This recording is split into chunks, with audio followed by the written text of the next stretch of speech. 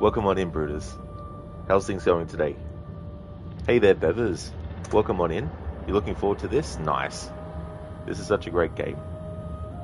I forgot to add my Altair Revelations version emote back in. There we go. You going amazing, Brutus? Excellent. That's really good to hear. That's excellent. As for me, I'm doing good. Things are going well. Having a good day. So I last played this last year in September, and that was an Italian language playthrough. Even though it's not set in Italy, I still wanted to do a trilogy of runs. Well, the Ezio trilogy. I wanted to do them in the Italian language, so I did that last year, back to back. So I had to change the language back to English. I'm glad I remembered it this time. And so we're going to start a new session. And in this playthrough, it's probably going to be a very, very short run in terms of like the main game, because I'm not doing the Master Assassin missions. I'm not doing the Ishak Pasha tomb. I'm not getting all the recruits done. I'm not doing anything major. I'm just doing the story, doing the Vlad the Impaler tomb, because I really want the sword for that.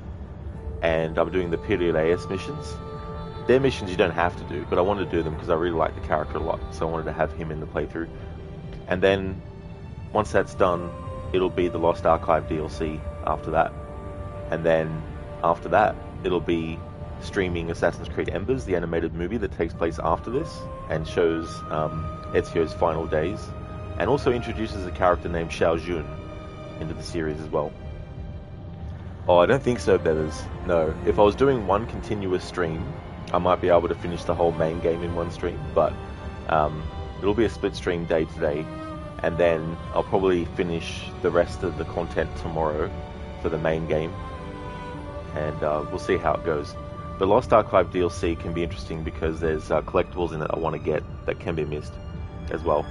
Now I think, and I'll test it, but I think because I've already done the Desmond's journeys on other save files, I think the game doesn't require me now to actually collect the Animus fragments to be able to access them, so I'll test that out when I can. But let's jump into Assassin's Creed Revelations.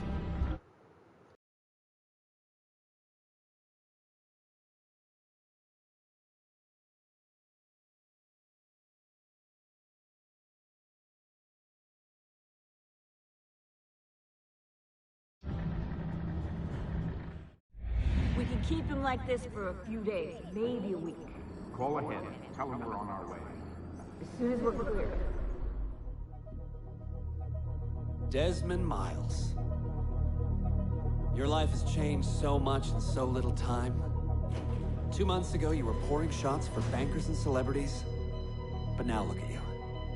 You're an assassin. One of us. One of the good guys. Isn't that nice? Men and women dedicated to protecting and preserving human life and liberty. Not like those Templars. Cold and calculating autocrats, drunk on power, obsessed with order, all that. We're doing our best to stop them. Yeah. Doing our best. But you remember all this, right? You remember the Animus, the machine we use to unravel genetic memories and relive the lives of our ancestors? First you were Altair, a stoic 12th century assassin from the Holy Land.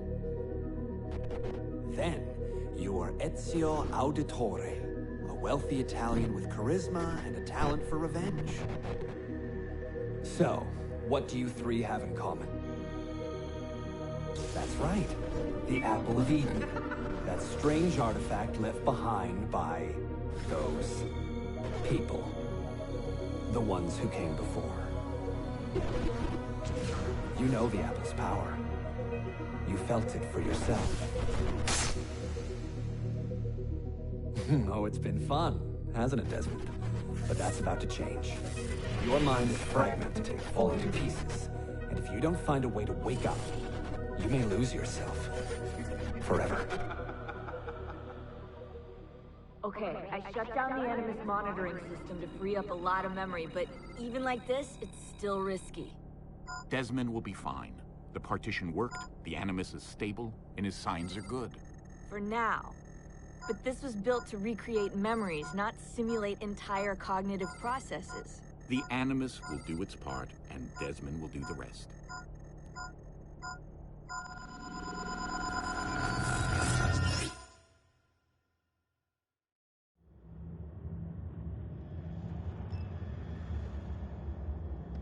What's happening?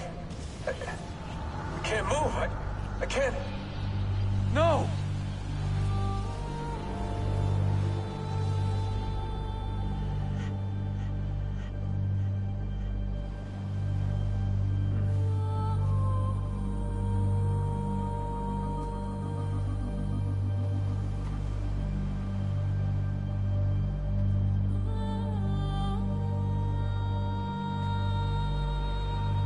Hello?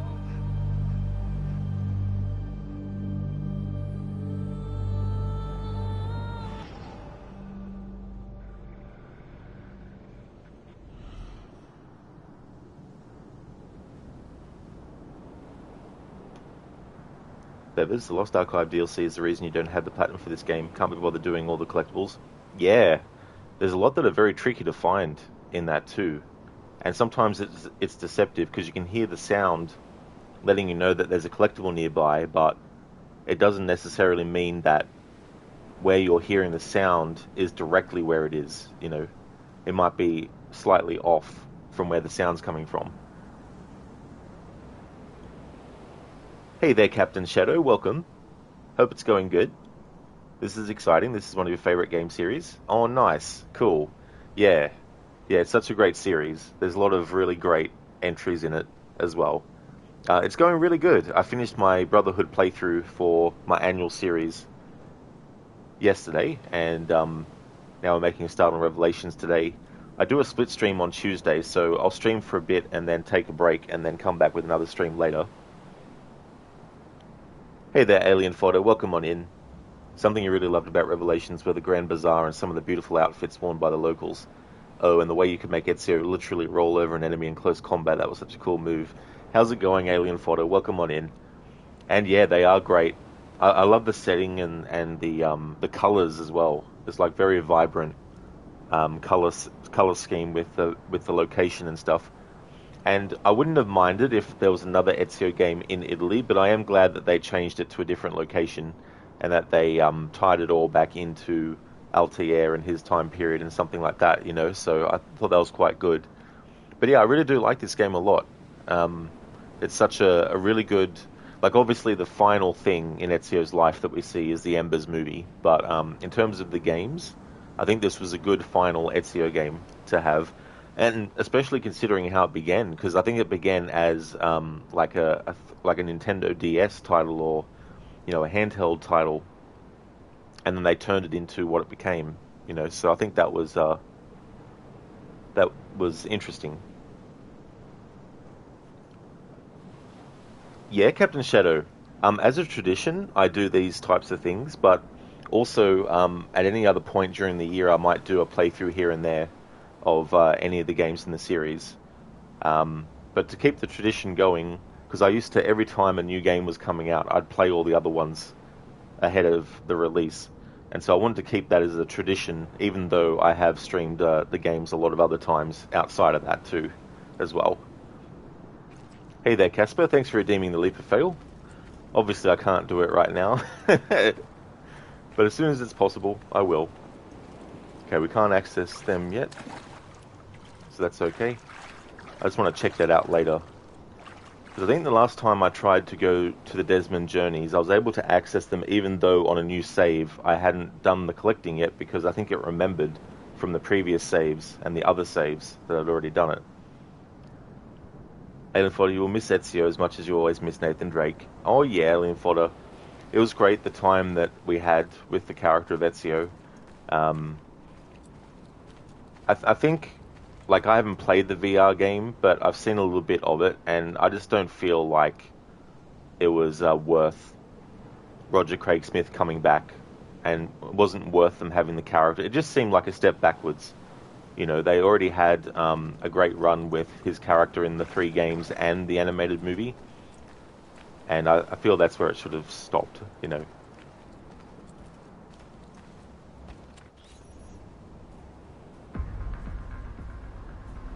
Just walk right past me. 16? No, they didn't tell you my name. God damn it, I'm still in the Animus? Quite a shock you suffered out there. Rebecca! Get me out of here. They can't help you, Desmond. You're a broken man. Your mind, it's... broken. Broken. I feel fine. So did I. Hey! Look at me now! Let's talk, buddy.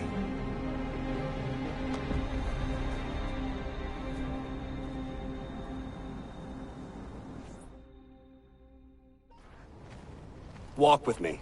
What is this place? It's nice, isn't it? We're in the guts of the Animus. The original test program. No memories here, just basic physics, weather simulations. Hello, world. You're lucky someone up there had the sense to plug you in here. It saved your life. Saved it from what? Right now, you should be sitting in a hospital ward, drooling and chewing on your tongue. For now, the Animus is keeping you intact. Keeping all your ancestors from collapsing into one big mess. But if you can't find a sync nexus, all those personalities will smash together. And that won't be pretty. A sync nexus? I'm getting there, hold on. There. That thing is your way out. You're screwing with me. Here's the problem. Your brain is hash. Too many ghosts in your head, too many voices. So how do you fix that? You claw your way back into the stored data, you find unfinished memories, and you crack them open. Finish what you started, until your ancestor has nothing left to show you. That is a sync nexus. And when you find it, the Animus can separate Desmond from Ezio and Altair and send you home. Back to your body. How do you know all this? Because it happened to me. But my body, it's worm food now. So I'm stuck here. A word of warning? When you step through there, everything changes. Nothing feels normal. But you are still in control, and it's up to you to find your way out. Right. If you hurry, you might make it back in time for Lucy's funeral. What? Ah! Oh. I thought you knew. Lucy. Oh, God. I'm so sorry. Wasn't me. Wasn't me. It was that voice. Juno. She took hold of me. She made me...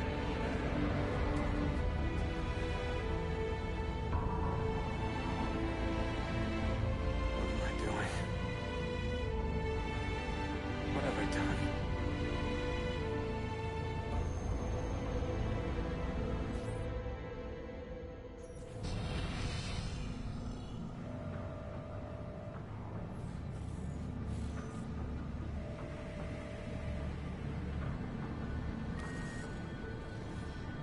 It's Sean. Sean, what's going on? Let me talk to him. Did you... Hold on, I'm putting you on speaker. Sean, it's William. Is everything taken care of? Oh, well, hello to you too. For Christ's sakes, man, have some class. All right, calm down. Oh, that's rich. Yeah, Lucy's dead, and you want me to act like it's Easter Sunday, do you? How's Desmond, anyway? Giving in? That's enough, Sean. What if he's a Templar, Bill? Eh? What if he's been programmed? It's happened before. No, not Desmond. Right. You would say that. Sean.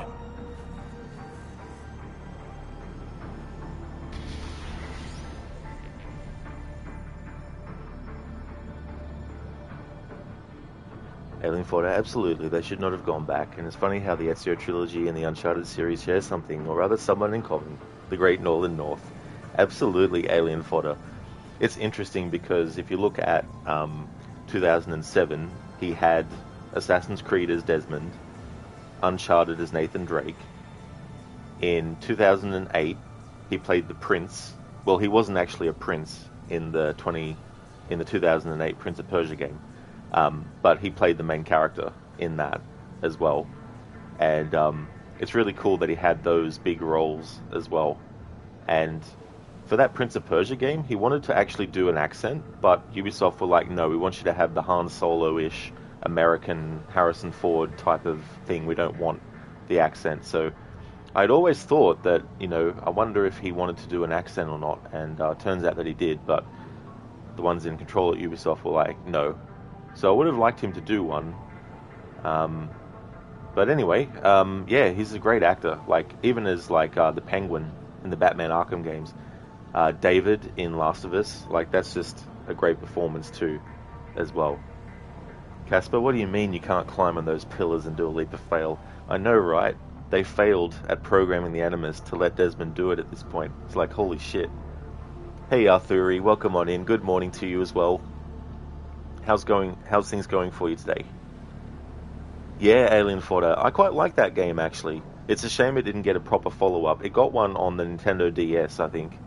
But I would have liked them to actually do another game and actually have him become the prince, so yeah. But I like that game a lot. I did a playthrough of it last year, I think. Oh no, I didn't fit it in. That's right. I was going to do a 15th anniversary playthrough for it, but I couldn't fit it into the schedule. So I just want to test something, these Desmond journeys. Cool. So I can access them whenever I want. But the point at which I want to do them is a certain point in the interactions between Clay Kazmarek and Desmond. There's a part where they talk about any regrets that Desmond might have. And I feel like that's a good point to do these memories, because they're basically Desmond reflecting upon what happened before he got captured by Abstergo and put into the Animus in Assassin's Creed 1. So I like to do those I like to do those at that point in the story. But knowing that I don't have to worry about collecting them, because I think once you do on one save file, the game just remembers that you've done it, or might be tied to your Ubisoft account or something like that. Okay, so a bit sad you aren't doing anything special for Revelations. Yeah, in looking at all the 18 games I had to play in the marathon before the year ends, I had to pick and choose, because there were also games I wanted to do 100% with, like Syndicate, that are going to take a long time to do. So I wanted to make sure that I was balancing things out enough. I'll be doing the same for Assassin's Creed 3. I won't be doing anything special for it. But Liberation, I'll be doing a ranged challenge with that. So I wanted to do a challenge run with that again. Alien Fodder, Nolan North is by far your favourite voice actor. He also voiced Iron Man in Marvel's Avengers. Oh, did he? Okay, I didn't realise. But yeah, he is a great actor. He's really funny too. Like, I reckon he could be a stand-up comic. I mean, he's probably done that in his career at some point. But he just has that thing, I haven't played the Deadpool game that he was in, but he definitely seems like a great fit for Deadpool. Arthur, you're good and fine. Only this morning you woke up normal early. Your right leg was very painful and you had blisters due to skin disease, so you had to fight with them right from the morning. It was familiar for you, not funny, but you're okay. I see, Arthur, yeah. That would be so frustrating as well, on top of the pain. These extra things that happen besides the pain that can add to the whole, negative feeling that you're going through with that as well, So hopefully those blisters can heal very quickly and you can recover. But yeah, that's definitely something that would be very annoying too, This is how the condition varies greatly in the feet when you've talked. One day there's nothing and you can walk almost normally. One day you're really thinking about wearing a shoe because the blisters have grown, the skin is cracked. Oh yeah, and you don't want to wear something that's going to be too tight-fitting, otherwise it could, do more damage as well. So you recover about 1 to 2 days. You take it easy that day. Oh, absolutely. Yeah, that's the best thing to do. Like, not try to push yourself too much.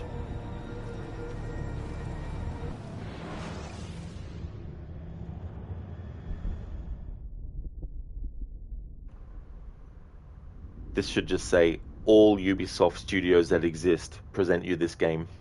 We've got Ubisoft Montreal, Ubisoft Annecy, Ubisoft Bucharest, Ubisoft Kiev, Ubisoft Massive, Ubisoft Quebec. They control the series now. Ubisoft Singapore.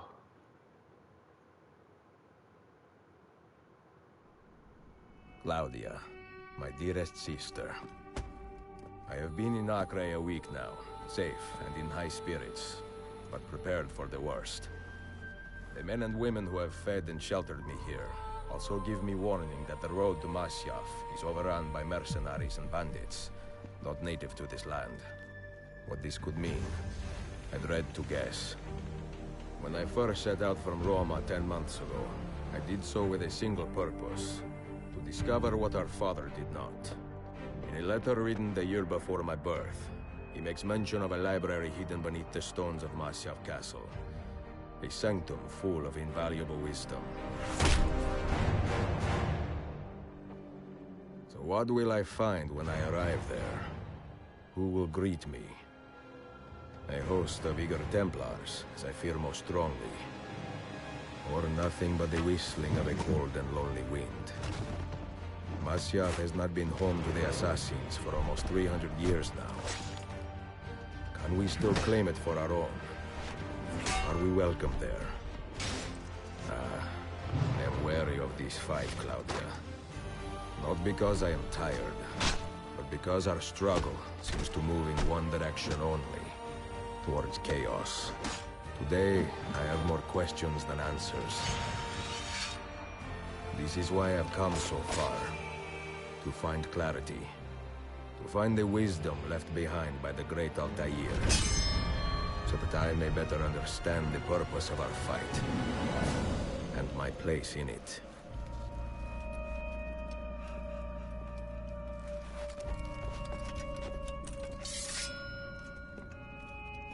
Should anything happen to me, Claudia, should my skills fail me, or my ambition lead me astray, do not seek retribution or revenge in my memory, but fight to continue the search for truth, so that all may benefit.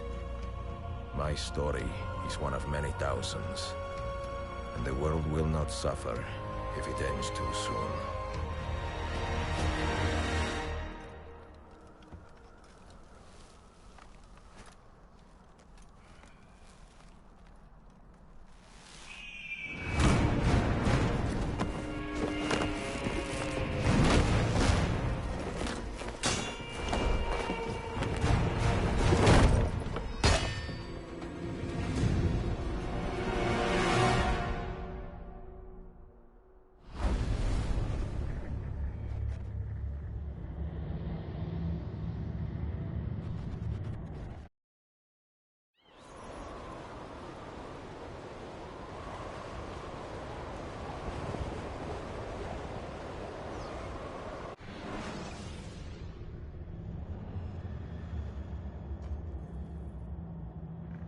Masyaf. It was so cool to revisit this location yet again, but in a different time period this time. To see the evolution of what had happened with the structure and everything since Altair's time.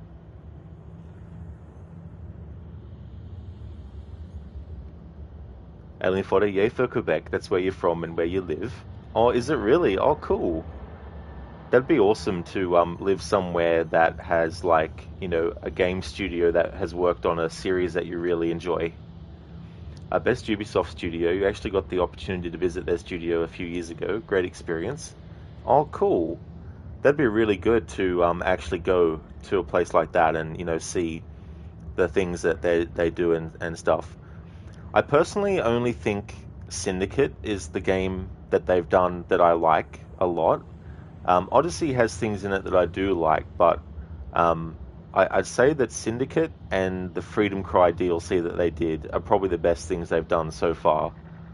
But yeah, with Odyssey, it's a bit difficult to accept some of the things that were done in that as well. So who knows what AC Red's gonna... Well, I have to call it Shadows now because they revealed the title for it.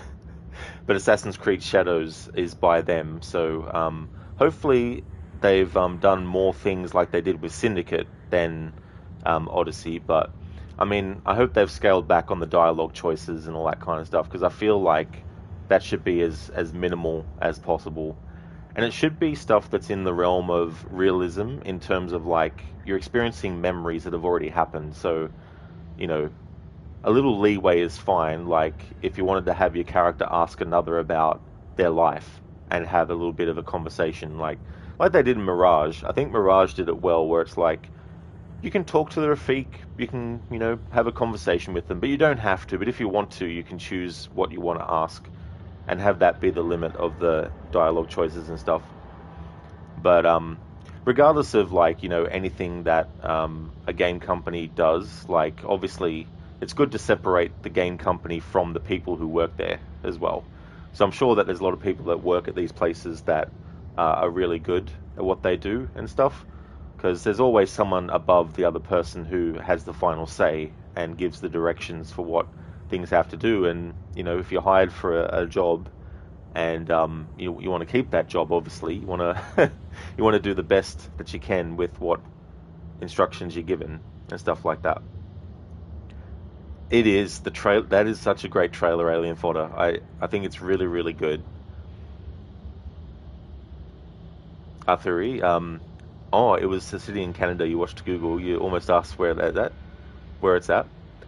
Yeah, because there's so many little like places too in countries that, you know, people from there obviously know the name of the place, but not necessarily everyone, you know, and other people in the world. Hey there, Lidus. Welcome on in. Good game, bad Altair. That's right, yeah. I remember you saying that you don't like the actor for Altair, but that's fair enough. How's it going, dude? Brutus, he made that look easy. Oh, he well and truly did. You're not wrong there. I'll be right back in a second. Something I just want to do.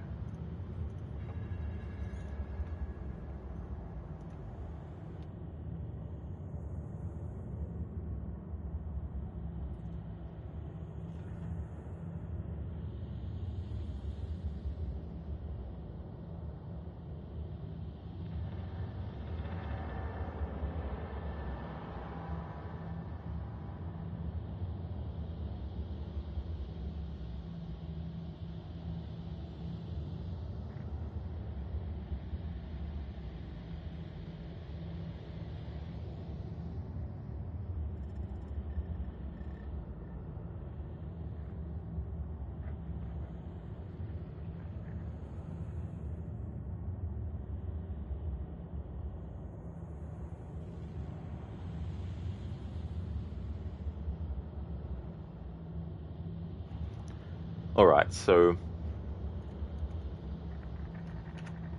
I want to give a shout out to Zamaxi because he has this really cool... I mean, he's a great streamer, but as a bonus, he also has a cool Altair emote, an animated one. And we've just seen one of the shots that it's actually taken from, so here we go. But yeah, Maxi is not just a streamer, but he also creates stream tools for people as well. So if you go to his Twitch channel and his About Me section, you'll see different panels about different things. And he'll also have like links to his streamer tools that he's come up with and things. But yeah, that's an animated emote that he did himself. That's the moment of Ezio putting his hood on as well. Alien Fodder, gosh, haven't watched this in forever, but you're still getting goosebumps. Same here. It doesn't matter how many times. Like it's like music and stuff. It doesn't matter how many times I hear it, or you know, something like a movie that you enjoy. Always gets chills. You know, it's just so good. Like it's that opening cutscene. Those animations, amazing, just amazing. It is so epic. It really is. You're definitely not wrong there. Alien Fodder, you're talking about the Montreal studio, not the Quebec City studio. Those are two different locations in the province of Quebec. You live in Montreal, and that is where most of the original AC games were made. Oh, I see now. Sorry, yeah. Because, oh yeah, I see where I got confused, yeah. Hey, Mr. Goatee, you've heard of Murphy's Law, right? Anything that can go wrong will, yada yada, but have you heard of Cole's Law? It's thinly sliced cabbage in a light mayo dressing. That's a good one, dude. Cole's Law.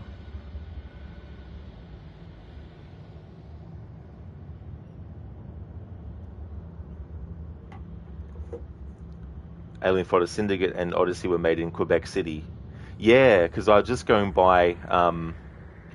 yeah, there must be a separation then.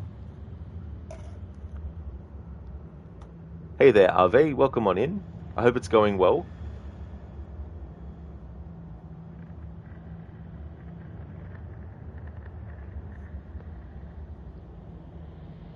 Lida's doing well, man. Hope you are too. Oh, that's excellent, Lidas. I'm glad to hear that you're going well. I am too, also. Hey there, Absolution. I hope it's going well. Oh, sorry, Mr. Gote. I refreshed my browser so I could use the animated emote of Maxi in the chat, and it took away the fact that it was an impression. I can see it in my activity feed, though, when I have a look. Okay, I'll do that again. You've heard of Murphy's Law, right? Anything that can go wrong will, yada yada. But have you heard of coleslaw? It's thinly sliced cabbage in a light mayo dressing. Thanks for redeeming that as an Arnie impression. How's it going, Absolution? Hope it's going well. So we have here the first memory, a narrow escape. This setback will not keep Ezio from finding Altair's secrets. Enter the Citadel, find Ezio's equipment, and locate the library. So for this playthrough, there's no having to get a total sync to a certain point to unlock content. So for this playthrough of Revelations, I don't need to worry about optional objectives, so I won't be worried about that. If I fail them, I fail them.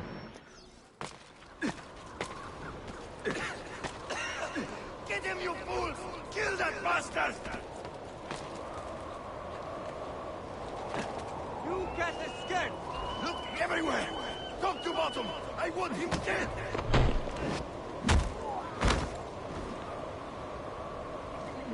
That's the all!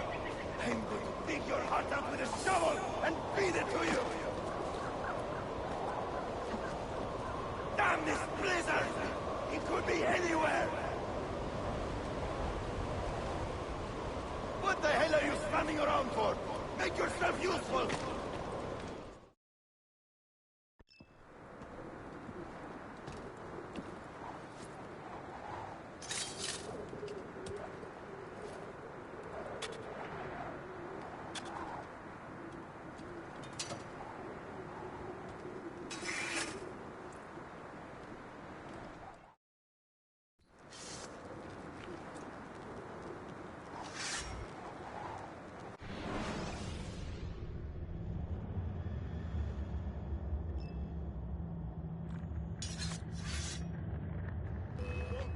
Oh, that opens up the...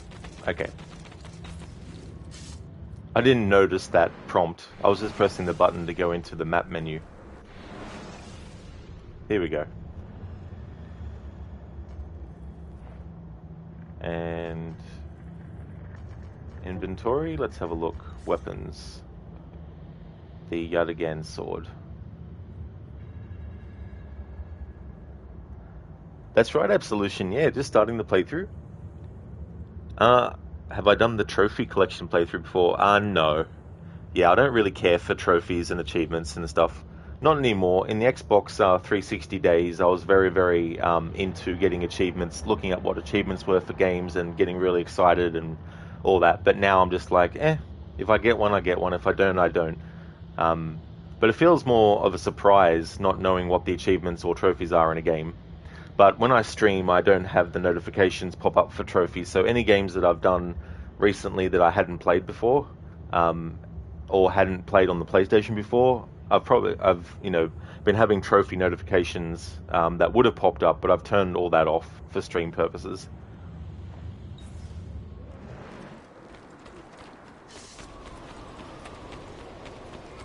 Gata! On him!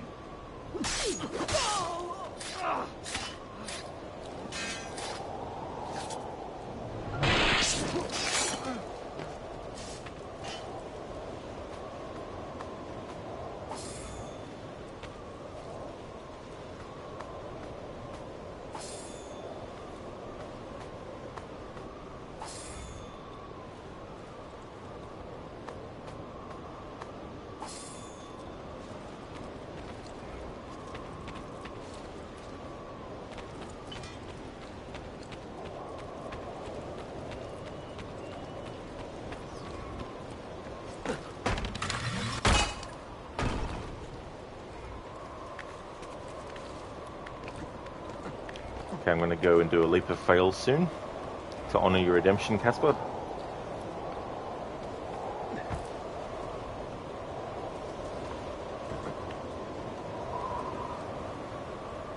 Absolution, same here. You gave up after they introduced multiplayer trophies. Only multiplayer trophies you did was for Black Flag. Oh yeah. Especially too, if you go and try and get them and there's people that just don't want to cooperate. They just want to mess around and troll other people and stuff when you're trying to do things.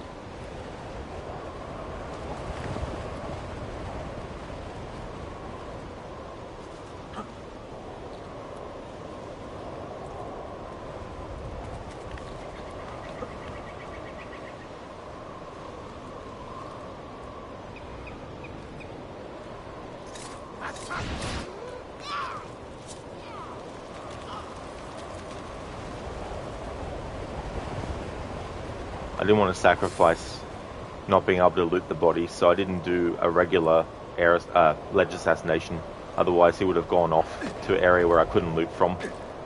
So I decided to do the high profile version instead.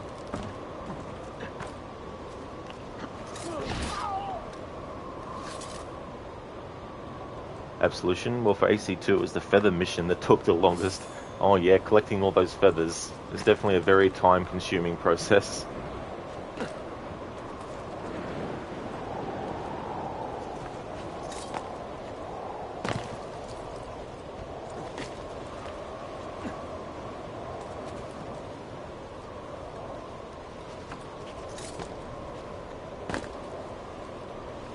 This is a glitch that only happens on the PlayStation version.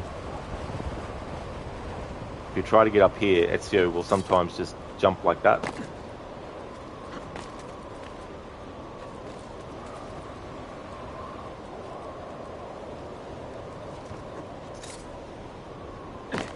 See? It just constantly does that.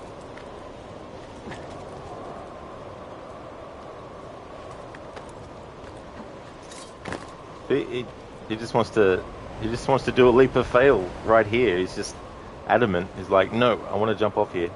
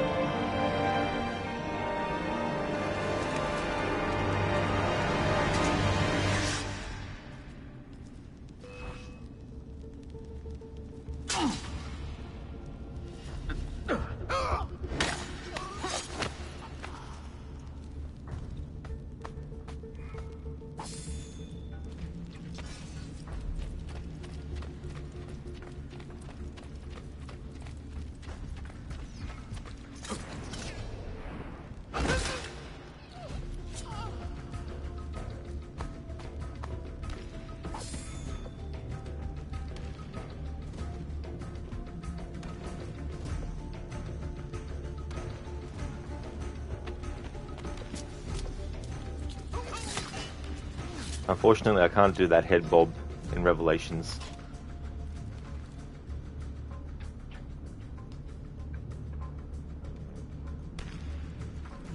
Which is sad.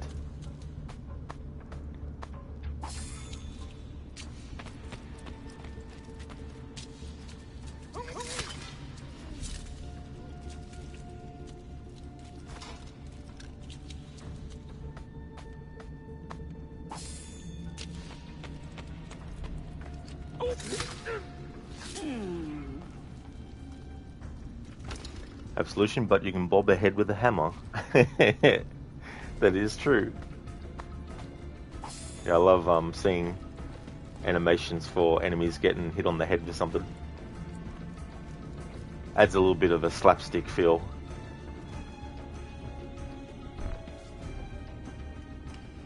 Be merciful, please. I am a working man with a family.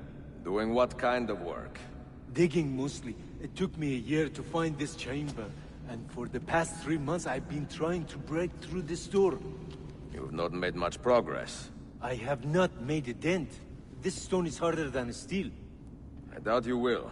His door is guarding objects more valuable than all the gold in the world. Ah, do you mean gemstones? There are keyholes here. Where are the keys? These Templars found one beneath the Ottoman Sultan's palace. As for the others, I suppose the little book will tell them. What book? A journal of some kind.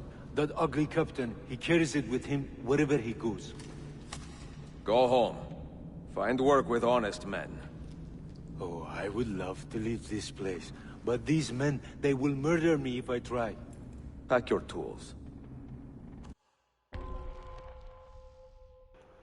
Absolution or a pickaxe. That's it. A pickaxe. Hey there, Stan. Welcome on in. Yes, gemstones. Exactly. That's what I was thinking too. Are they gemstones indeed? That is true. But yeah, I like how he's like, I've not made a dent in the door, which is understandable, because there's no way to open it without the actual, required keys. A journal of some kind. A mysterious journal has brought the Templars to Masyaf. Find the Templar captain and recover it. Do not fail a single tale. Well, we're going to do a leap of fail. I want to get to where Altair does a leap of faith in AC1 for doing the leap of fail.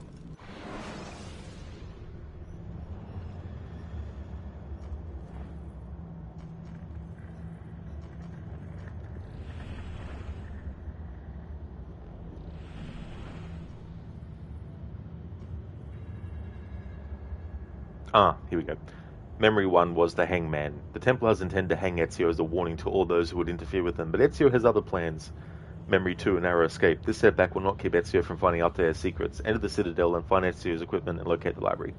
Memory 3, a journal of some kind. A mysterious journal has brought the Templars to Masyaf. Find the Templar captain and recover it.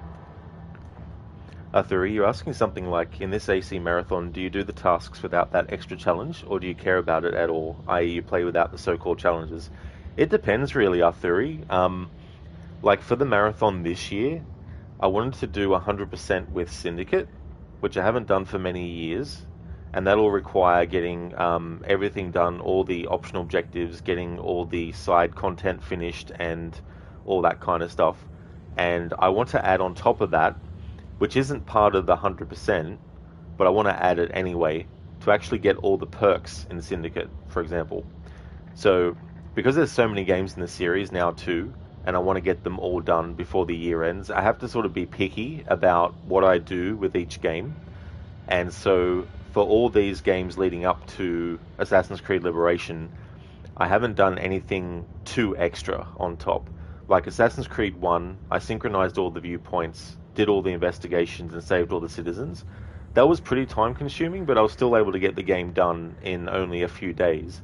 And then Bloodlines I got done in one stream, and that was a knife challenge, which was challenging, but it wasn't challenging to the point of having to spend 30 minutes or more on a section, you know what I mean? Like there were some parts where it was time consuming, but overall I was still able to get it done in one stream.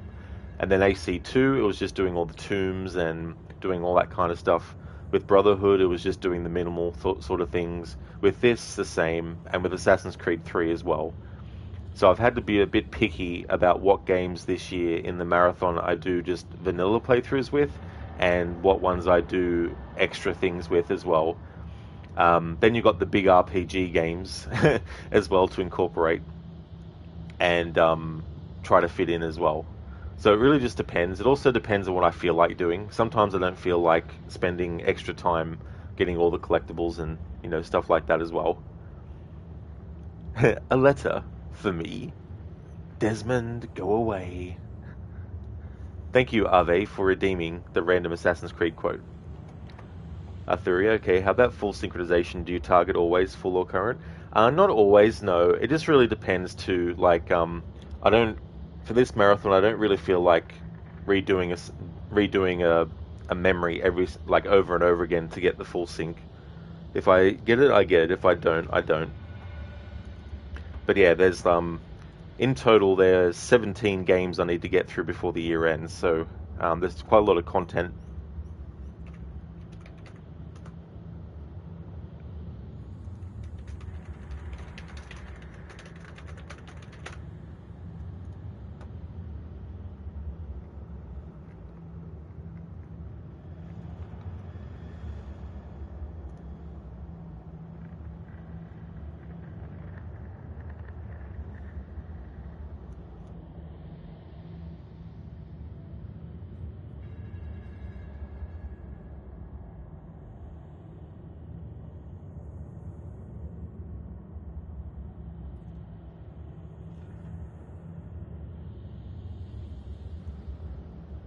Young Cesare, I heard him say, could not be killed by man.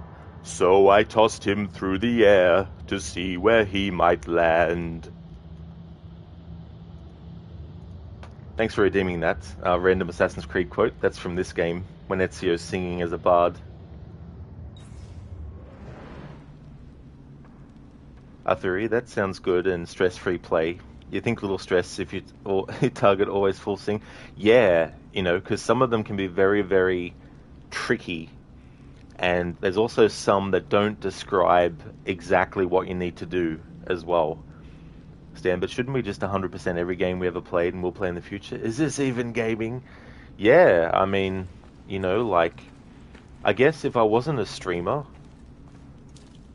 that had a schedule to keep to in terms of like what games I'm streaming and stuff, then, you know, I'd be able to spend more time on 100% in games because I wouldn't have that, oh, you know, I've got to stream this game and all that kind of stuff. I'd be able to be like, right, I can, you know, spend as much time as I want on getting everything done, and it's in my own time, and I can just stop when I want. You know, I don't have to, you know, I don't have to play for hours if I don't want to. You know, if I'm not streaming, but it just feels weird to stream for like, you know, just an hour or so. I used to have it, the minimum I had to do was 3 hours of stream time, but I relaxed on that because there are some times where, yeah, I can't really fit in a really long stream. I can just fit in a certain amount of time on a certain day. But it is amazing what you can actually accomplish, even if you only do like a small portion of something.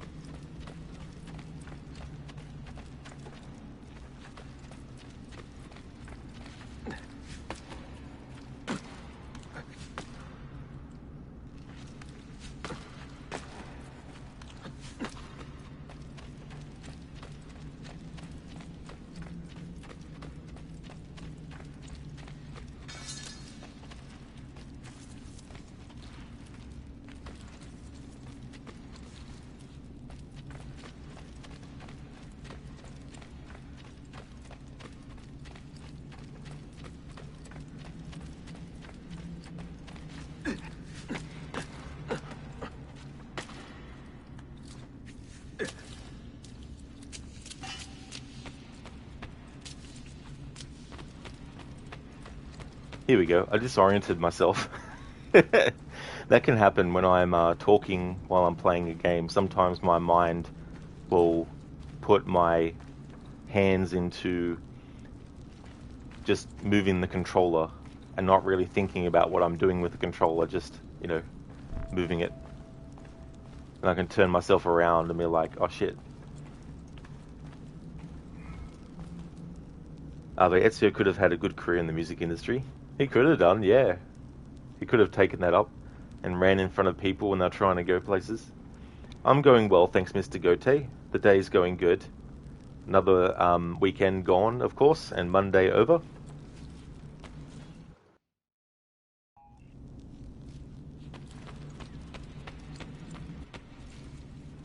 I haven't forgotten your leap of fail either, Casper. I want to wait till I get to a certain point.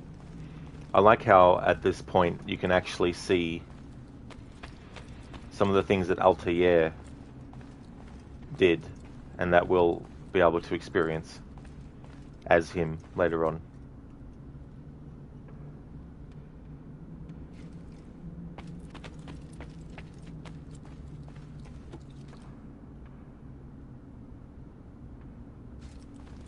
Him jumping through the window when he's been chased by the assassins that Abbas has sent against him after Maria dies.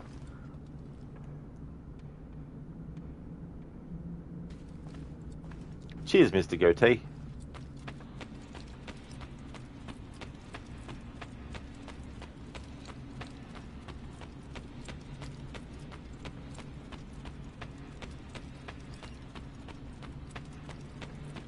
When I think about how many times I've played Assassin's Creed 1, Assassin's Creed 2, and Assassin's Creed Revelations, who knows how many times have I had the character go through Masyaf Hey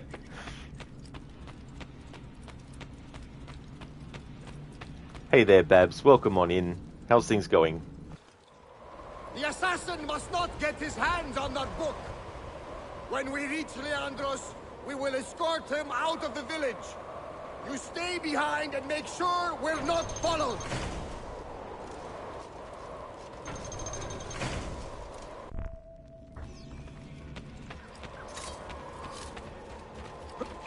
Hold on. Ready? Now!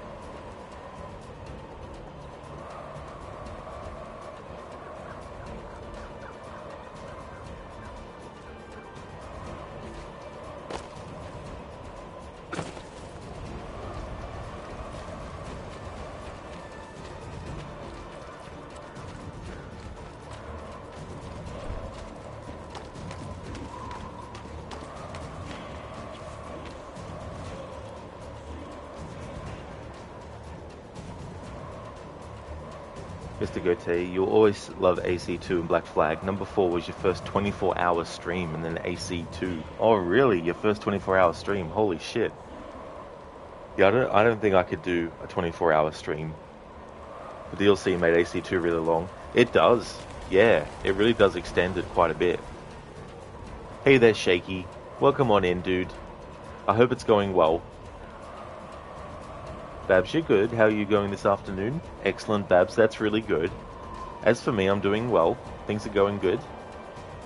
Alien Fodder. One other thing you forgot to mention, Ezio's base in Revelation. So beautiful and peaceful and zen. Definitely a favorite. Oh, yeah. There's a lot of really cool sort of like parts of these games where there is like locations where you can just imagine just relaxing, you know, listening to the music and stuff. You're going to go head to work, are they? That's no problem at all. Thank you so much for popping in, and I really hope that work goes well. Catch you next time. Mr. Gote with Black, if you do 24 hours, you get through 90% of it, then the next day you finish it. Yeah, Black Flag. Yeah, I mean, you got 12 memory sequences to get through as well, you know, and the present day sections.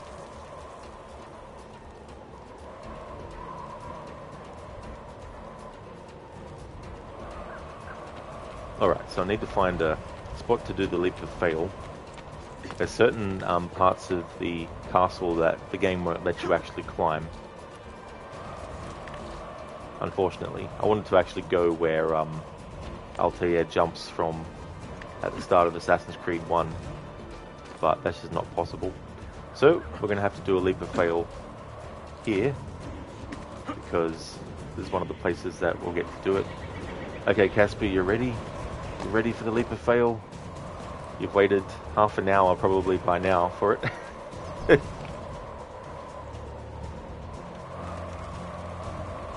Leap of fail time.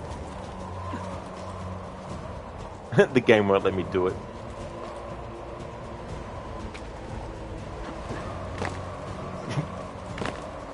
Fine then, I'll do it from this way.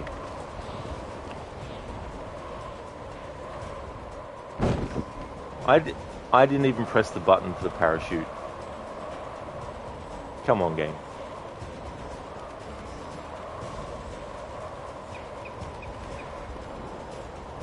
There we go. We'll desync, so it puts us back up the top. Fine then. What I'll do is I'll jump, use the parachute, and then drop, and not use the parachute again, and then have the leap of fail happen. Alright, so here we go. Leap of fail attempt number 2.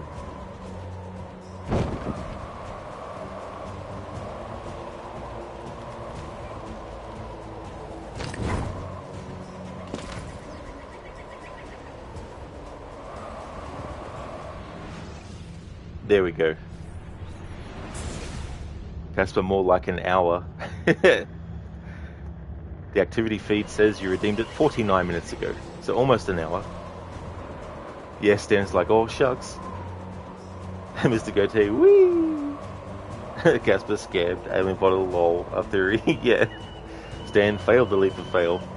Absolutely, Mr. Goatee, imagine failing for a fail, for a redeem. It's definitely happened. Yeah, Shaky, it's like, of course. Then it's been a journey, but we got there. Exactly, we finally got there to do a leap of fail.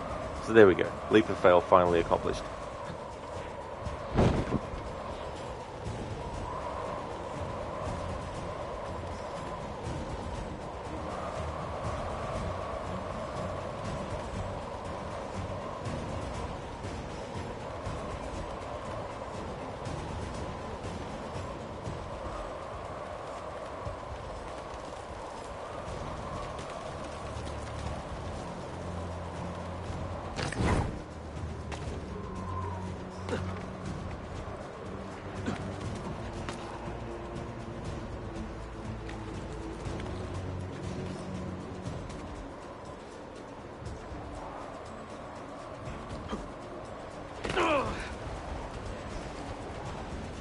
Biko, thank you so much for the follow. Standing revelations every now and then, game emptied your parachute pack for some reason. That's true. Yeah, that definitely happens a lot. Which is annoying, especially if you've already gone and replenished your parachutes and then the game just takes them off you.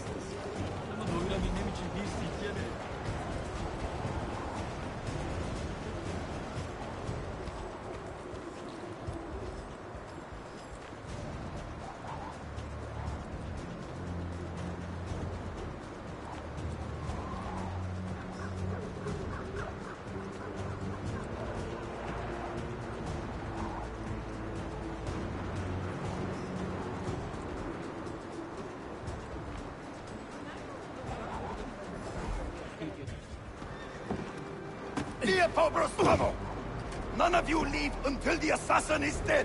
Do you understand? Ignore me, Kirilo, but he seems to have found us. Panic!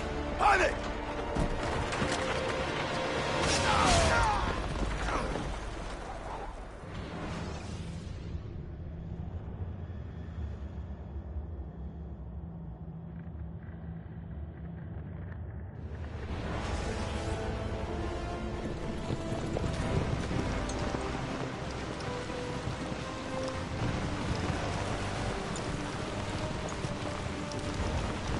Behind us! There! You see him? What are you doing?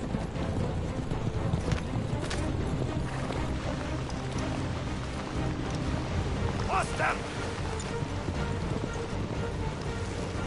Damn!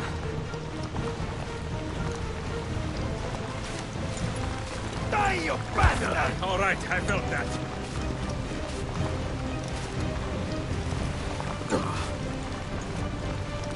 Oh, merda!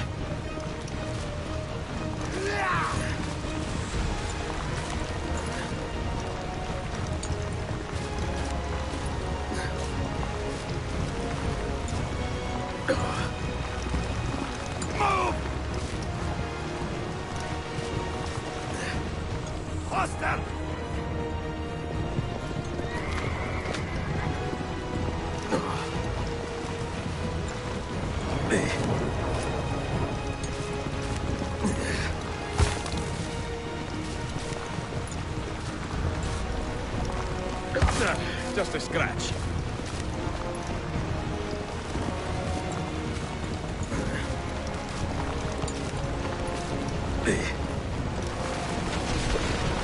Run, you stupid brute! Take this! Move! Where are you, bastard?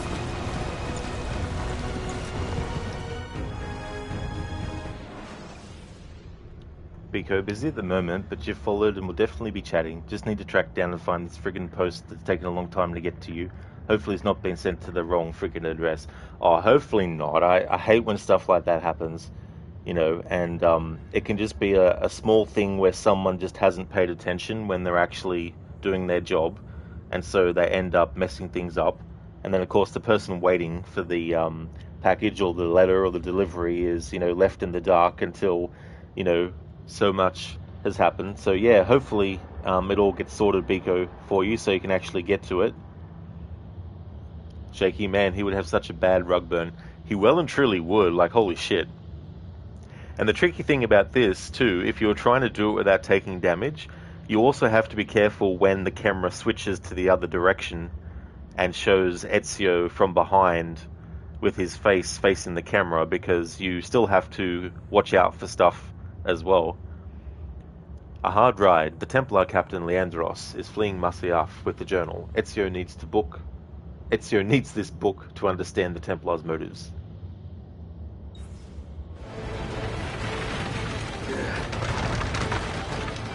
Yeah!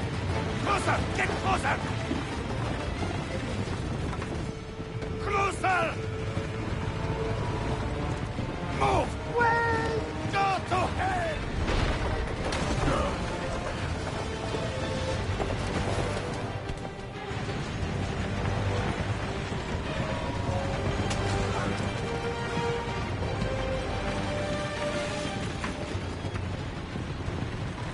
You again!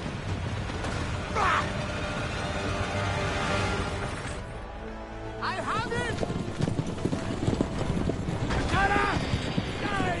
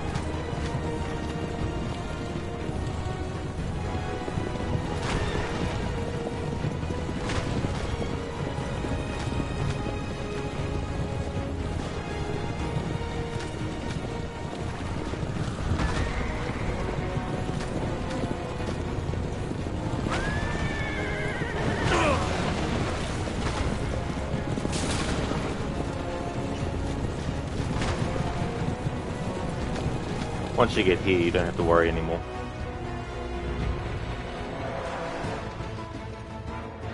Take this! Die, you bastard!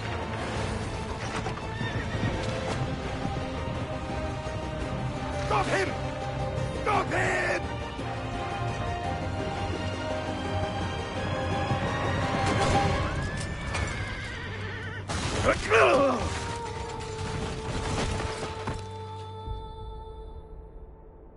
The music in this game is also so good. Do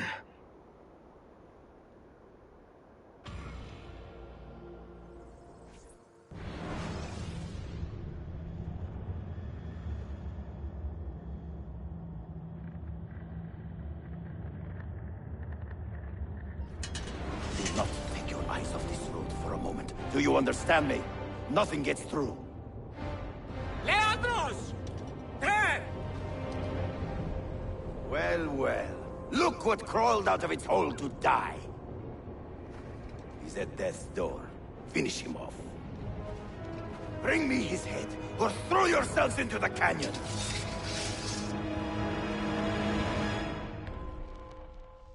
Thank you, Shaky, for the good job.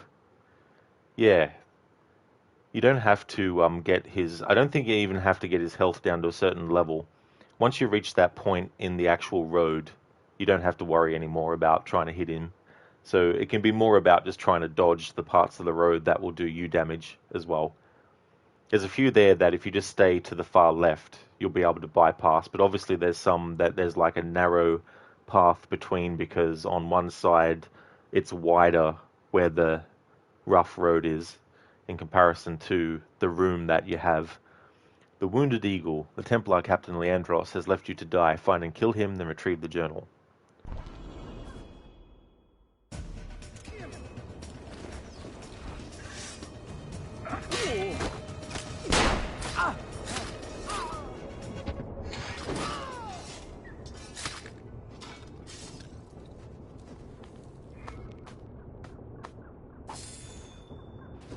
Jesper Kyd returned to do the music for this game, but composer Lorne Balfe also worked on the music. And then he would go on to do the full score for Assassin's Creed 3. He actually worked under Hans Zimmer, the famous film composer.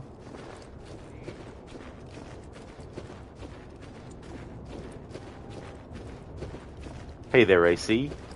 Thanks for redeeming the leap of fail. I won't be able to do it straight away, but when I can, we'll have Ezio accidentally go splat. Indeed, AC, that's what it does. Ezio goes splat. But I'm also having it active for the other games I'm doing too, as well.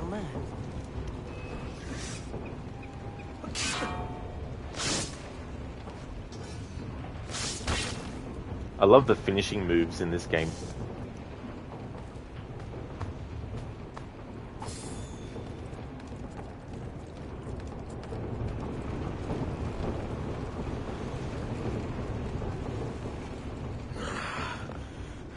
This used to be so easy.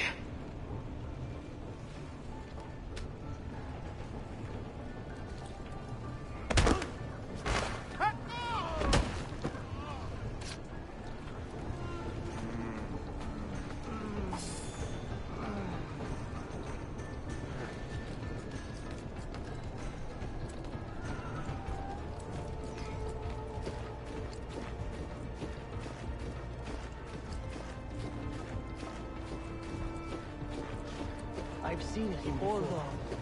That one's there for me. Cut him off!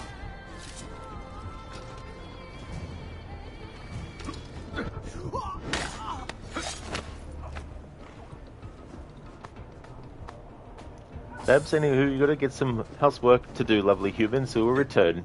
That's no trouble at all, Babs. I hope that all goes well. Thank you so much for popping in for a little bit. Definitely catch you again soon. Thank you for leaving the lurk as well. Muchly appreciated.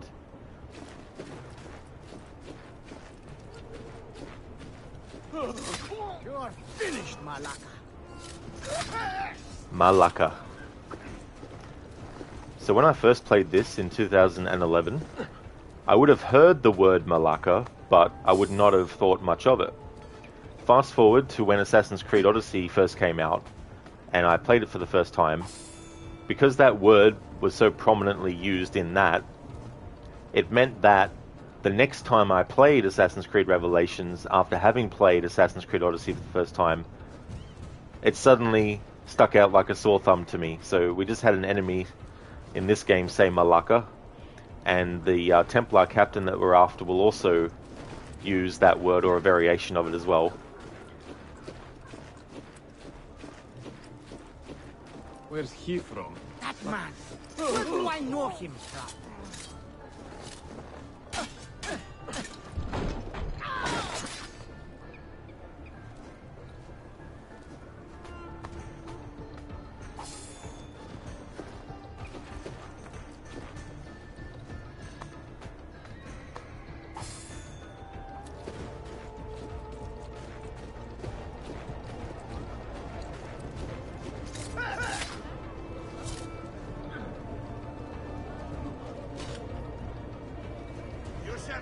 all eternity for such sins. I like to loot as many bodies as possible early on in these games when I can.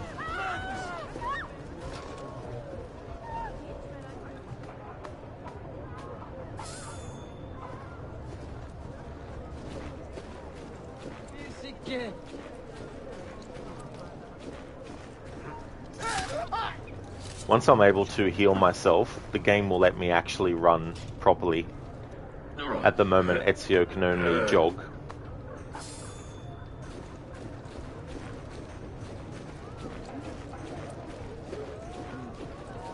Another slap.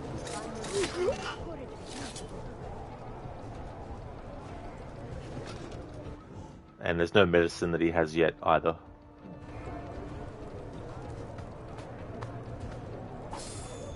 Your cause is just.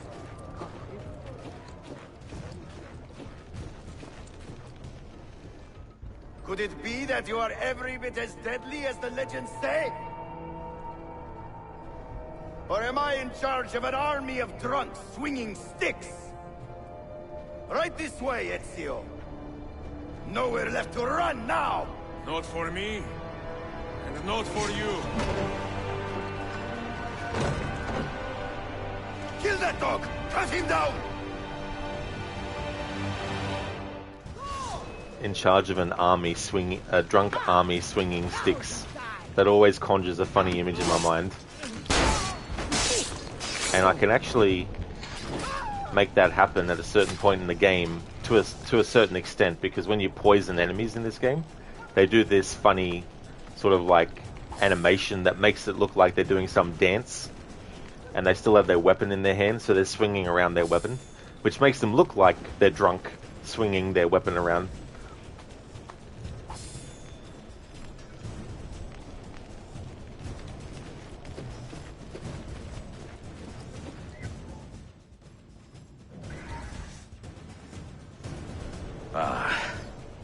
That dulls the pain. There we go. And now, AC, I can redeem your leap of fail.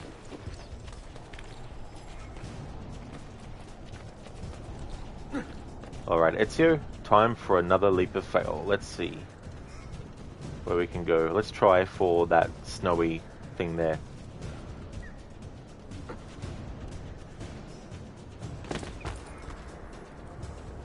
Beautiful landing. Thank you, AC, for redeeming the leap of fail. Casper, what is this? You had to wait an hour.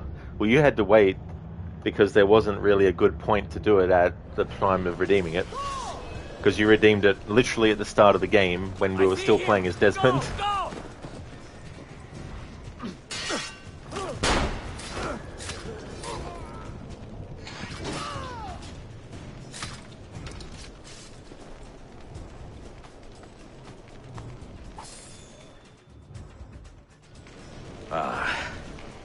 That dulls the pain.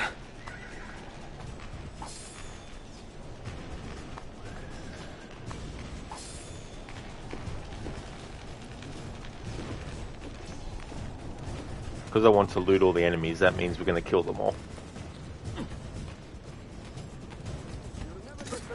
What was that powder you...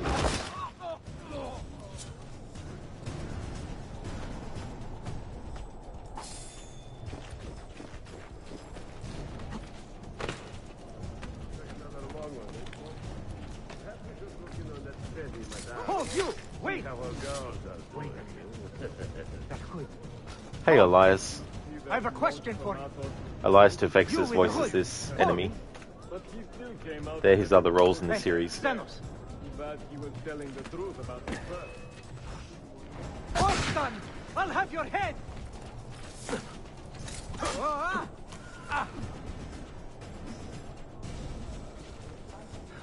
I can't see him anymore.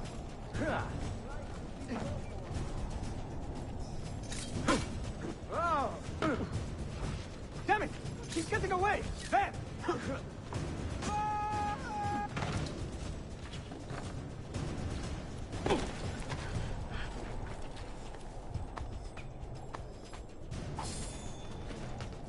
What that doctor was saying. Why do we... You got monks from Apple. But he still came out of the river looking like death. Too bad he was telling the truth about his Another birth. stranger. There's another actor from Deus Ex Human Revolution. He voiced Hugh Darrow in that game. There's also, if you're a fan of Splinter Cell, there's also a few actors in the AC series who also played enemies in games like Splinter Cell Chaos Theory and stuff. In fact, in this game, Manuel Paleologos is voiced by an actor who was in Splinter Cell 1, Vlasta Vrana. He played Combine Nicolards, the main villain in that first Splinter Cell game. Where do you think he's from?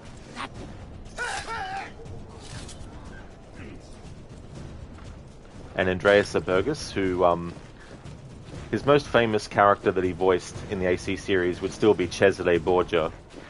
He was also in Splinter Cell Chaos Theory. He voiced one of the villains named Mylon Nedich.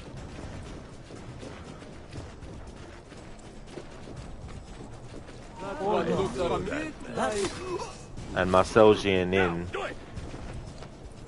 who also voiced a lot of characters in the AC series. He was in Splinter Cell Chaos Theory as Douglas Shetland.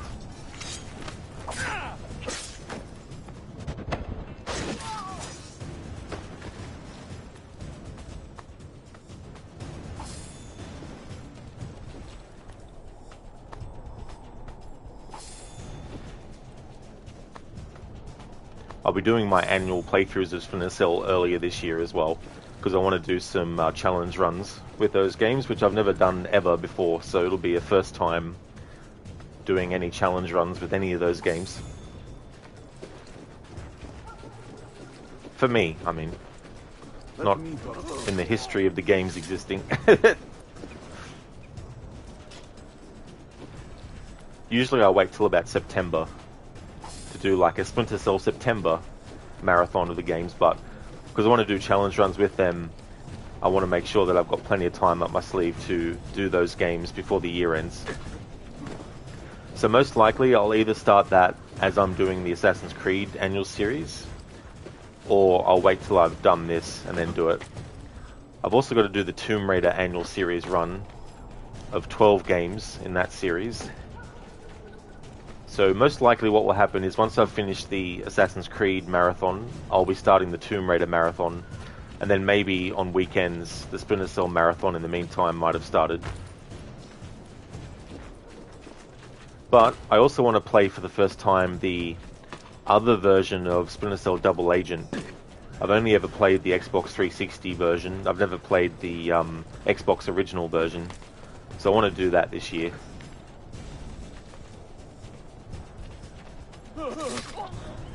Hey there, Lucas. How's it going, dude?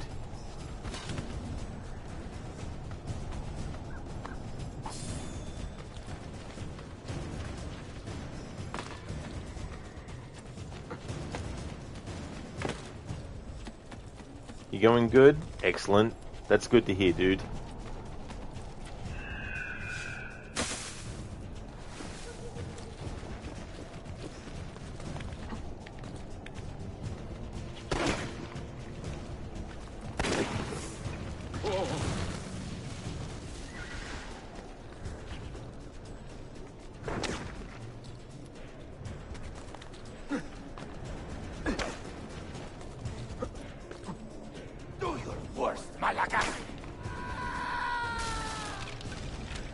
There we go, there's the other Malakas that gets used in this game.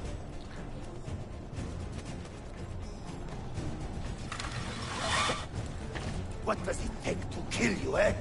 Why will you not die?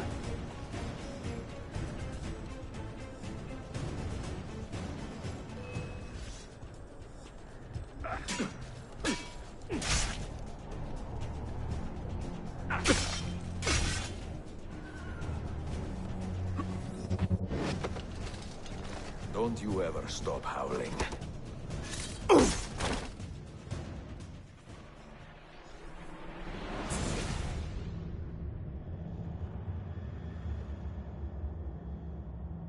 Well, the old hound still has a bite.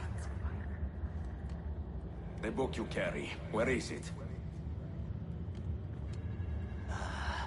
Niccolo Polo's journal. This will do you no good. Not now. We have found one of the Masyaf keys already, and are closing in on the rest. What is in that library is not for you, not for the Templars. You can have Altair's books, Ezio. We only want guidance. We only want directions. To the location of the Grand Temple. Grand Temple? Tell me more, now! Requiescat in pace, bastardo.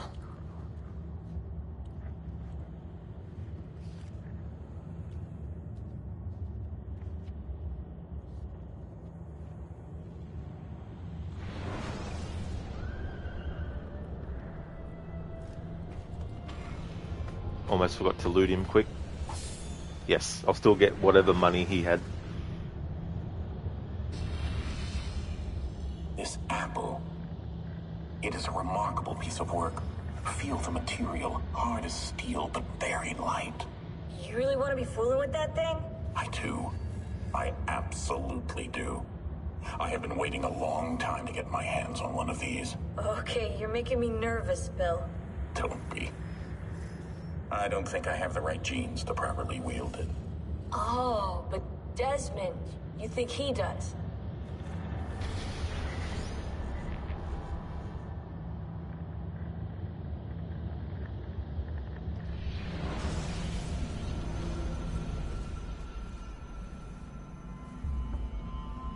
What the hell just happened? You were snooping. Wandering outside the Desmond partition. So once the Animus located you, it pulled you back here. It's just following orders. Like a fail-safe program. Trying to keep your poor head intact, whether you like it or not. What are you doing here exactly? Playing. Learning. Waiting. A lot of waiting. I keep the Animus distracted as best I can. For you, so you can explore. Otherwise it might hunt you down like a little virus and, delete you. Well, my guardian angel. There's no such thing. Yeah, Thanks.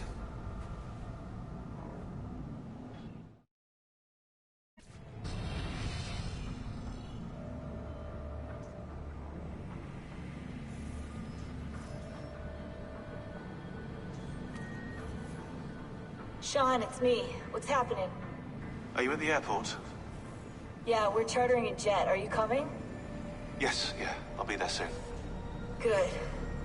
They buried her already. I heard. The little cemetery outside Rome. Nice place. God, things got so fucked up so fast. Is Desmond still out? Yeah, we're seeing a lot of brain activity, but with the monitoring system shut down, we can't record anything. Well, keep me posted, okay? I'll see you soon.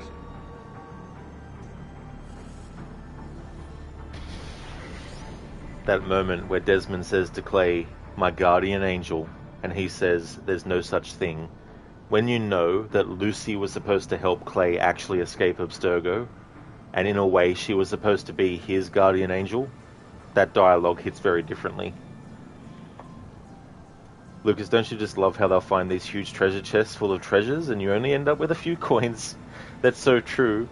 Or you loot someone who's of great importance and they only have like 5 on them. It's like, what? Sometimes that's not the case, like in Assassin's Creed Brotherhood, the Borgia captains, if you actually kill them and then, if you actually loot them, I should say, you can actually get some good amount of money off them and materials, resources as well. As part of this playthrough, I'll be doing the Lost Archive DLC, but I'll be doing that after the main game's finished, and that will be where you find out a lot about Lucy being a Templar and what the plan was for the apple once they had found it, what Lucy was tasked by the Templars to do once they found the apple, kill Desmond and Sean and Rebecca and bring it back to Abstergo. all that kind of stuff, that gets covered in the Lost Archive DLC.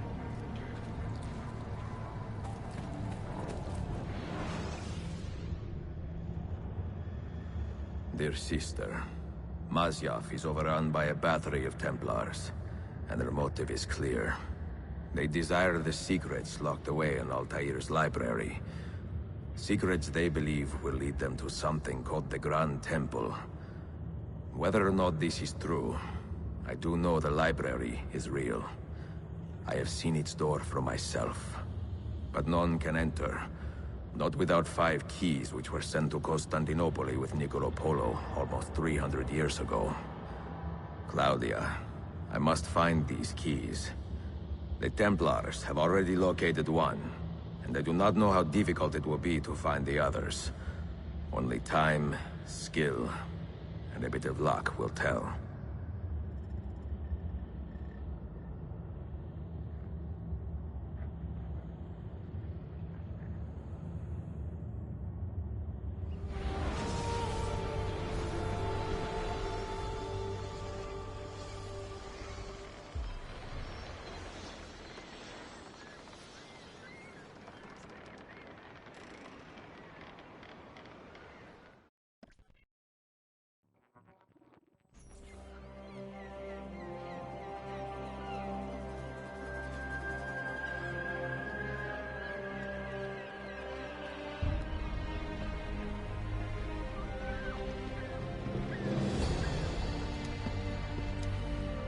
A magnificent sight. It is a work in progress. No city in Europa has a skyline quite like this. Well, to be precise, that is Europa. That is Asia. Ah. Some borders even the Ottomans cannot move. Very few. You are Italian by the sound of it, but your outfit is not. Have you been traveling long? Si, a molto tempo. I left Rome 12 months ago, looking for inspiration. And that search brought me here. When I was a child, my father told me stories about the fall of Constantinople. You must mean the conquest of Constantinople. I suppose the moral of any story matches the temper of the man telling it. That we can agree on. Güzel. Constantinople is a city for all kinds and creeds. Students like me or travelers such as yourself.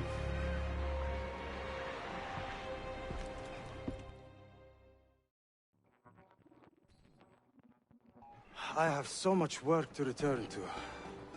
But it is good to be home. Work? When I was your age, my interests were mainly salve. Incredible. I am surprised you got anything done. As was my mother. It was a pleasure speaking with you, Bey Effendi. I hope you find something to hold your interest here. I have faith I will.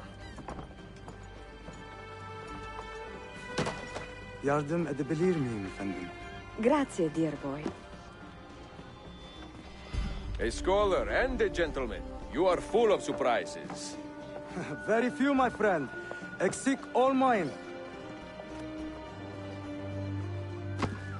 Hoş geldin kardeşim. Unless the legend is a lie, you are the man I long to meet. Renowned master and mentor. Ezio Auditore de La. Prego. Forgive me.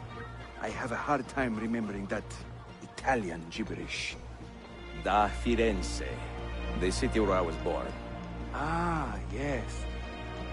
So, by your custom, I would be Yusuf Kazim da Istanbul. I like that. Istanbul. Yet another name for this city. Evet. It's a local favorite. Come, Mentor da Firenze. I will show you around. Yusuf, such a legendary character, who only appears in one game. But Ubisoft could have fixed that by actually having a game where we play as him set before Ezio arrives to show his life as an assassin, how he became one, and the game could end with Yusuf hearing from his scouts that Ezio Auditore had arrived, leading into this scene that we just saw. Now that, to me, would have been a really good idea for a game. Lucas, it's pretty cool how Abstergo portrays themselves as the enemy in these games. Yeah, that's true.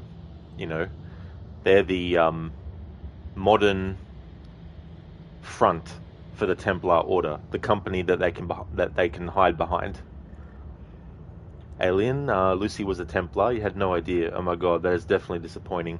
Yeah, in the Lost Archives DLC, it's basically, you know, in the Desmond's journeys, how you have a narration from Desmond, and it's about what happened when he left the farm when he was a teenager and when he got captured by Abstergo and then taken to the facility in Italy and then put into the Animus. Well, it's a similar kind of thing with the Lost Archives. They're actually Clay's memories, and you hear conversations that he had with his father, but you also see Warren Vidic speaking to Lucy and telling her what the plan is and what she needs to do when they actually find the apple, and that the whole escape from Abstergo was actually planned by Warren Vidic and was actually just a false flag kind of thing.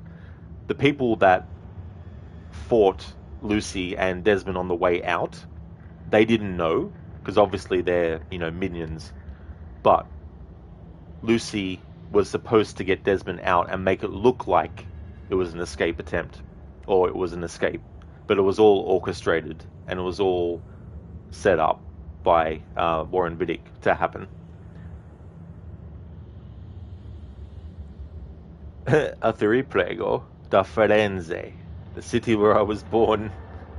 I love how he says that. Alien Yusuf was indeed a great character. He really, really was, you know. I know that not everyone likes the Chronicles games, and a lot of that is to do with the fact that they're 2.5D side-scrolling things. But forget about that aspect for a moment and just think about the Chronicles as a title. I think they should have kept that as the side games, you know what I mean? They didn't all have to be in the same style, but what I mean to say is they could have done an Assassin's Creed Chronicles spin-off series that covered characters that we either had already played but only once, or characters that we had in stories but never played as. And so using the title Assassin's Creed Chronicles, they could have done a series of games set in different time periods with different characters, and they wouldn't have to be in the same graphical style. They could be in, you know, 3D and all that kind of stuff. But the main concept would be telling stories in the AC universe in game form under the Chronicles title. And then they could have done games where you played as Yusuf. They could have done a game where you play as Claudia Auditore.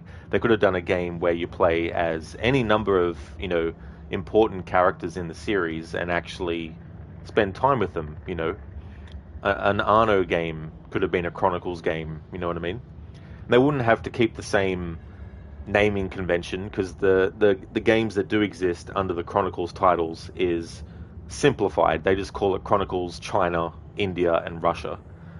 But for my idea, they wouldn't have to stick to just the basic simple naming of stuff. But they wouldn't have to do Assassin's Creed Chronicles Istanbul, for example, to cover a Yusuf game. You know, they could call it Assassin's Creed Chronicles and then something else, and things like that. But yeah, I always felt that was a bit of a missed opportunity to use the Chronicles title as a series of side games, and they could have been done in a variety of different styles, not just the 2.5D that the ones that we do have are actually in. Hey, Ella Mouse. Used to have a friend who looked exactly like Prince Suleiman. You did? Oh, really, Ella Mouse? Cool. Was that something that they had got a lot? People telling them that they looked like Prince Suleiman? Lucas, there's so much lore to every AC, it's great. There really is, you know. Some of it, unfortunately, is locked behind books and comic books. So if you don't read those... Like, I like reading books, but I'm not really much of a reader anymore. So the last Assassin's Creed novel I read was actually Assassin's Creed The Secret Crusade. But I haven't read any of the other novels since then. So there's a lot of stuff that happens in those books. Like, for example, Assassin's Creed Forsaken is a book that is about Haytham Kenway, and apparently they're journals that he wrote that actually covers so many different things, but it's in a book. Elements of it turn up in Syndicate with the database entries that you can read and all that kind of stuff. But there's also some things that happen in the comic books as well that fill in that period of time as well. Alien Fodder, that is a great concept indeed. Well and truly, use it to tell all these other things, all these other stories as well. Especially if they were smaller scale games at a really good price. You know what I mean? Like, nothing exorbitant, just something that was a decent price for the size of game that you would get. Lucas, nerd. Makes me think of that Homer Simpson episode.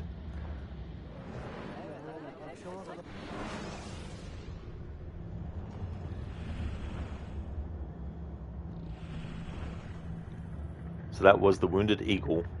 The Templar Captain Leandros has left you to die. Find and kill him, then retrieve the journal. So now we're in Memory Sequence 2.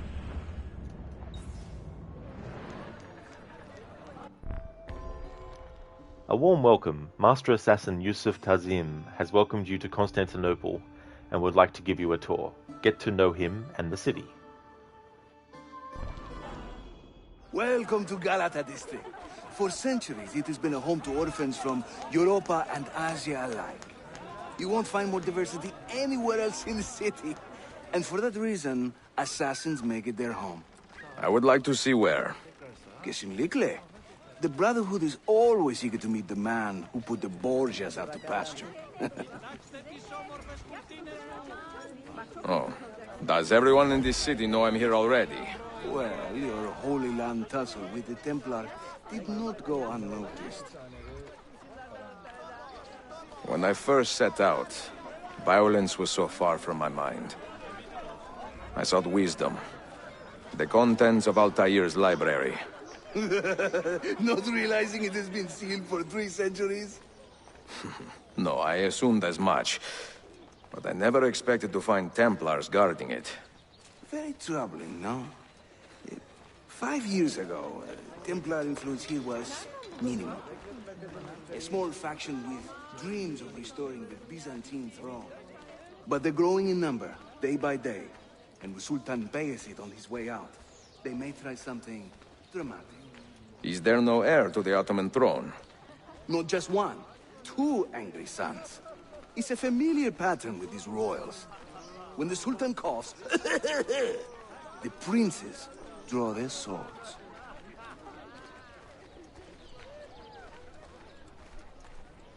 Oh, nice, Lucas. That'll be cool. That game's so awesome, Red Dead 2.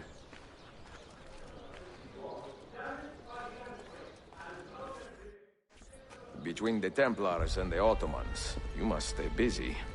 Ezio, I barely have time to polish my blade.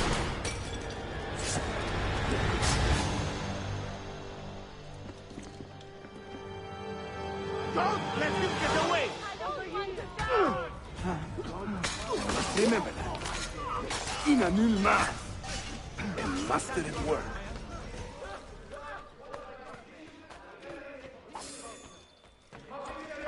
Ezio, there!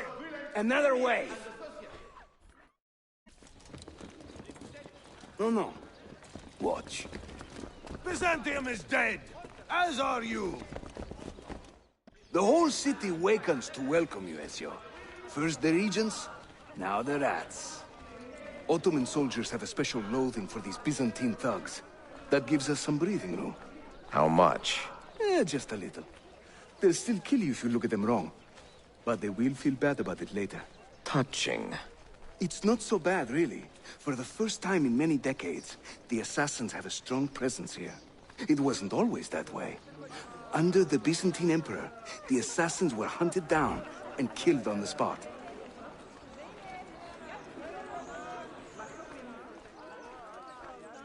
Bir sikke. Eski bir asker. Karnımı doyurabilmem için bir sikke beyefendi. We're almost there.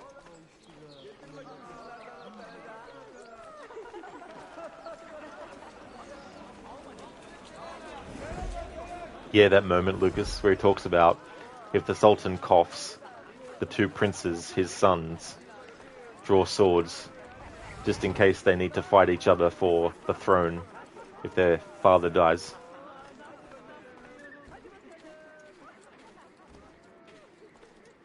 This way.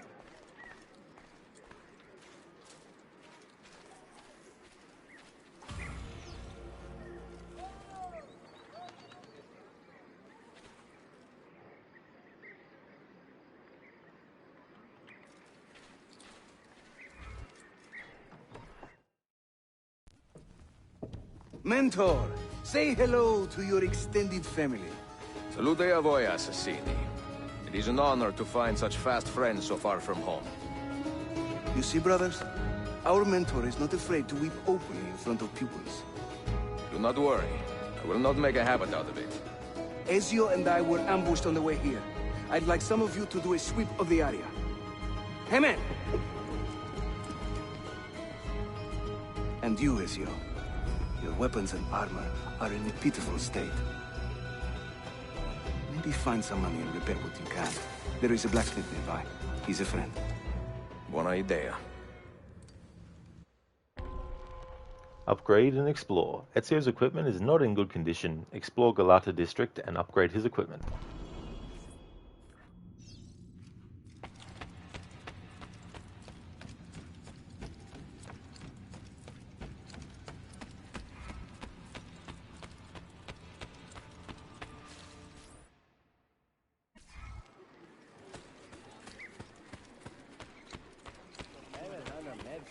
Bargain hunters! I also have overstock!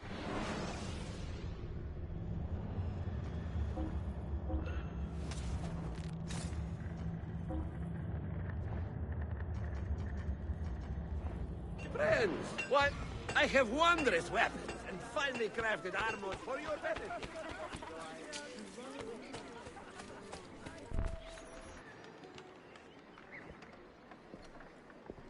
Praise the heavens! We feared we had lost our mentor to the vices of the big city. I am content with my own vices, grazie. So, what's on your mind, Ezio? Tell me more about the Templars. You call them Byzantines, yet the Byzantine Empire was overthrown 60 years ago.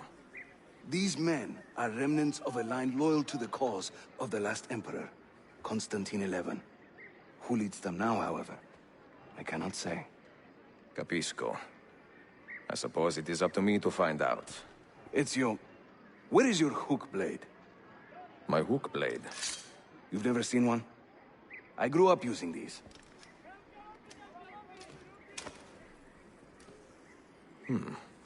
Show me how it works.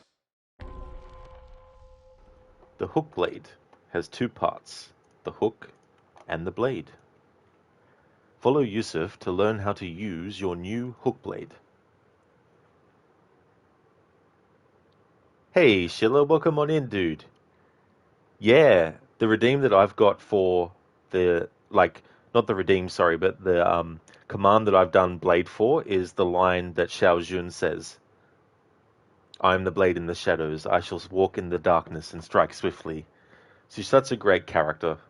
She gets slept on a lot by Ubisoft, though. They're just like, yeah, just put her in some comic that's not canon. Whereas I'm like, fuck off. Put her in an actual 3D game, you know. The closest you get is to have Evie Fry wearing her outfit in Assassin's Creed Syndicate. So I guess modders could actually maybe take Syndicate and change it. But then you'd have to change all the buildings to be in a different country and stuff. So, but hey, they could do like a story where Xiao Jun actually goes to London, I guess. I don't know. I'm not being 100% serious with that aspect, but she is a great character that I feel is underrated. How's things going today, Sheila?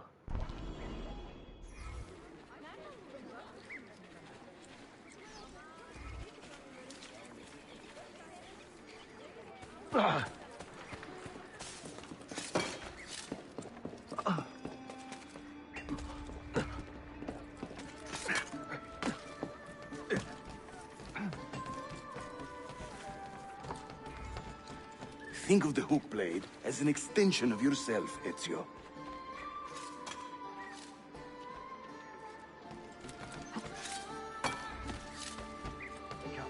We must hurry.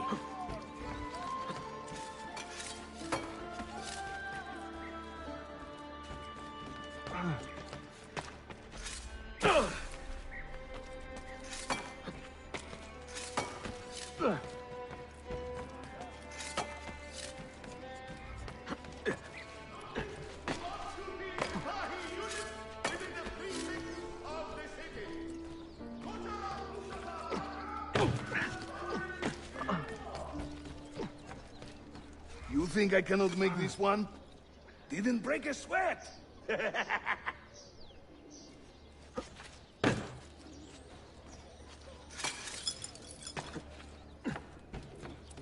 Here, come on.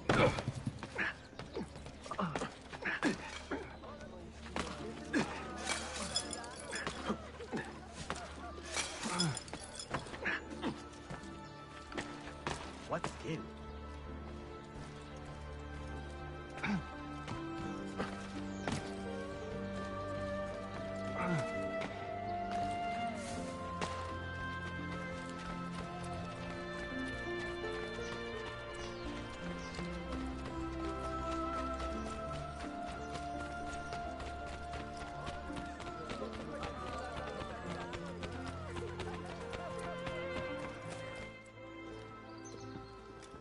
Watch and learn, Ezio. We call this a hook and run.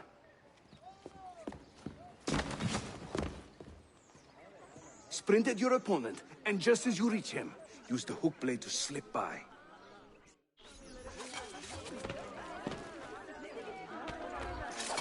Harika! Shahane!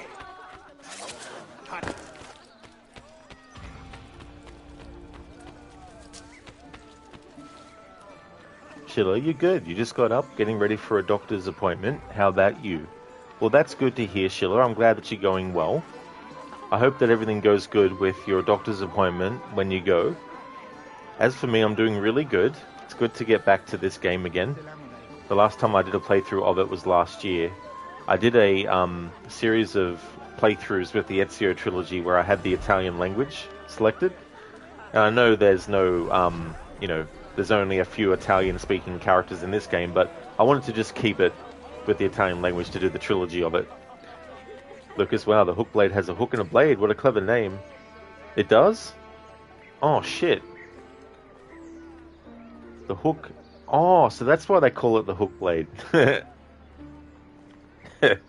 It's such a great quote that comes up soon.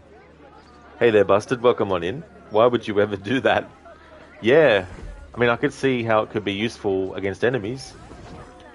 Mouse, imagine if Ezio sliced someone by accident. I'd feel so bad if that happened. Like, if I was Ezio and that happened. The standard Ottoman hook blade has two parts, you see. The hook and the blade. So you can use one or the other. An elegant design.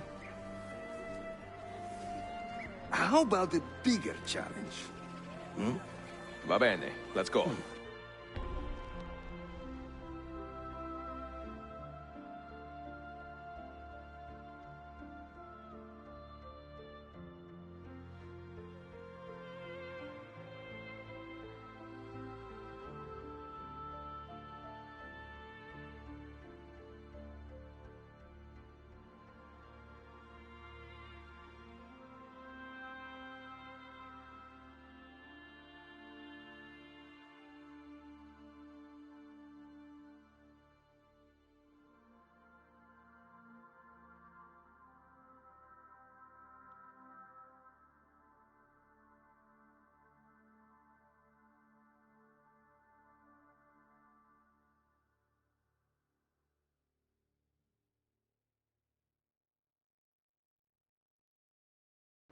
There we go.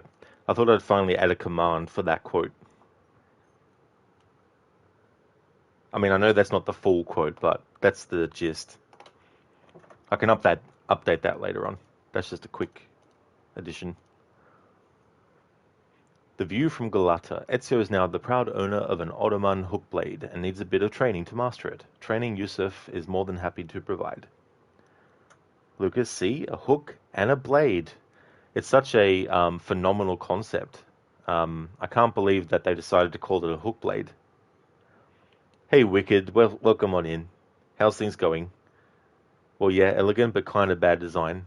Yeah, I don't know. Like, it's not something I think would be very like it shouldn't be something that every assassin from this point on should have had as well. But yeah, I don't really know how effective it would be necessarily as a, you know. But I mean, it can be fun in this game to use it.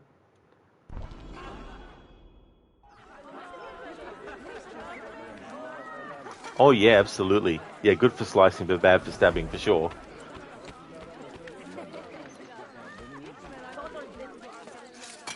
Having fun?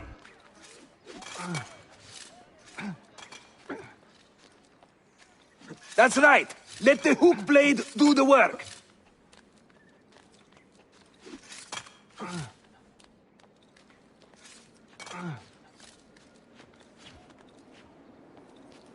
İşte böyle. Throw yourself into it.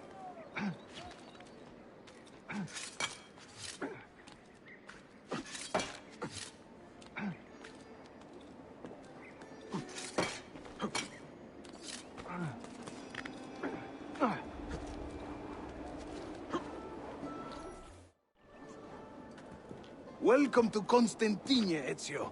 The crossroads of the world. Many generations of men have ruled the city, but they have never subdued her. She always bounces back. It seems a fine place to call home. It is. Race you to the bottom?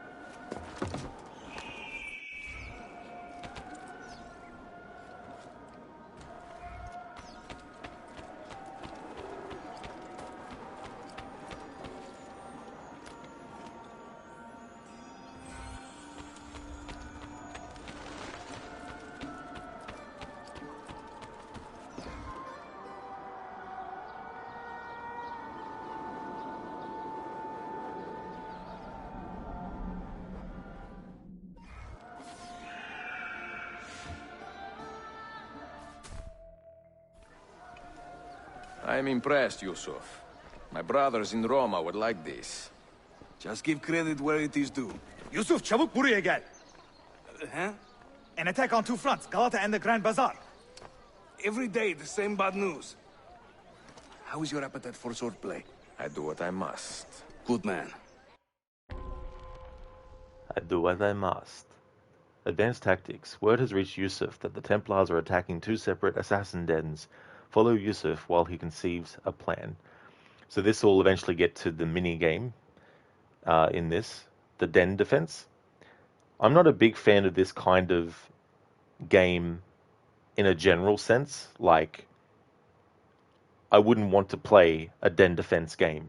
You know, if you said, hey, play this den defense game, I'd be like, no, I'll be good. I don't mind it in this game as a mini-game, but it's not something that I really enjoy a lot, so I only tend to really just do the one that the story has you do, and then don't do any others as well. If I'm doing a playthrough where I need to do all the challenges that the game gives you, then that's a different story. But in terms of like general playthroughs, I don't really do anything more than just the one that the story wants you to do. But for me, the best thing about the den defense in this game is actually the music. The piece of music that plays is just really, really cool. But yeah, I'm not a big fan of the den defense minigame. It doesn't ruin this game for me or anything like that. It's just that it's not something that I think is a great addition to the series. But if you're into den defense, though, it can be quite fun because of the different weapon types that you can use and all that kind of stuff. Lucas, wow, playing Red Dead, it's really dark and foggy, is it? Nice. There's a lot of very good atmospherics in that Red Dead Redemption 2 game. Red Dead Redemption 1 does as well. Obviously, the graphics are better in Red Dead 2, but still, there was a really cool ambience and atmosphere that you could get in Red Dead 1 as well.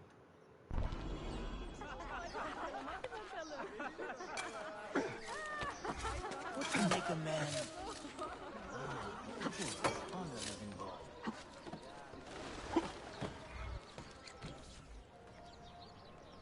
When he tires of running, An assassin must take to the air. Watch.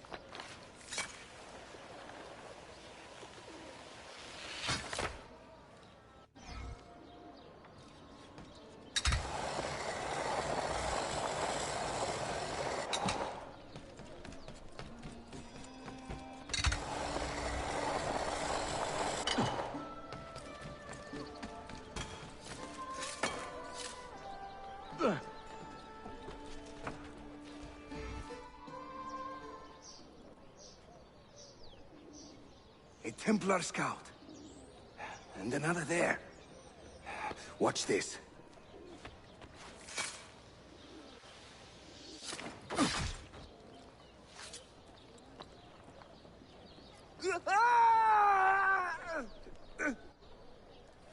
Assassin! Help!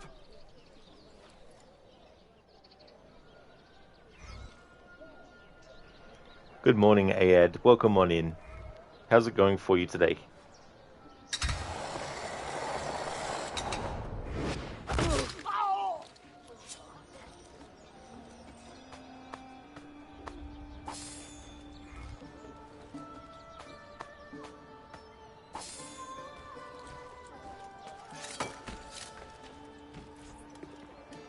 Time to part company. I'll head to the bazaar. You stay here. Do you see that tower? See. The Galata Den. Evet. I can't be in two places at once, but with you here, I don't have to be. Haydi rastgele.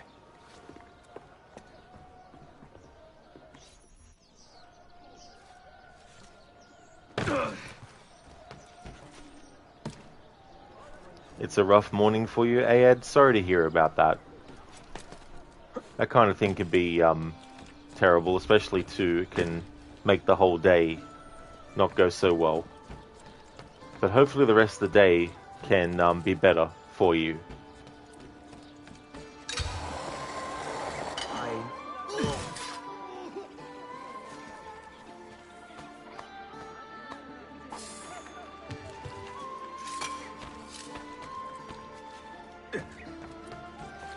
Oh, that's okay, Ayad. There's no trouble at all.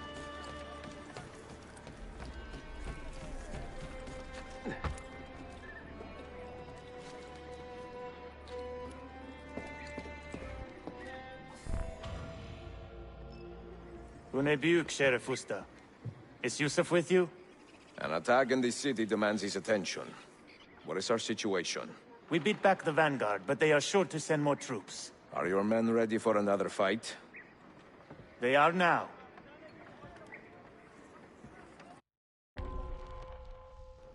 On the defense, the Templars are preparing to attack the Galata Assassin Den. Lead your fellow assassins in its defense.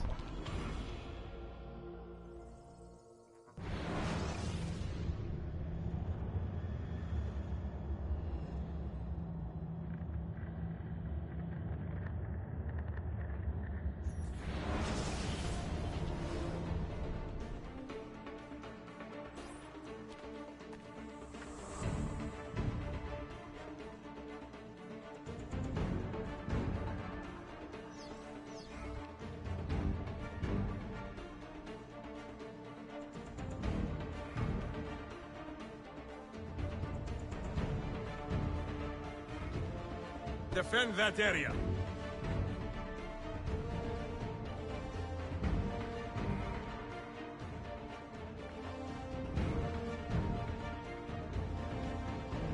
Make your stand there.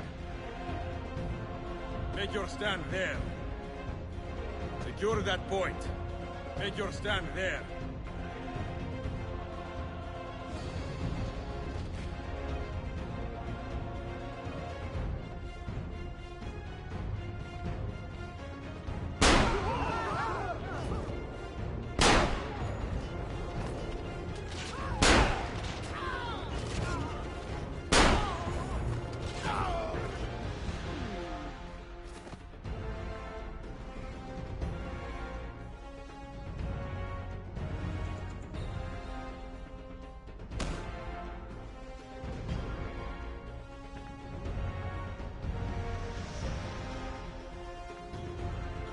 I need you to hold that point.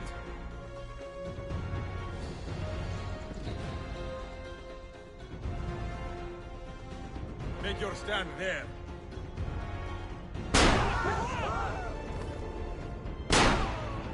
Make your stand there.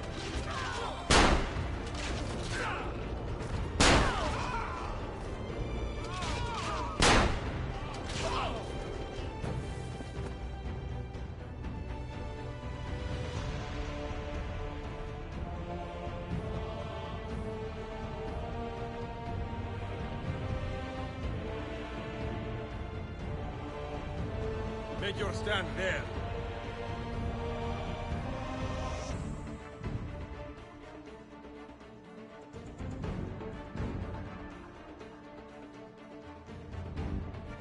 Hold that point for me.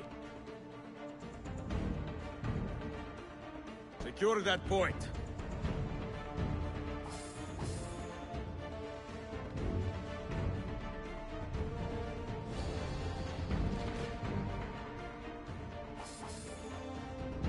Defend that area.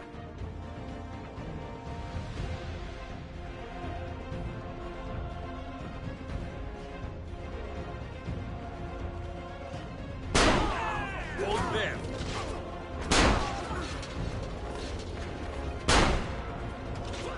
Make your stand there.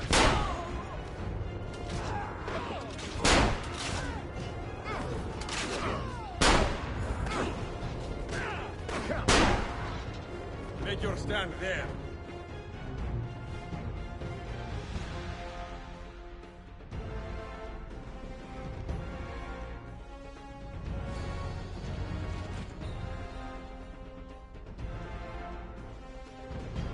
I need you to hold that point.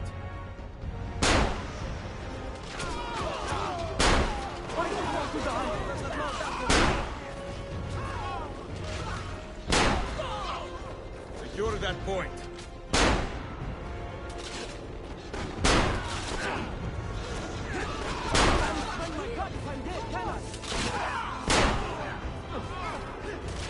Defend that area.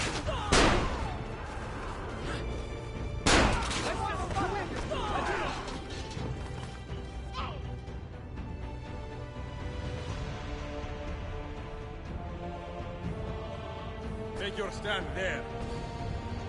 Make your stand there. I need you to hold that point.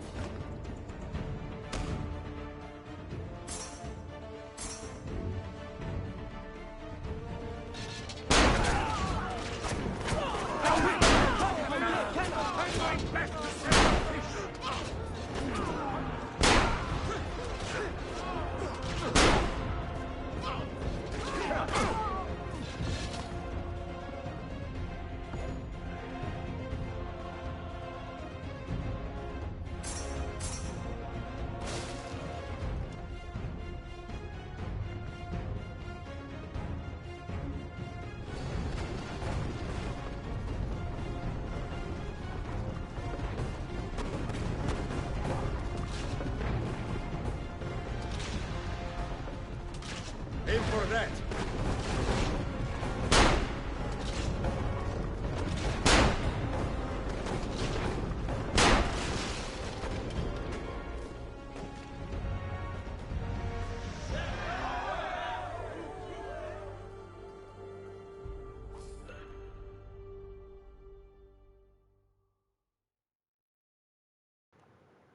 Busted, you always forget that they had TD added here. TD. Oh, you mean Den Defense? Alien Fodder. Now, that is one part of the game you really didn't like. That's definitely fair. Oh, Tower Defense. I see, Busted Bunny. Yeah, Tower Offense. That's right. Yeah, that's the general name for that kind of game. Yeah. Sorry, I just got confused because obviously this game specifically calls it Den Defense, but that's only to make it match the idea that these are actually dens in the game. But yeah, so Tower Defense. Cool. Sheila, and that's usually your only tower defense you do in each playthrough. I don't blame you, Sheila, yeah. Generally speaking, I don't do more than just this one either.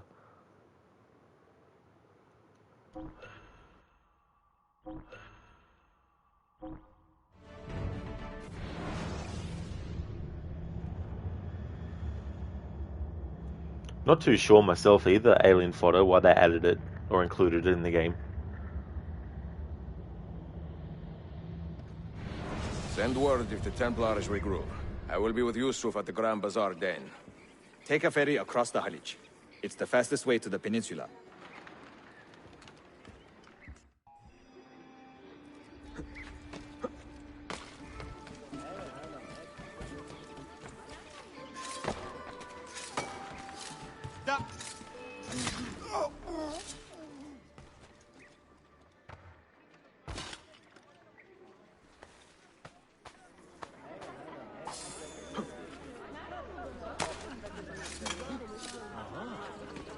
It's a novel way to get about.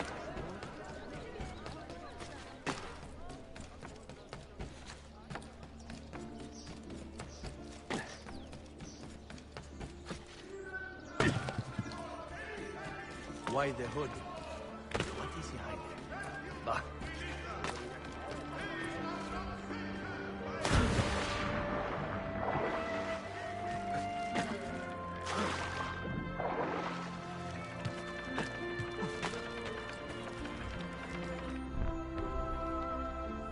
On the attack.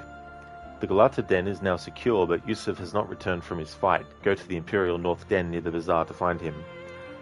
Sheila, you like the concept of being able to lose towers again and that you have to secure them with Master Assassins? Yeah. If only there was like another way that they had that, how they approached it.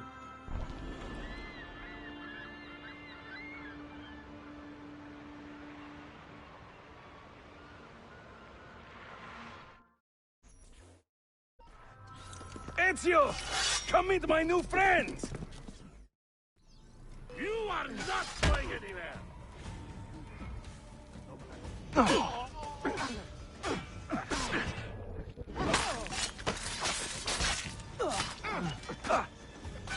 Sorry, Yusuf. Ezio, what are you doing?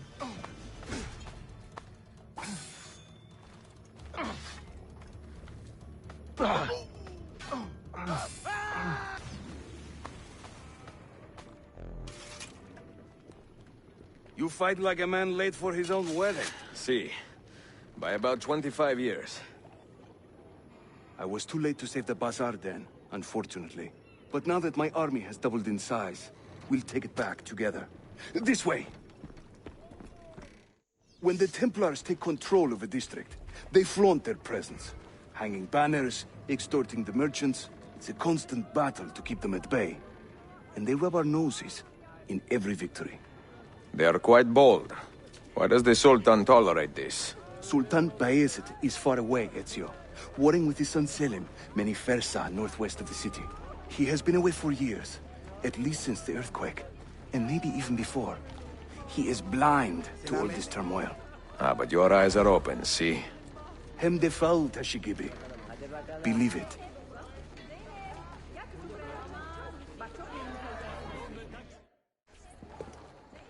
Too many to engage directly. I am not confident a smoke bomb will help us here. Smoke bomb?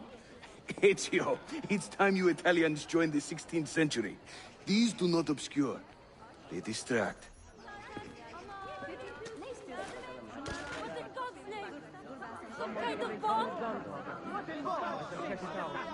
You see? They can't resist. Let's move. You are full of surprises today. Crafting explosives is a new hobby. One we borrowed from the Chinese and have taken to with great passion. You will have to teach me. Who is the mentor here, Ezio? I'm beginning to wonder.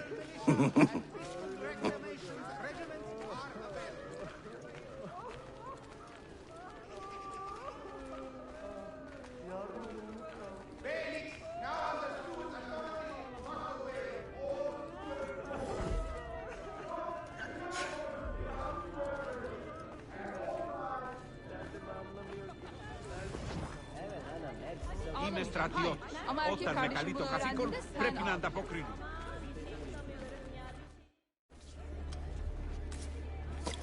Your turn. Make me proud.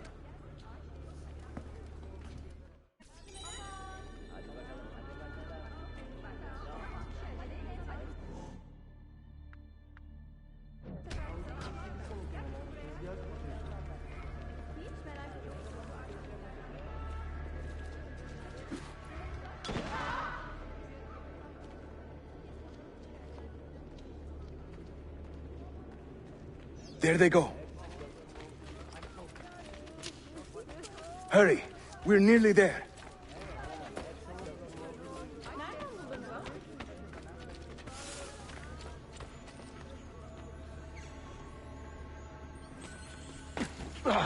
What would... Is he saying...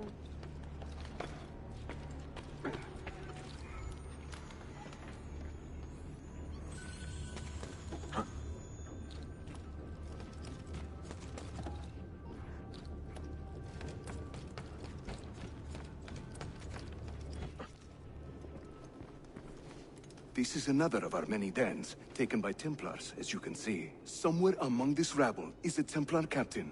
Kill him, then climb the tower and light our signal fire. This warns the Templars that it is time to pack up and go. Bene, you create a distraction. I will send them home.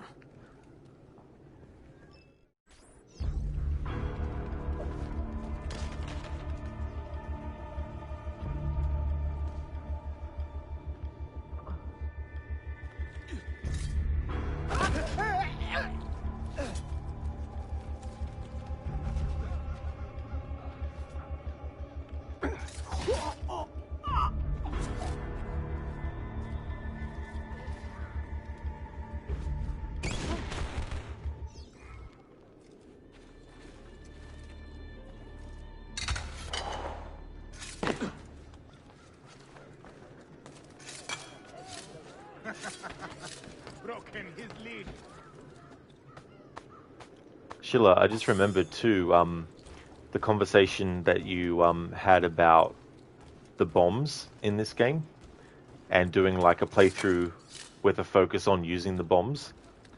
And I was saying how when I did it, because I didn't have a stealth rule, it meant that even when I did try to incorporate as many kinds of bomb types in different situations, it ended up being a case of not necessarily feeling like it was a solid enough approach or a challenge without the stealth.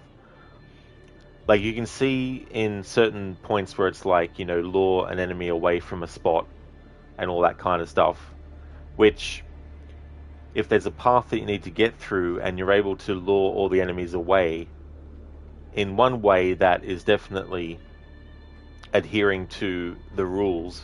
But with the other hand, it's a bit too easy, because if all the enemies are out of the path, then it means that you don't have anything that could mess you up, unless you went out of your way to accidentally go too close to an enemy. Hence why the stealth challenge would be something that would probably work best with a bomb only challenge as well. But that's just something that I found. I found that if I was to do that challenge again in the future, I would actually add a stealth rule to it too, where it's like, if I get fully detected after using a bomb, even if I lured the enemies away, or thinking about, okay, if I use a loud bomb in this situation, it's going to cause the other enemies to detect Ezio straight away. You know, all those kinds of stuff. Hey there, Afro, welcome on in. Shadows now, is it? Sounds quite a basic, uninteresting name, to be honest. Well, it makes sense in the way that they always name their games. I mean, there's exceptions, Assassin's Creed 2 and 3 and 4 Black Flag, and Assassin's Creed Chronicles China, India and Russia, but for the most part they've kept to a Assassin's Creed and to one word. You know, so you got Assassin's Creed Brotherhood, Revelations, Assassin's Creed Unity, Syndicate, Origins, Odyssey, Valhalla, Mirage. So it makes sense that they would choose just one word. So I don't think they'd use something like Assassin's Creed Rising Sun or something like that. They tend to just stick to using one extra word after Assassin's Creed. And I guess if the game has the light and dark lighting mechanic where you can put out light sources to help with your stealth, it makes sense that they would call it shadows as well, because you're creating shadows by destroying light sources and all that kind of stuff. But I'd be more concerned about Infinity, to be honest. The fact that they're showcasing Red first and not Infinity, considering Infinity is needed to play Red, for me is a bit of a red herring with Ubisoft. They should be up front with Infinity straight away and early. Because if you don't know that you need Infinity, you might buy Assassin's Creed Shadows and be so excited to start it, and then when you do, you won't be able to access it because you need Infinity first. You know, and because Ubisoft aren't heavily advertising Infinity, it's a bit of a dick move, I feel. And it makes me think that they don't want to reveal it yet because they're afraid of the backlash from any pricing structures that are probably associated with it.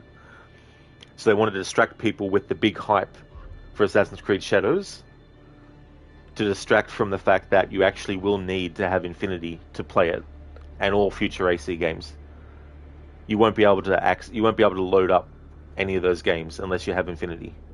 And because they haven't said officially everything about Infinity, when are they going to actually talk about that? Probably in the June showcase, I would imagine.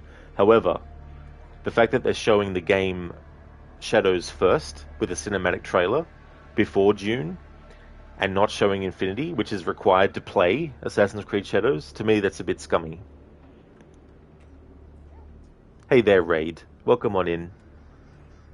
This is technically the first Assassin's Creed you ever played. You remember playing it at a friend's house around the time it came out, though you swiftly forgot about it. Oh, so that was technically the first one. Oh, that's cool. Yeah, I've had that happen too with games where I've played it at someone else's place and I haven't owned the copy, and I've only played a little bit of it. That happened with Far Cry 1, 2, and 3. Well, 1 and 3, I should say, not 2, because I actually bought Far Cry 2 and then traded it in the same day because I didn't really get into it. Chiller, if you do a bomb run, you'll definitely add a stealth rule. That's a good idea, dude, yeah. Definitely recommend doing that, for sure. Ah, a lion does not concern himself with the opinion of sheep. Thanks for redeeming that, Casper. What's that from? After your expectations for Shadows is an all-time low.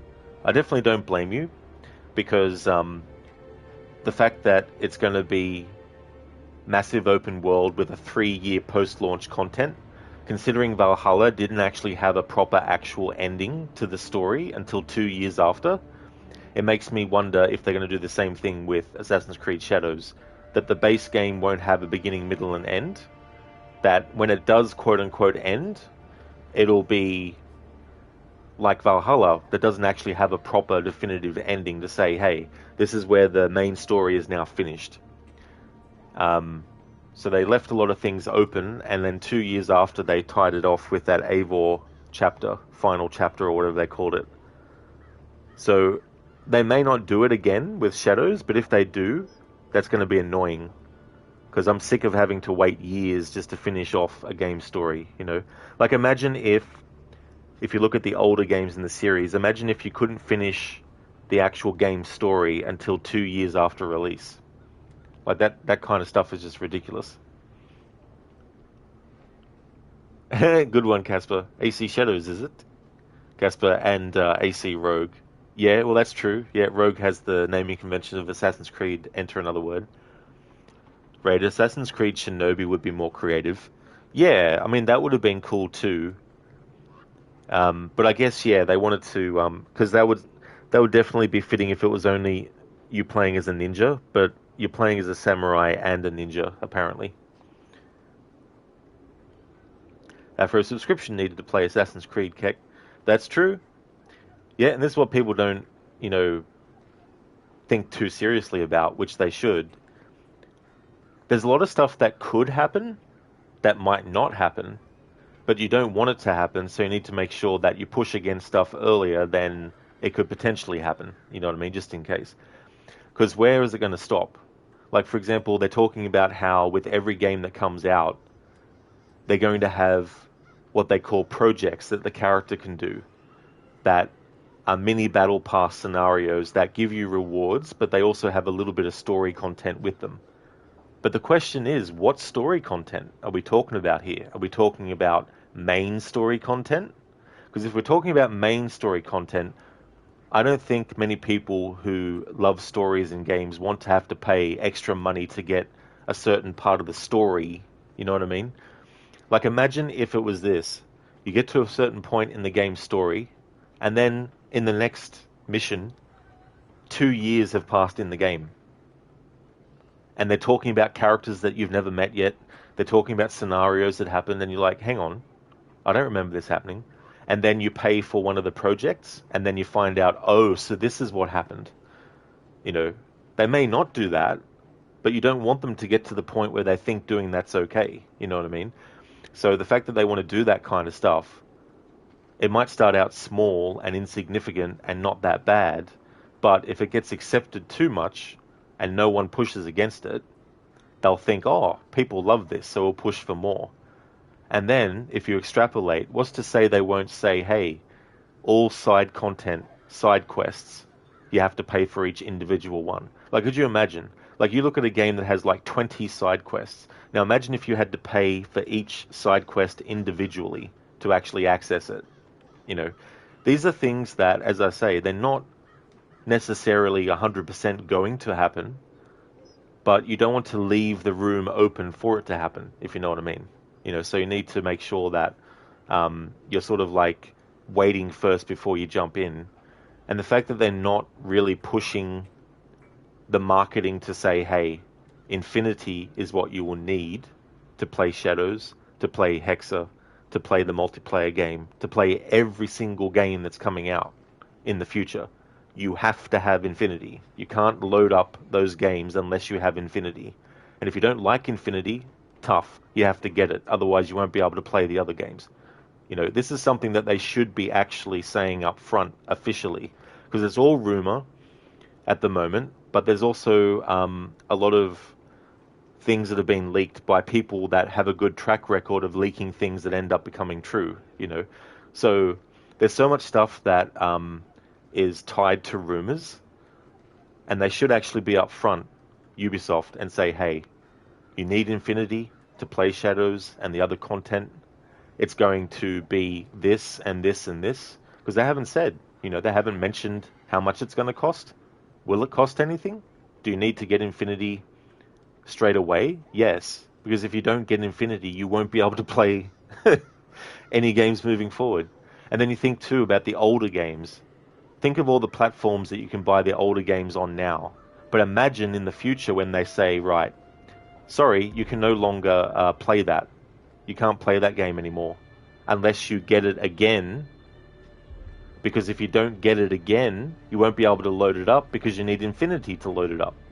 You know what I mean? So they want to push everything through this Infinity. They want to push it through this funnel of Infinity and block stuff behind it. Put a paywall behind all this stuff. You know? Now think about it. You buy a game and you want to play it straight away. Now imagine if a message comes up and says, in order to access this game, you must first install Infinity. And if they haven't been upfront about it, people might be like, what's this Infinity thing? Because not everyone knows about it. Not everyone knows about all these leaks and rumors and all that kind of stuff. Like, some people just see a game and they go, right, I want to buy it. I want to play it.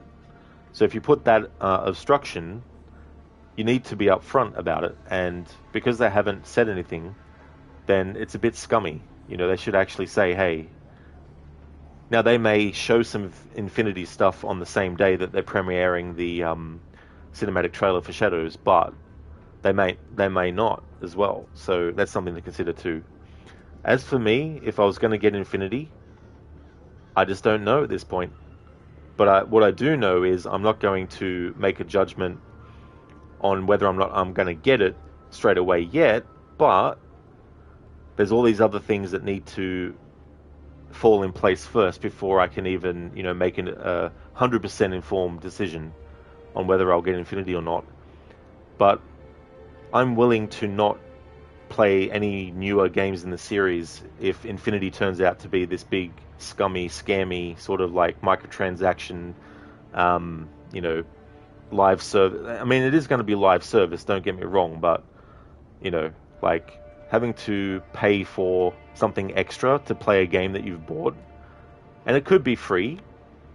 Who knows? But yeah, that's basically what they're doing. You need to get Infinity first before you actually play Shadows. If you buy Shadows, you won't be able to play it until you get Infinity as well. So yeah. But yeah, to answer your question, it really, really depends. And I'm willing to just be like, nah, fuck it. Even if the games that come out end up being good, if you have to get Infinity and it's a terrible thing, then I won't bother with getting it. Casper, it's from Game of Thrones, is it? I see, yeah. Well, thank you for redeeming that. Wicked, you're waiting till Ubisoft pulls Capcom and puts ending behind paid DLC. That would be glorious day. Well, Wicked, they actually did that already with Assassin's Creed Valhalla. Like, if you wanted to get an end to Eivor's story, 2 years after release, they released that content that actually ends Eivor's story. And it wasn't free. Or was it free? Maybe it was free. Maybe I'm mixing that up with Dawn of Ragnarok. Because Dawn of Ragnarok you paid for. Yeah, I think that Eivor's final chapter was free. But at the end of the day, why wait 2 years for something to finalize a character's story, even if it is free?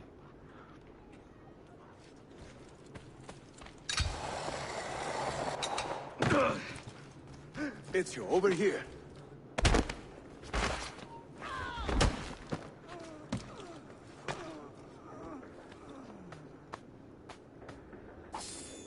But yeah, I definitely would wait until they reveal everything officially about what's going on with Infinity before actually doing a pre-order for Red. Well, Shadows, I need to remember to call it that now.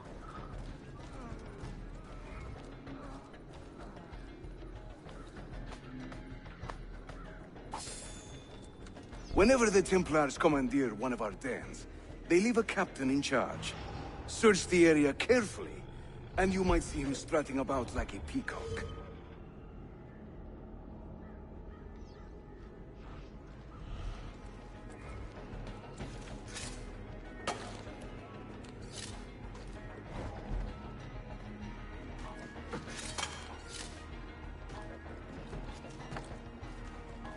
Wait a minute.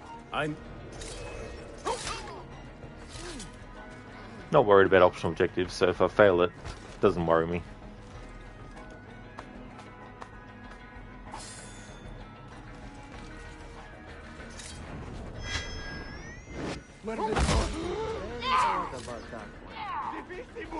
I'm getting out of here! Stop now! I offer you a clean deck! I see him! There! I will rip your entrails out for that! Oh.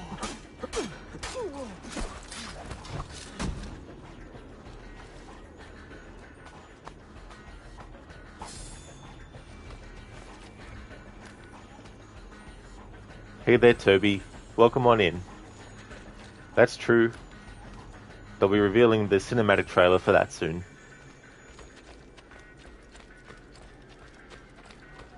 But I'm more worried about Infinity, which they haven't revealed yet, officially, that is. As in, like, any kind of trailer for it. Because you won't be able to play Shadows until you have Infinity.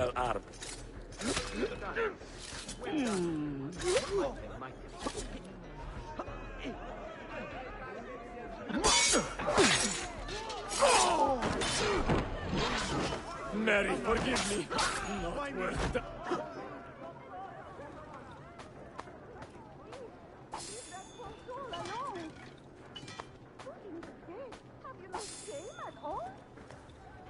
Hey, Susan Glover.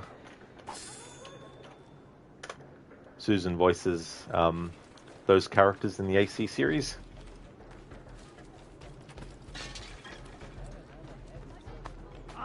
Hey, Babs, welcome back. Heretic. Die.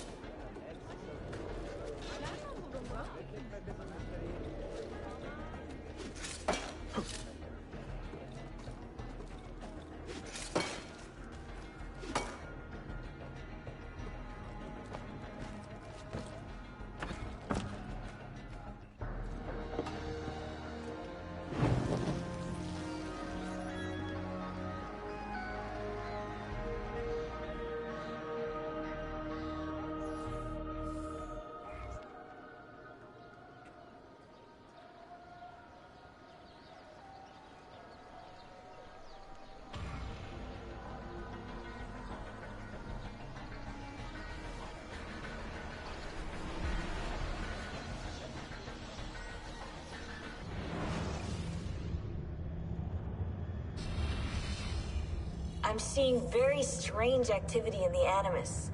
Oh? The CPU should be fairly idle, but the system monitor is spiking regularly, sometimes as high as 85%. Is it serious? I'm not sure. Desmond's signs are stable. Well, if there isn't a problem, let's not try to fix anything. Fair enough. God, I need a drink.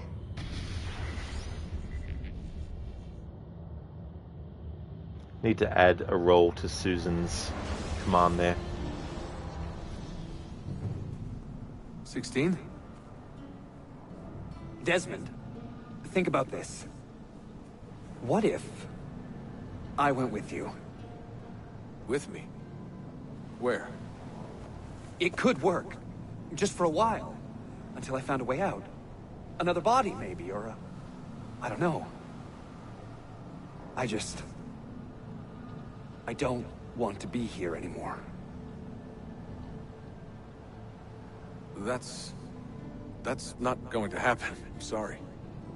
No. I guess I had my chance. And I wasted it.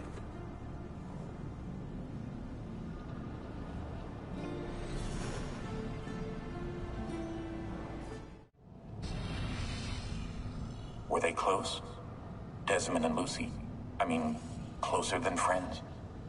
Well, there was the occasional misty-eyed moment, but... She liked him, Bill. That's what she told me. Interesting. That's it? Just interesting? I spent a lot of time training each of them when they were younger. She was a remarkable woman. And I just find this whole situation quite sad. Sad? Are you finally getting soft on us, Bill?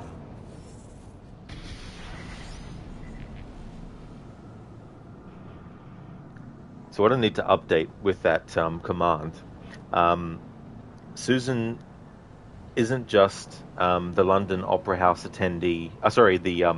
The pauper recruit and the civilian in this game. She's also the Abstergo secretary that is in the Lost Archive DLC. So I've now updated that to reflect that. So if I put the command in now, it'll have the updated information. There we go. So she was also the Abstergo secretary that we hear in Lost Archive DLC, which I'll be doing as part of this playthrough. Hey there, Biko. Welcome back.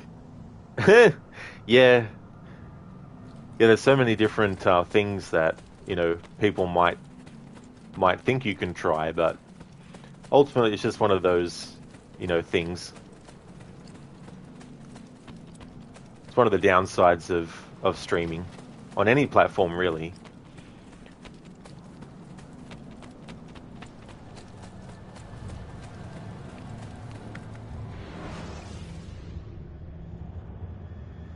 Claudia, Constantinople, called Istanbul by the Turks, has welcomed me as one of its own.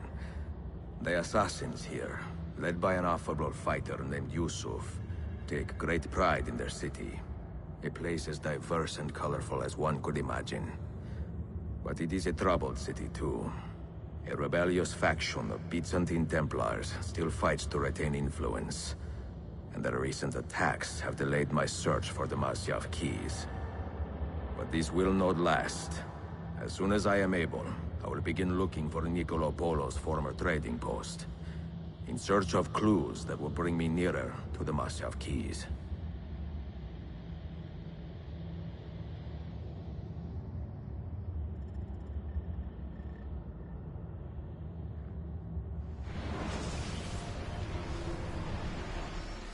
That's right, Babs, yeah. Yeah, he's a few years on now from Brotherhood.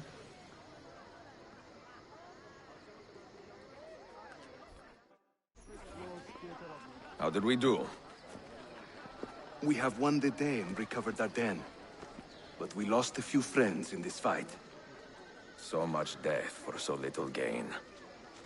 You have some experience recruiting new assassins, do you not? More than a little. The people here are quite sick of these Templar attacks. Can you turn on your charms and find us a few more recruits? See, but this den will not do for training them. Not this soon. A good point. Speak with one of my men in Galata after you are finished. He can help you begin their training.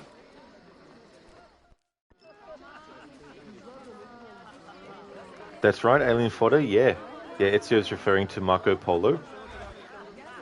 He and his brother became assassins when they met with Altair, which we see in this game, in one of Altair's memories. And they bring their journal to Constantinople.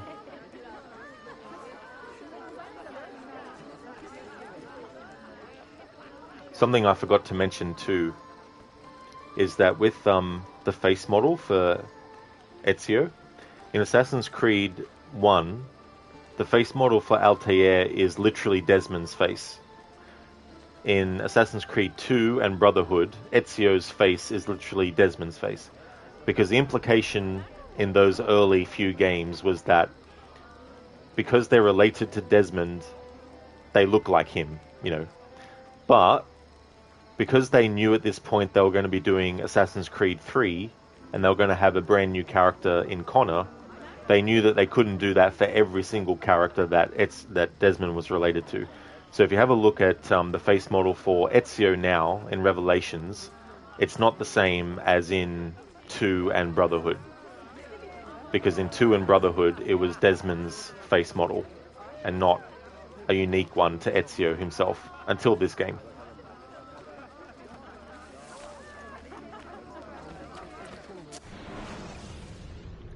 Alien Fodder, Marco Polo was an assassin? Wow. Yeah. Yeah, it's interesting how they use certain figures from history and turn them into assassins, or, you know, Templars as well, as can be the case.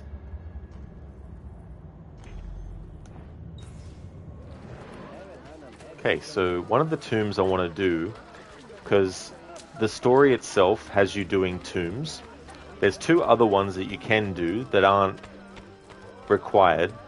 One is the Ishak Pasha tomb. I won't be doing that for this playthrough, just to save time. But I do want to do the Vlad the Impaler tomb, because I really like the sword that you get from it. I did too, Alien Fodder. There's some great ones. Plus the music in them is awesome as well. Hey there, Senny. Welcome on in, dude. Assassino. How's it going, man?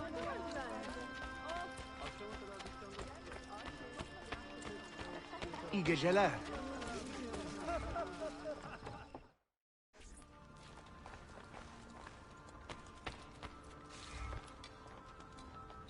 Hidden Tomb unlocked. Vlad the Impaler's prison. For those who don't know, if you've heard of the character Dracula, Dracula was partially based off of a real figure from history.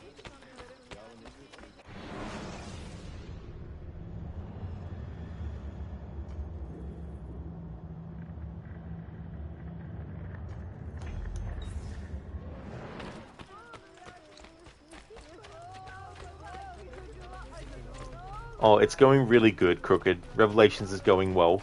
We're into sequence 3 now. And I want to do this Vlad the Impaler tomb. Aside from that, I'll be doing the Desmond journeys. And something that's cool is if you've already got a save file where you've unlocked Desmond's journeys, on a new save file even, you can access them straight away. But I'm still going to wait until we get to the point in the story where Clay talks to Desmond about if he has any regrets before I do them. But it's good to know that I don't have to worry about unlocking them again. That's awesome, dude. I'm glad that you're doing pretty well. I'll be streaming for about another hour before ending this one and then coming back later with another one.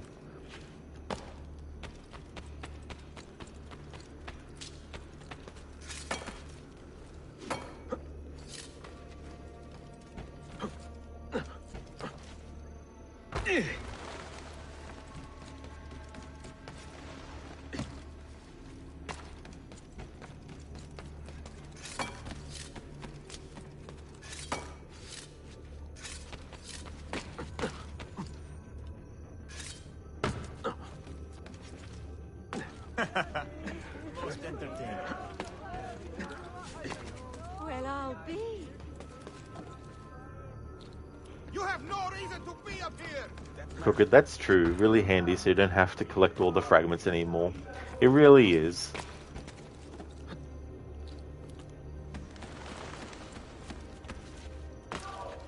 Given that I'll be doing another stream later, and given how much content I'm doing for this run, I wouldn't be surprised if I finished the whole playthrough tomorrow, to be honest.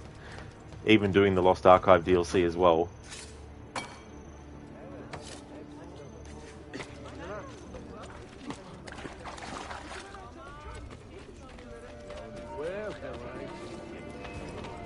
Must have been nothing. Finally. If you stop running! I've seen him before.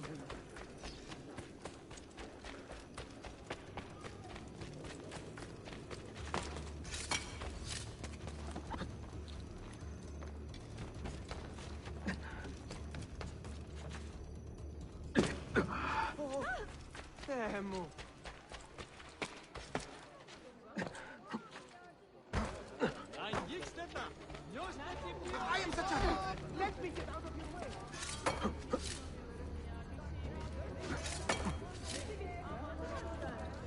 way! So Crooked, Assassin's Creed Shadows. What do you think of the name?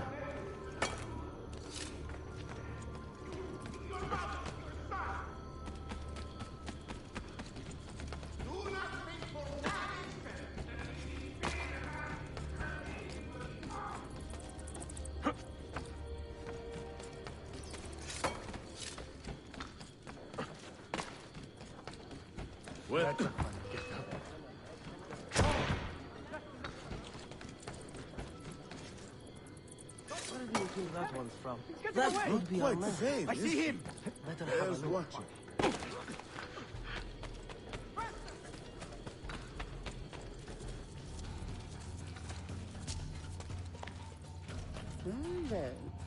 Another madman. Another madman. That's right, Susan. Ezio's a madman. Well. Okay, let's do this tomb.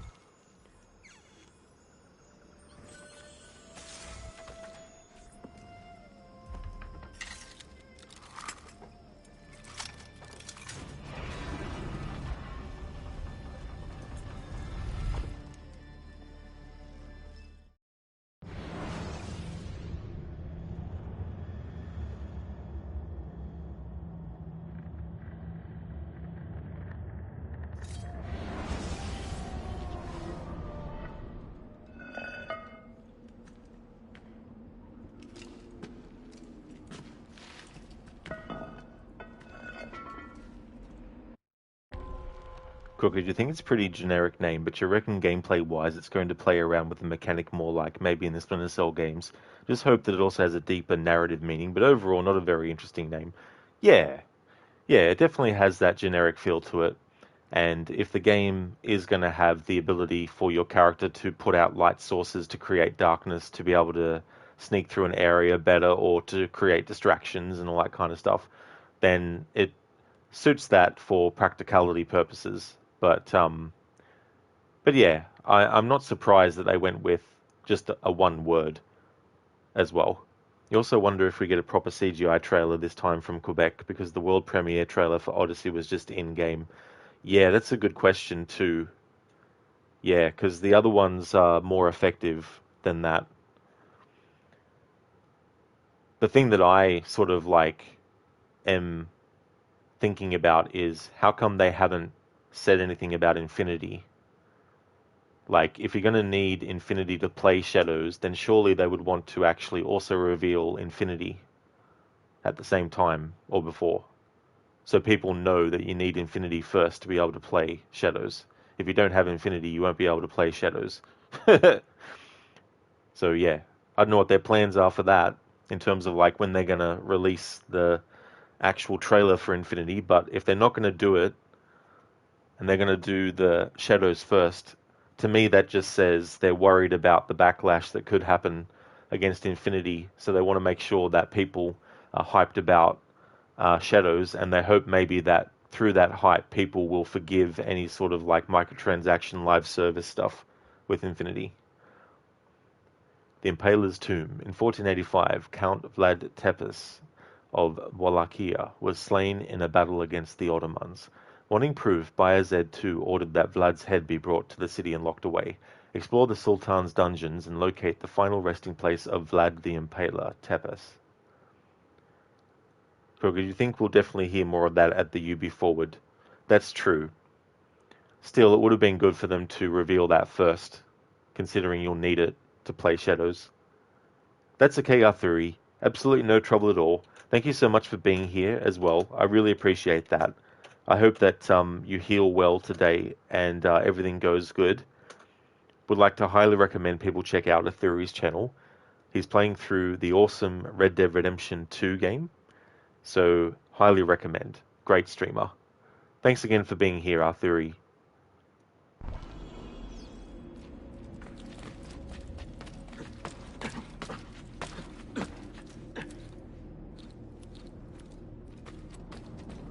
Oh, no trouble at all, Arthuri, for the shout-out. Absolutely no worries. I really like this tomb. Love the atmosphere of it.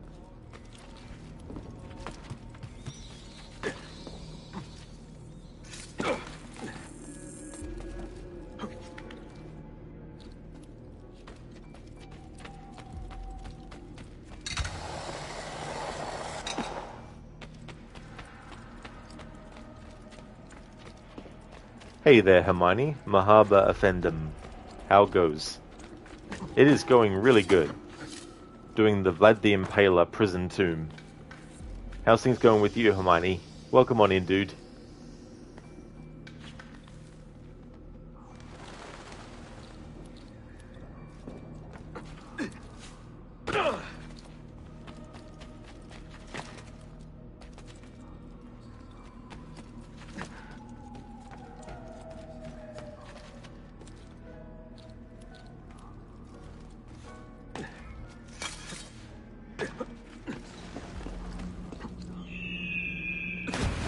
Hermione, oh yeah, this is your favorite tomb, you think? You love it? This and maybe the Hagia Sophia? They are really good ones. I like all the tombs in the Ezio trilogy. You're doing well? Excellent, Hermione. That's good to hear, dude.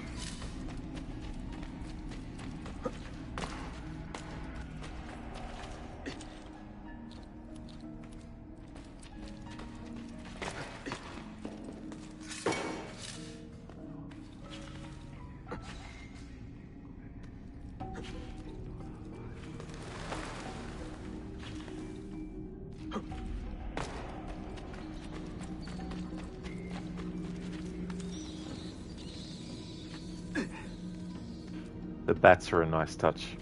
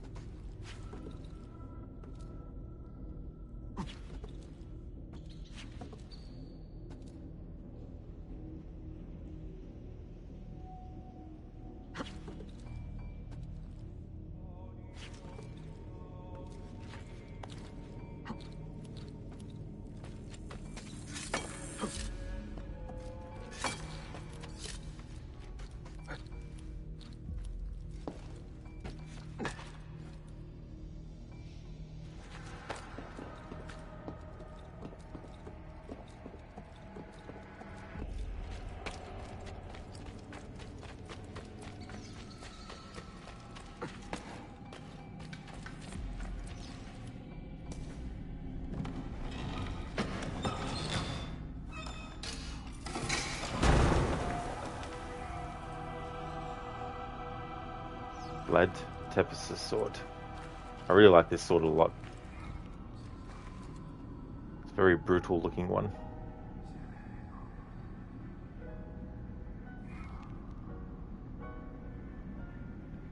Hermione, you really hope Ubisoft brings back the tombs for Red. They had that homage DLC for Valhalla, which you always forget the name of. You thought that was cool, but it wasn't the same as the OG Ezio tombs. That's true. The way that the tombs were laid out, and also the way that you controlled the character, because the games don't control that way anymore, it makes the actual tombs that they do try and do now not feel the same as well. Because it's really a holdover from the Prince of Persia Sands of Time trilogy of games.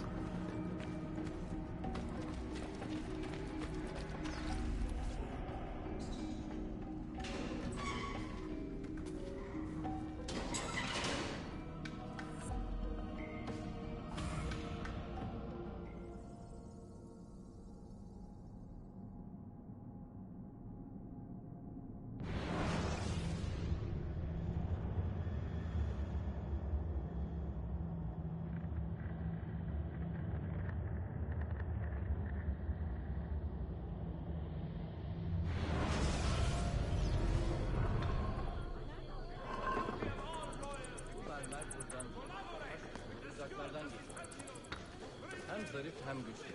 Çok güzel bir kadın. Bu oymaları beğendim.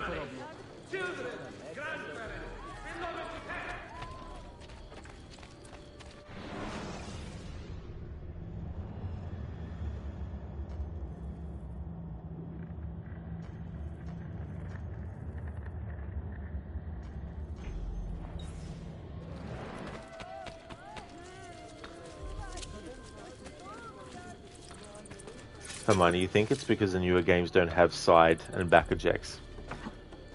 They actually do, but you have to be really close to what you want to actually do the back or side eject to. That they may as well not even give you the ability to do them at all. Because the whole point of doing a back eject and a side eject was to give you a lot of room to actually leap from and cover a bit more distance as well. But with Mirage, Ubisoft Bordeaux, they actually patched into all versions of the game what modders had actually done with the side ejects and the back ejects. So now Basim can actually do them from a greater distance than what he could before.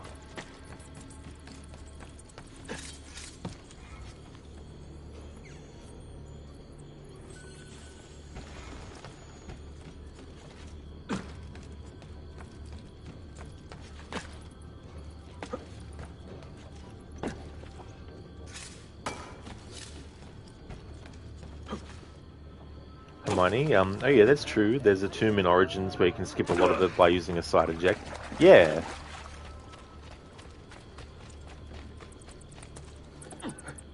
It's something that I think... I mean, partially it's a byproduct of them preventing you from doing this anymore in the games. Just jumping when you want.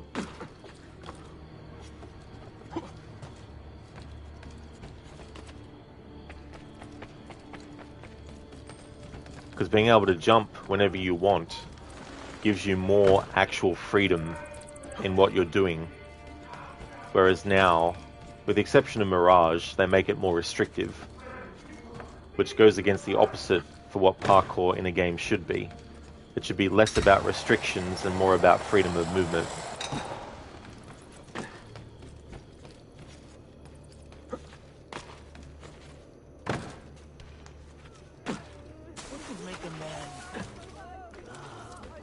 Hermione, true, Mirage is the outlier among the newer games in that respect. That is true. Please accept my apologies, Effendi. The thing is though, if not for modders, it wouldn't have been added in. And that's the frustrating part. It took people not employed by Ubisoft to actually come up with a way to put something into the game that they initially said was impossible, but modders proved them wrong. So to save face, they had to add it in officially. I mean, credit goes to them for wanting to actually implement it after the modders had actually worked out how to do it. But at the same time, it's something that they could have done from day one that they refused to do.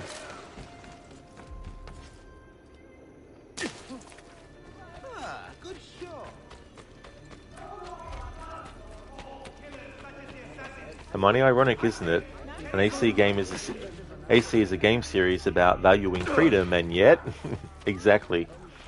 And the way Ubisoft operates, you would think that they're Abstergo.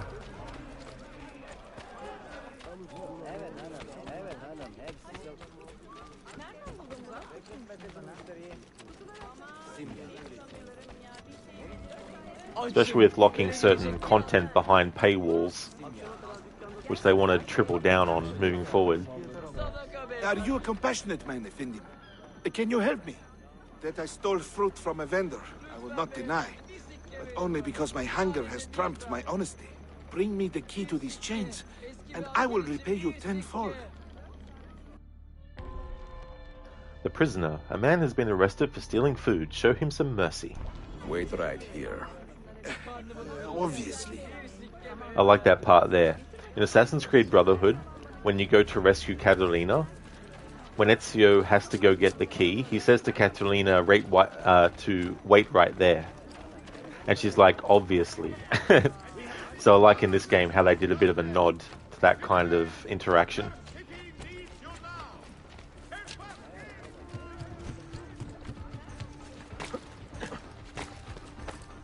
What on earth is he doing?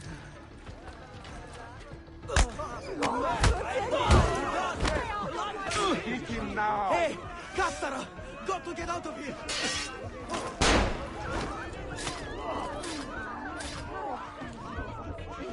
Time to go visit my uncle. Got to get away. Double time. No!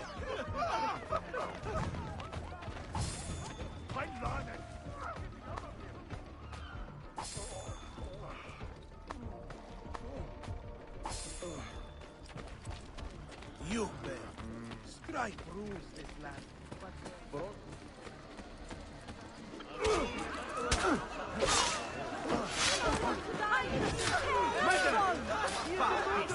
Stay away from me! Come on, I can't believe. Why me? Always in the wrong place at the wrong time.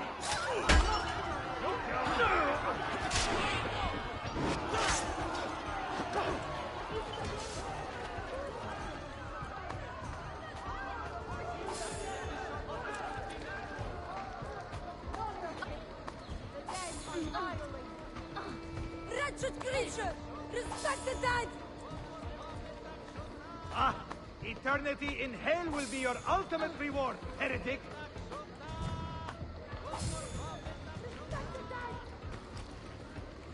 You will rot in hell, disturbing the dead like that. Thief! Guard! You'll not have my cord, thief! I have nothing to do with it! God protect me!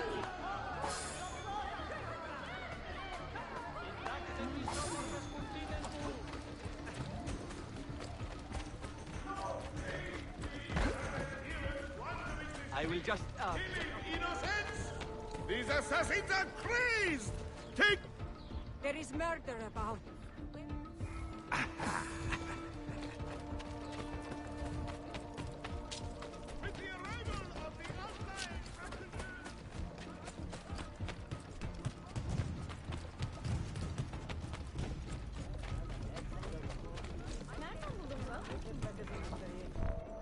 You humble me, Effendim. I will return to the merchant I robbed and show him the same kindness. After you have cleared your conscience, amigo, consider joining our cause. To be an honest man, one needs honest work. I would be honored. Saulo. Saulun.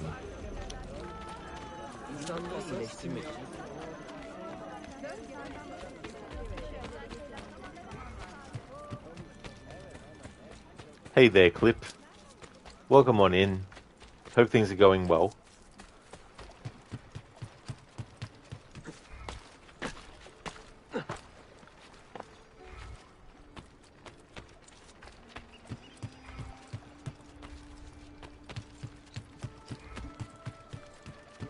What you tried to say was, hello, Rod, how are you today? Yeah, the only words I recognized was bonjour and mon ami. The rest I wasn't sure of. But I'm doing very, very good. How's things going with you today?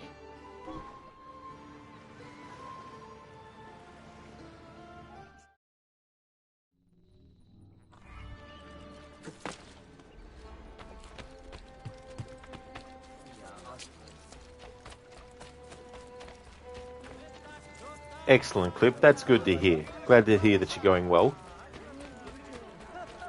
It's my split stream day today, so I'll be doing one stream and then finishing, taking a break, and then coming back later with another one. We're making good progress in this game. It won't take me too long overall to finish the whole playthrough, because after the next stream that I'll do later today, by that point, I'll probably have done enough content to be able to do the Desmond journeys, and then after that, in tomorrow's stream, be able to finish out the rest of the story and do the Lost Archive DLC as well.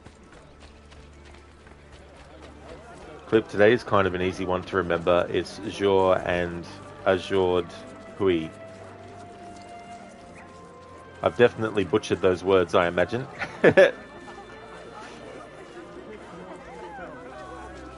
Hermione, you know how to say hello, sir, in a lot of languages, thanks to AC. Yeah, and also to say certain swear words as well. In this game, Hermione, you hear a couple of malakas. There was an enemy that said that, and then there was also the Templar captain at the start of the story who says that.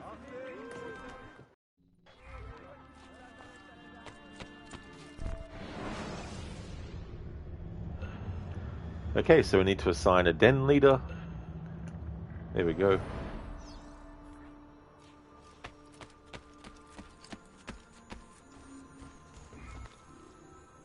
Because I'm not worried about using bombs in this playthrough. All the ingredients that I get, I'm going to actually just sell them to Piri Reis for money.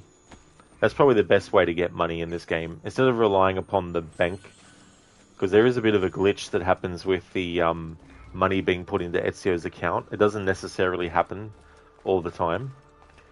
And so it's better to just sell the bomb ingredients. Or at least sell the bomb ingredients for bomb types that you don't want to use. Or that you don't like. Hermione, indeed, Malaka Nekadia det Bastardo, although that one is, of course, very similar to English. That's true. Exactly. What more? Oh, yeah, for sure. Go ahead. There's probably some that I've forgotten as well. Metrocoites? Motherfuckers? I think that's what that is. I like that word, actually. There's certain words that have a really cool ring to them.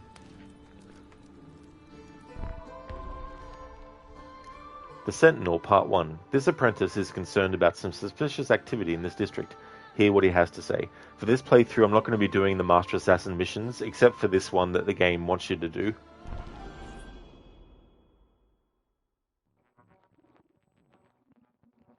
Mentor, we have a problem. A great many assassins have disappeared in recent months, and I believe I know why. Disappeared? Do you mean they have been killed? I fear so, but there is no time to explain. Hide in the park west of here, and wait for me to arrive. You shall see for yourself.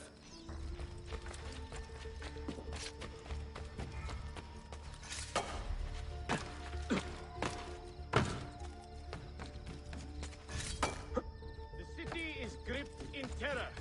And you are not allowed up here. The acts of the Assassin Brotherhood. He'll catch himself killed. Well, another madman.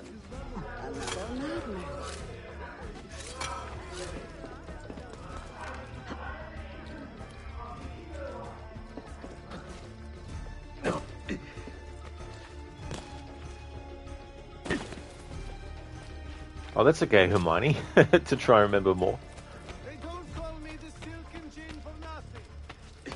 Clip, pantalones is your favorite Spanish word with amigo, vamos, muchacho, and probably some others you can't remember, close seconds.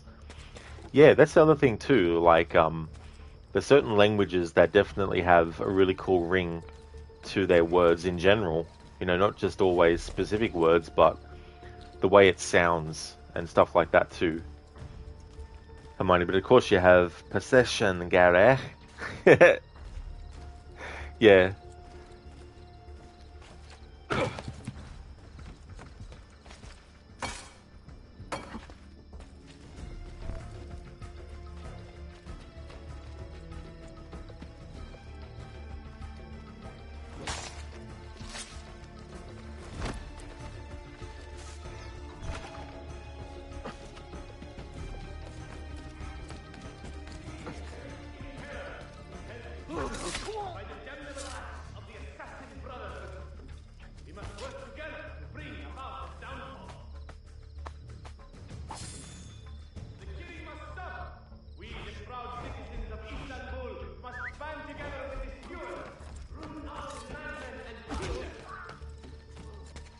Let it be known, handsome rewards are on offer for any who bring information regarding the activities of the Assassin Brotherhood.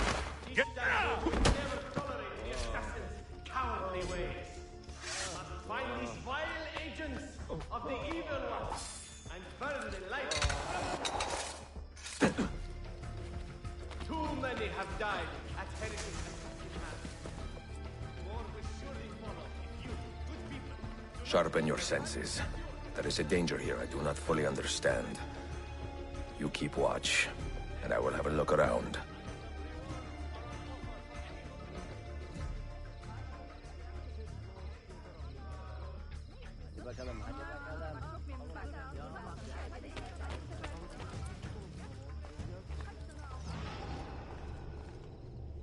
Istanbul would never tolerate the assassin's cowardly ways.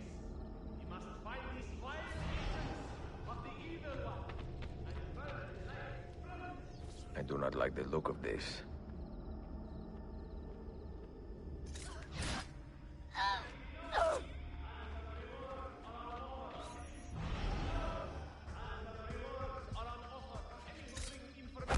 Regarding the activities of the Assassin Brotherhood.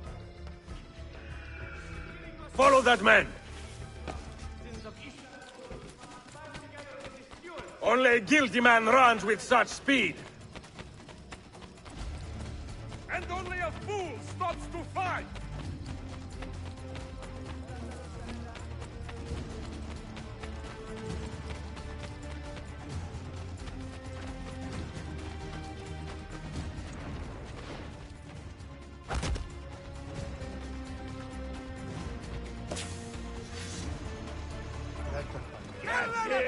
Corner the rat! Spare the sacred life defended. It is punishment enough. The guard.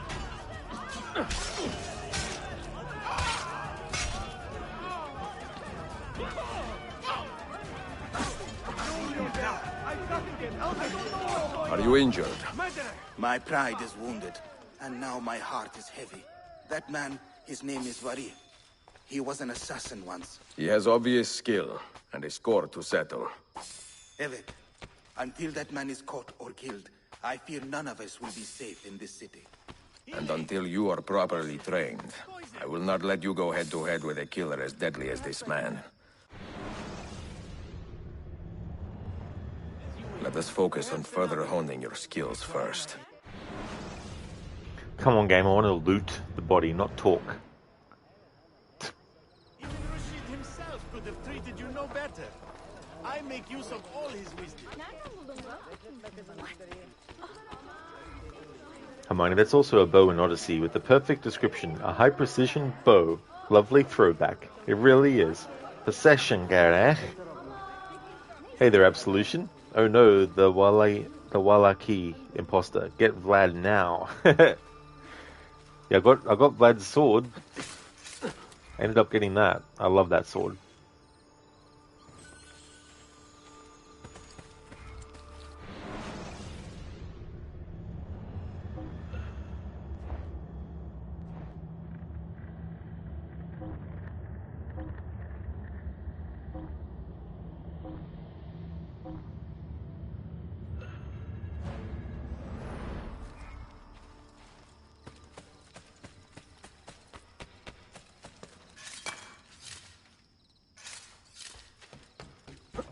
are not allowed up here. Leave.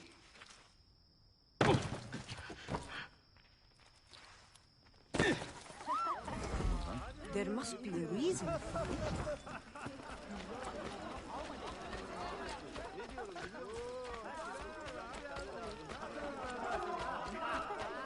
Killers such as the assassins.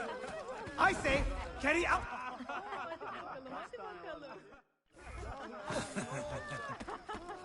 Hermione, it's a few more hours for you until it's midday. Oh, is it really?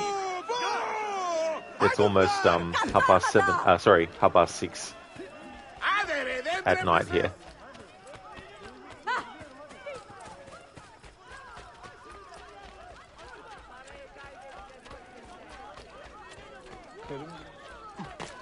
Foolish. Imagine. The latest breakthroughs.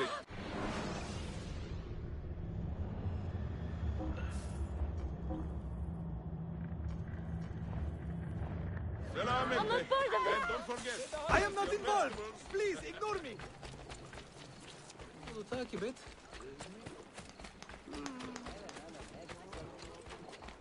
Bu hafta.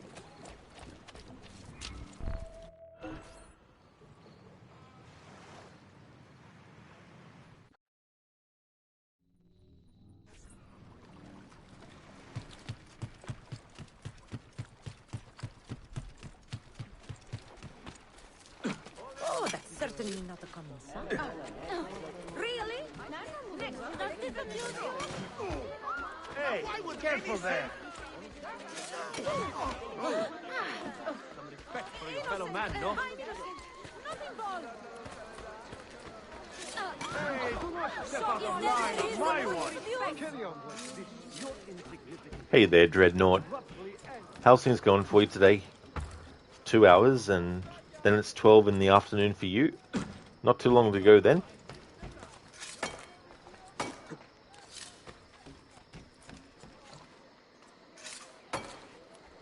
Is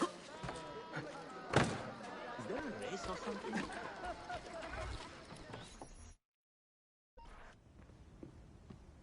Any damage? Not that I can see. Byzantine Templars may be bad hosts, but are decent tenants. Once they capture a location, they like to keep it intact. Because they intend to stay. Que sin lincle. Well, as promised, if you want to learn how to craft your own bombs, I can show you. Don't touch that. One wrong move and bang! The building comes down. Are you serious? The look on your face! Here, I'll show you.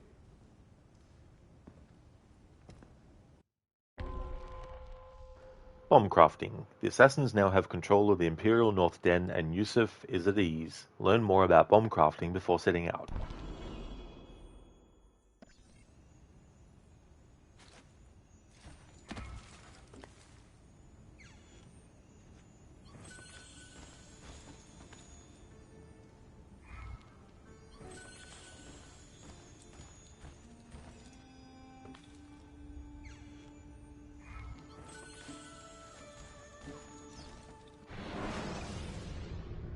We craft our bombs from a combination of 3 parts. The shell, the gunpowder, and the primary ingredient. Sometimes we add a few extras too, for fun. But we'll come to that later. For now, focus on these elements.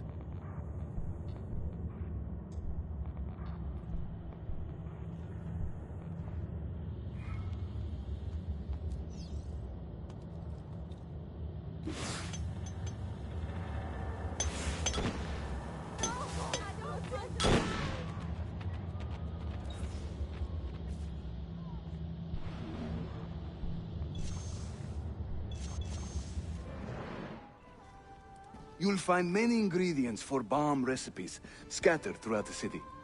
So keep your eyes open and your nose to the ground as you move about. That should keep me busy. Grazie, Yusuf. Have you ever seen this book? No. It's a journal? Si. The Secret Crusade by Niccolo Polo. Marco's father? I found this on a Templar in Masyaf. It mentions the 5 keys to Altair's library. Niccolo brought them here and hid them. Ah, and the Templars know this, so it's a race against time. They found one already, beneath Topkapi. I want to recover it and find the other 4. So, where will you begin? The old Polo trading post, I think. They ran a business in this area, no? I believe so. Speak with a man named Piri Reis in the bazaar. He can point you in the right direction.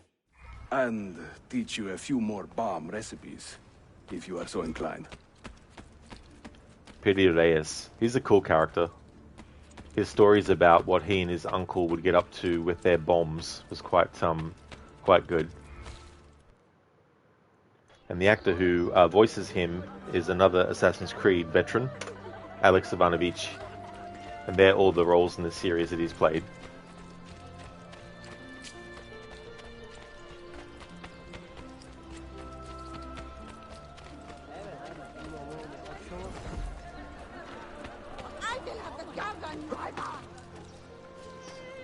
He has these bomb missions that you can do. You don't have to do them. But for this playthrough, because I like the character a lot, I want to actually do all of the missions associated with him as well.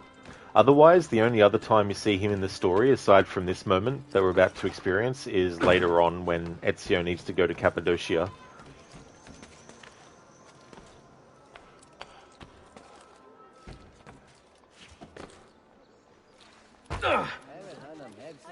And then I thought they slowed down at that age. Piri Reis. I think I have seen some of your earliest work. Reis? Did Yusuf Tazim send you? That sounds like one of his exaggerations. See, he said you could show me the location of Niccolo Polo's former trading post. Ah, you must be that Floranzala he's been yammering on about. Lothario? Ezio. I don't hear the difference. Yes, the old Polo shop. It's just west of Hagia Sophia. Here. Grazie. Yusuf also mentioned that you were the man to talk to about specialty bombs. Ah, that man. He is a talker. A vet. I'm a navigator in the Sultan's Navy. Currently on leave to study cartography. But through my soldiering, I've also gained an appreciation for artillery and explosives. And it has served the assassins well. It gives us an edge. I carry many kinds of bombs. For assassins only, of course. Lethal, tactical, diversionary, and a few peculiar casings. Everything you see here is for sale. If you can prove you know how to use it first. I am eager to learn. Well, no one is stopping you. Just let me know. Will do. In fact, that's what we're going to do. So these are the missions that you can use, that you can do.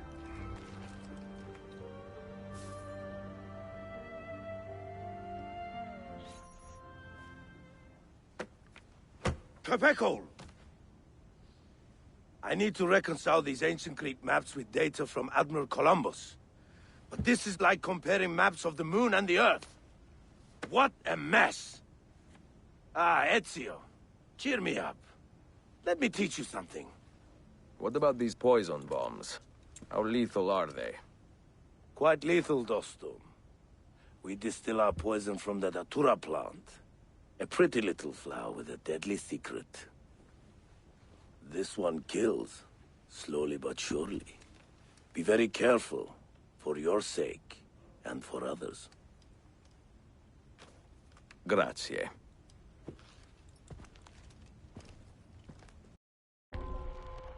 Piri Reis, Datura, used the Datura bomb to kill the Byzantine Templars responsible for the recent theft of bomb ingredients.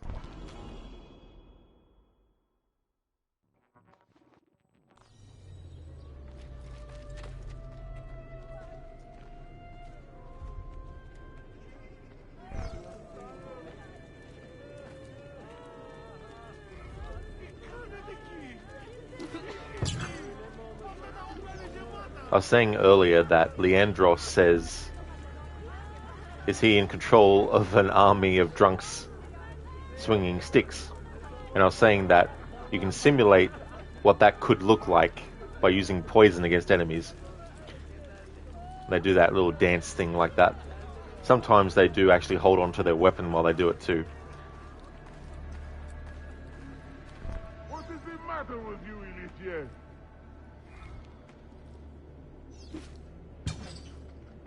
Oh, you seem agitated, friend. Are you alright?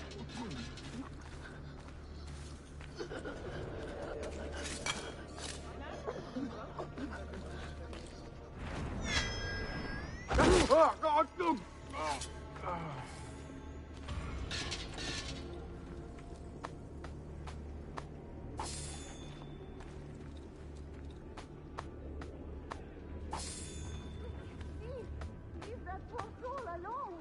Only poison can make a tongue do that. What could make a tongue swell and blossom like that? Only poison can make a tongue do that.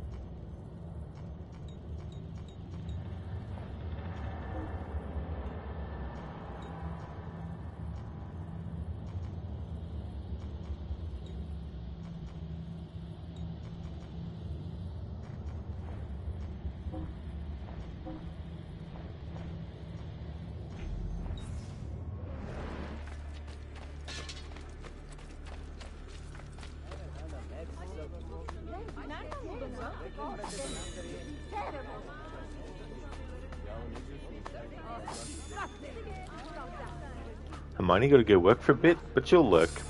Gula gula offendum. That means goodbye, and you learned it not from AC, but from a local store and by some Turks. I've probably butchered those words, but that's cool.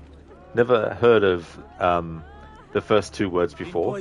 I've heard of offendim, of course, due to this game, but thank you for leaving the lurk, Hermione. Definitely appreciate that.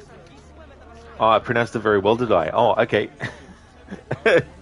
Sometimes I just don't know. But thanks for letting me know. Make a tongue swell and blossom like that. Would like to highly recommend people check out Hermione's channel. He's doing a playthrough of the remasters of Tomb Raider 1, 2, and 3. He's finished 1 and 2, and he's also done the DLC for both of those. He's going to be doing the same with Tomb Raider 3 Remastered. He's also played games in the past like the Talos Principle, as well as Assassin's Creed Origins, and also Assassin's Creed Mirage. He's a great streamer, has a really cool vibe on his channel as well, so definitely recommend. No worries at all, Hermione, for the shout out. Absolutely no trouble at all.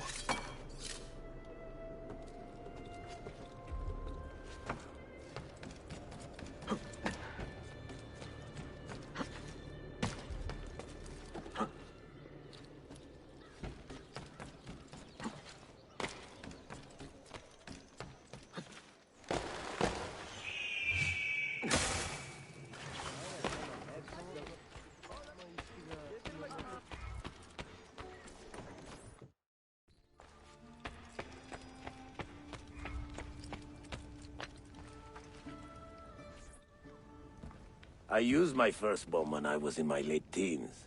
I was sailing the Mediterranean under an unrecognized flag, calling myself a privateer.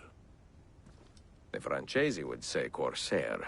No, they would say, Majo heretic.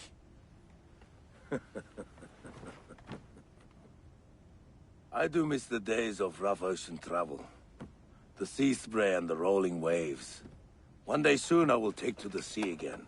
But until then, I am here for my assassins. Here is your bomb. Use it with great care. Piri, Reis, Thunder. Interrupt a meeting of shady merchants using a bomb equipped with the fuse shell.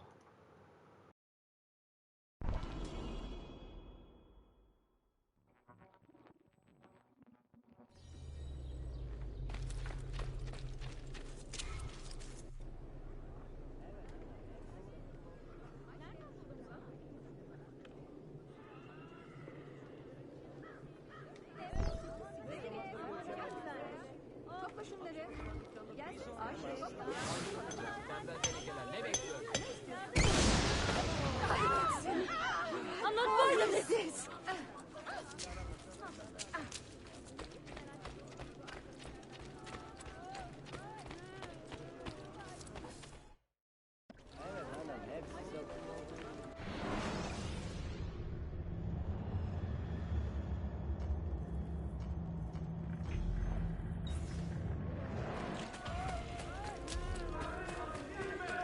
Yerman of Bursa!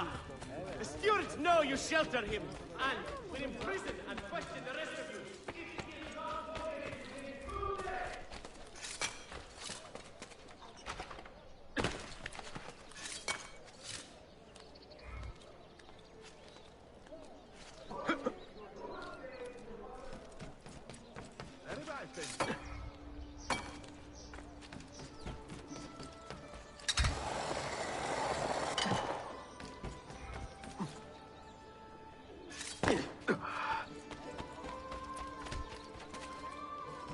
Words cannot express my wonder.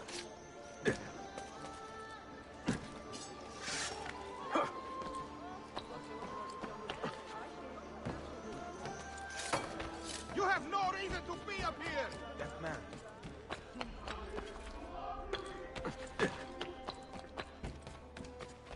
That one looks like... Wait.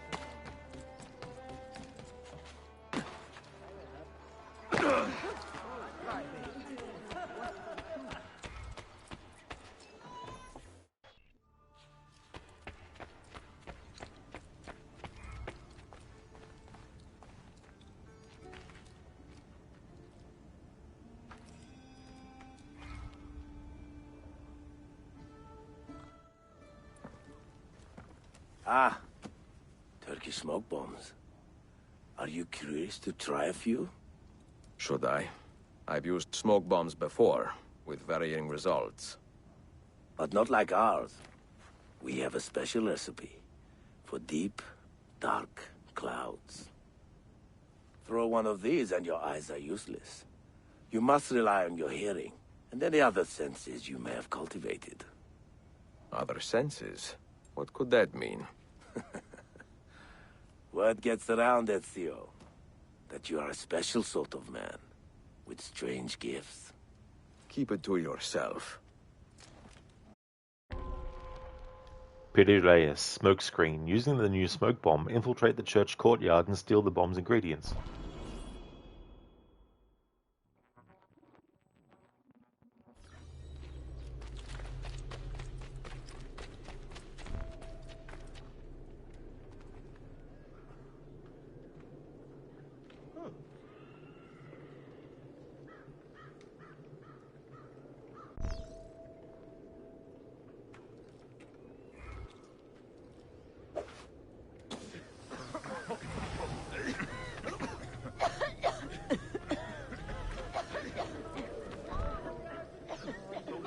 Parents not consider the engagement anyway. I would have made your sister a great husband. Are a few warts, amputations, and halitosis not offset by my inestimable qualities? My mother was careful. Your blades. You want this game? Brave friend.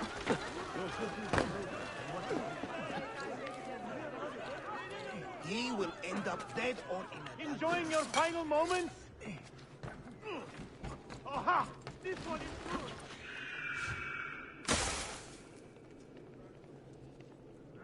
Money is worth. I'm exclusive.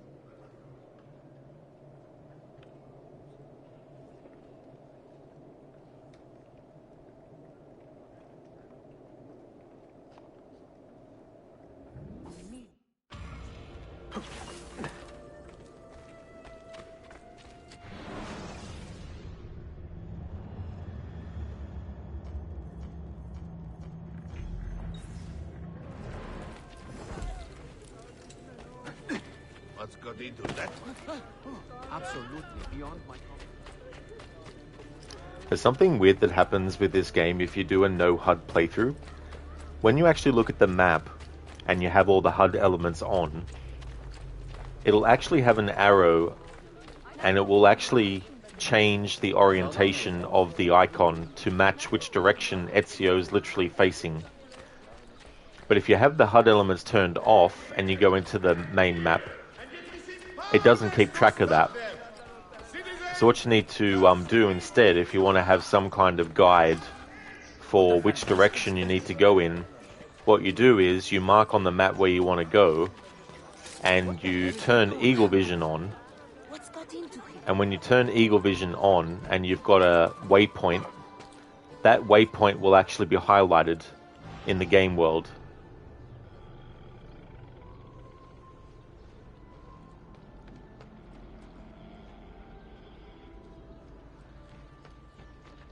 But of course, it's not happening when I'm talking about it, which is par for the course with me. Maybe when we get closer to it. Or maybe it can't be marking an actual location. I'll try that again. I'll go in and just put it like randomly there. See if that changes it.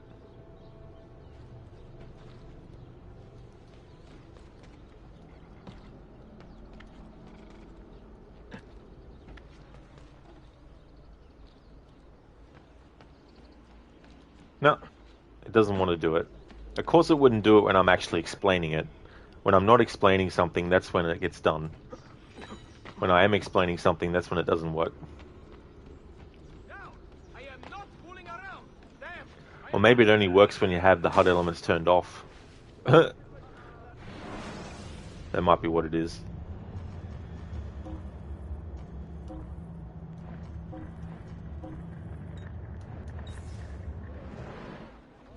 Right, let's turn it off and then back on again. Yes, actually,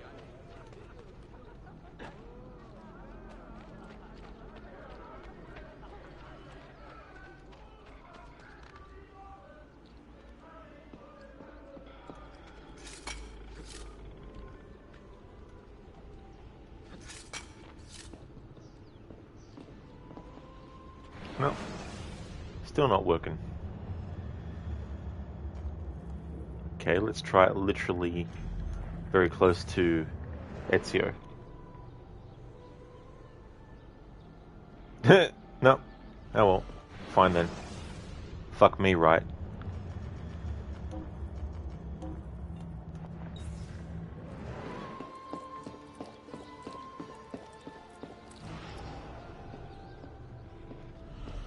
There's probably some little tiny variable that isn't in play at the moment that determines whether or not where you've marked on the map will actually turn up in Eagle Vision as a highlighted spot.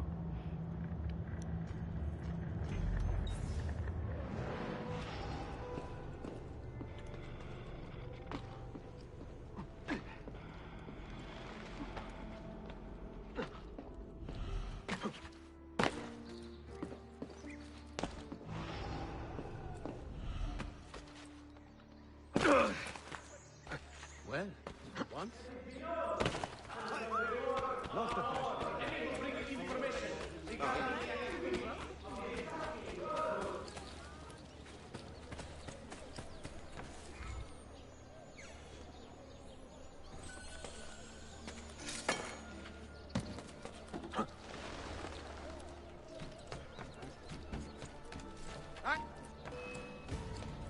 You will not get far.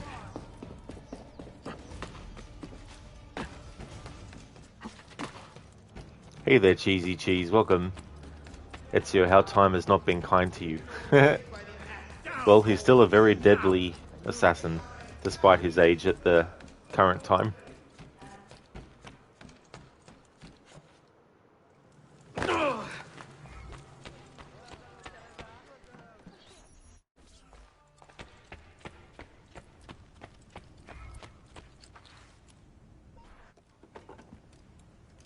Try this, Ezio. A caltrop bomb. A non-lethal method of stopping pursuers. I like the sound of that. When I first sailed with my Uncle Keman more than 2 decades ago, we had quite a lot of fun with these in many rowdy ports. In Rhodos, for instance, it was so easy to lure the Hospitallers from their palace posts right into a patch of caltrops. And to see them dancing in the street in a full suit of armor, nothing is more undignified. Try it, you'll see. Piri, caltrops. Help this man escape his oppressors by using your new caltrop bombs.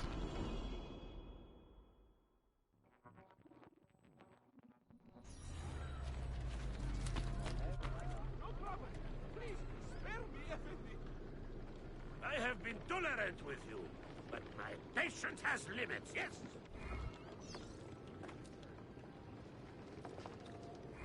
Fisto diavolo! Hey! Funny clothes.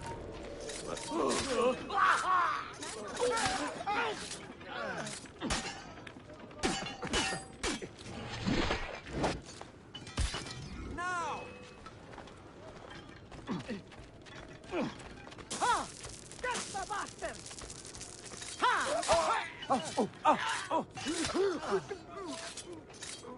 Then...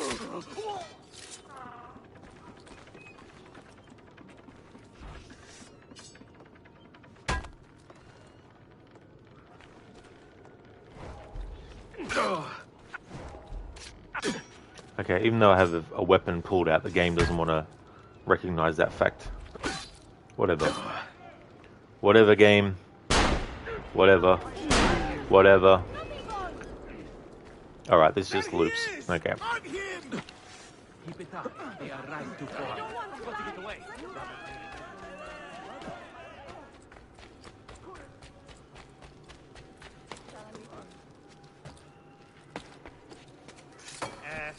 A bit forced to carry on.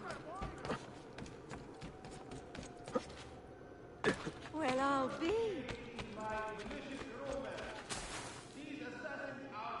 Indeed, Brutus, indeed. Yeah, the game is like, no, you will not be able to select any other weapons during this bomb mission, except your fists.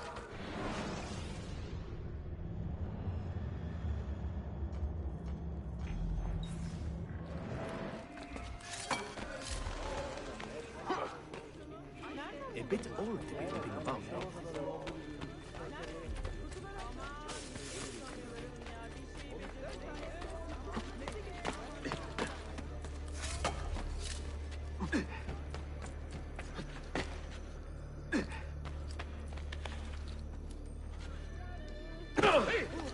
At his age, how does he do that? Wow. Where do you learn to do that?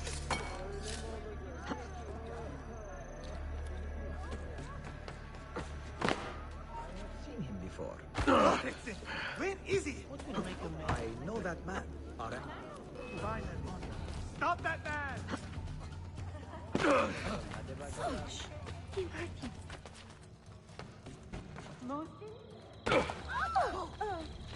Oh, that's certainly not a common sight. I will not be able to make it. We are going to see my uncle's friend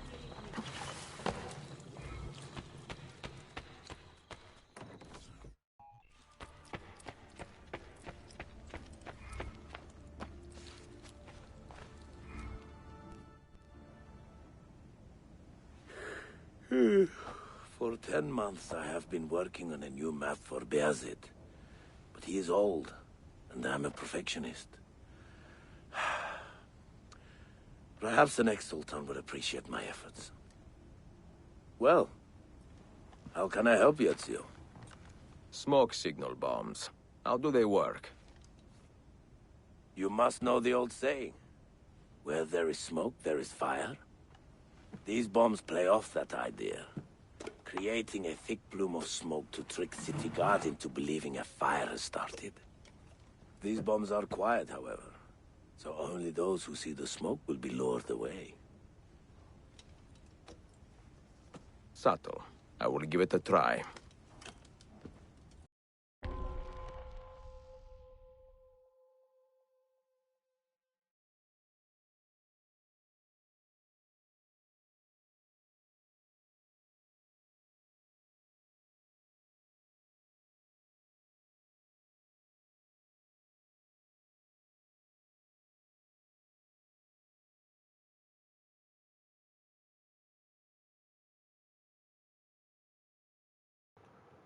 Piri, smoke decoy. Learn how to use the smoke decoy bomb by killing the Ottoman captain, selling information to the Templars.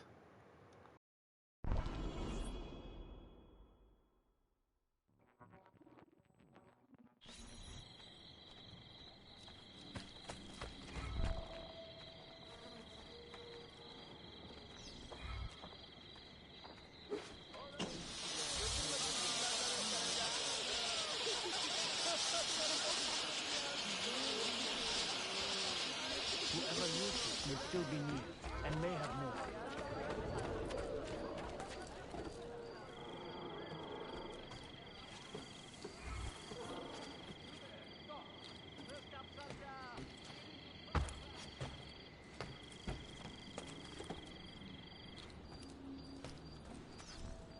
İyi akşamlar.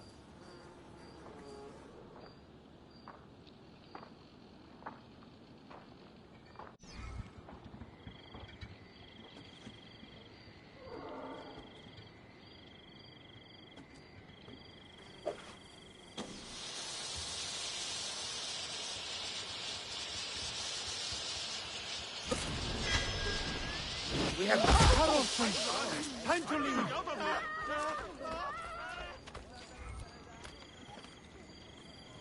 let me leave. Please, God, let me leave.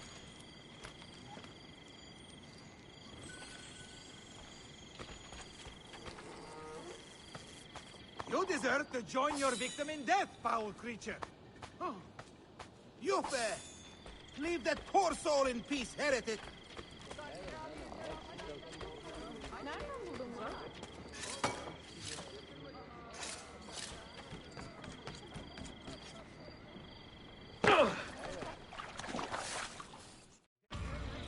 With the wolves that eat our sheep?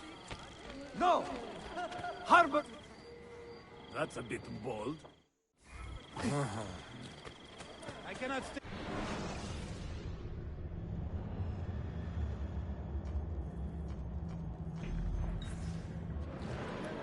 Okay, so I'm going to be ending the stream soonish. What I want to do before I do that is actually finish out these Piri bomb missions. And then I'm going to take a long break and then come back later with another stream. Once these Piri missions are done, the only thing that I have to focus on in terms of main game content is just the story. And then after that's all done, I'll be doing the Lost Archive DLC. And then after that's done, I'll be streaming the animated short movie Assassin's Creed Embers, which takes place after this. And then, after that's done, I'll be moving on to the next game that I've got lined up for the marathon, which is Assassin's Creed 3. But yeah, we'll do these Piri missions before I end this stream. And then, in the next stream, I'll be focusing solely on story stuff.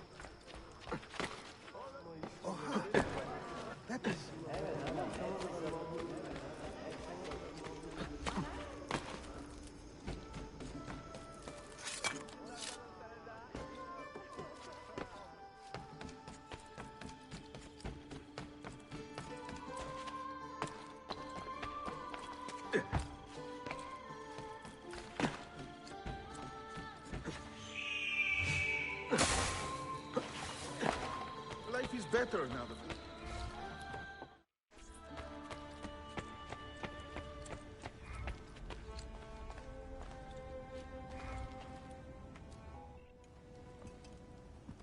Did you know that the early Christians used to place east at the top of their maps? They assumed that heaven lay in that direction, beyond Cathay, because that is where the sun appeared every morning. What convenient simplicity, no? With heaven and earth, glass spheres in the sky, and the earth at the center of the universe. Ha! What a load of horse piss. Ah, but you are not here to philosophize. What are you looking at?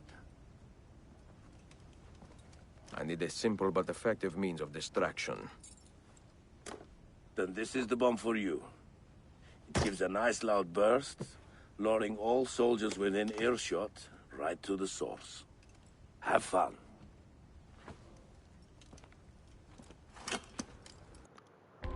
Okay, so that's a new command that I came up with.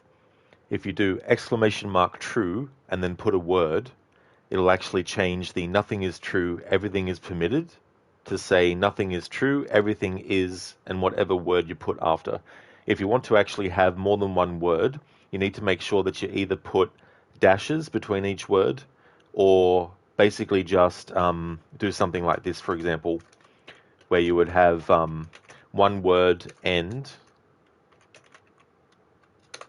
and then the next word just started off with a capital letter. So you can do it like that. You can also do it with dots in between as well.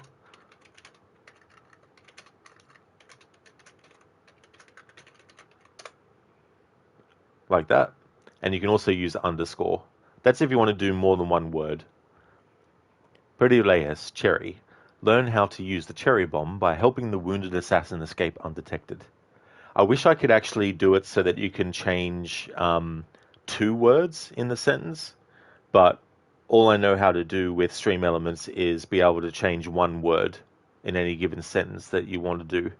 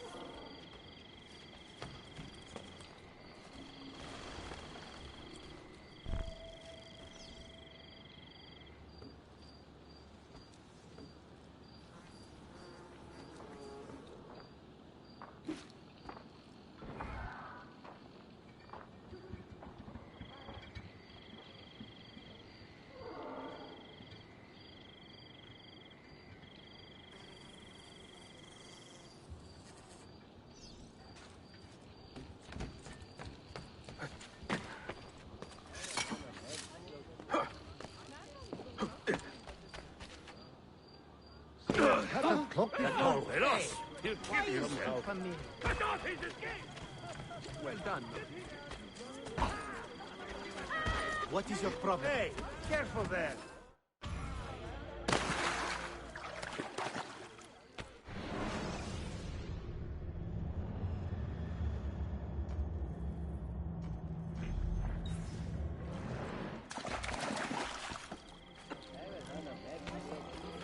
Okay, so we have 2 more Piri Reis missions to do.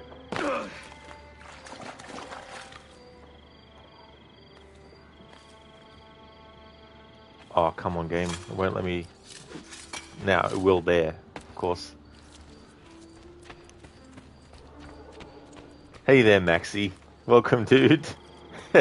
How's it going? If you put like a hyphen or something like that between the words, that'll do multiple words. How's things going for you today? Oh, that's excellent, Maxi. I'm glad to hear that you're going good. That's cool. As for me, I'm doing really well. It's been good to get back into this game. It'll be a relatively short playthrough though, because I was going to be only doing the Desmond journeys, which I'll do at a certain point in the story. The Vlad the Impaler tomb, which I've already done to get the sword that I like. And the Piri Reis missions with the bombs, doing that. But after I finish the Piri Reis missions, all I have left in the playthrough is the Desmond journeys and the rest of the story, and then the Lost Archive DLC. You will soon benefit. Thank you, Maxi. Cheers, dude.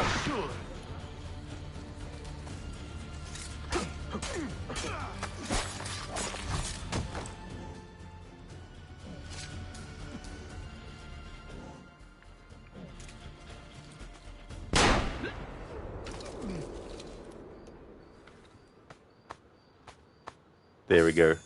Nothing is true. Everything is, yeah, rip. I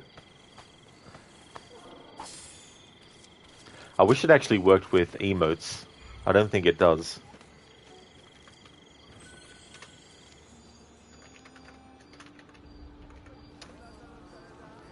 Oh, it does! Oh, cool. It works with those ones. It won't work with any ones that are like subscriber emotes, but it will work with ones I've got set up as free follower, like as follower emotes.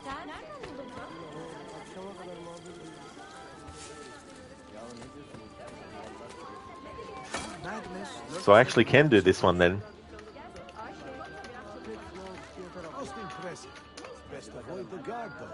Oh, that one didn't work.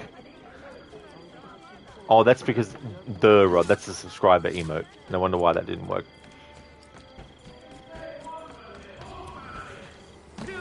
Grandparents, beloved pets, they are monsters.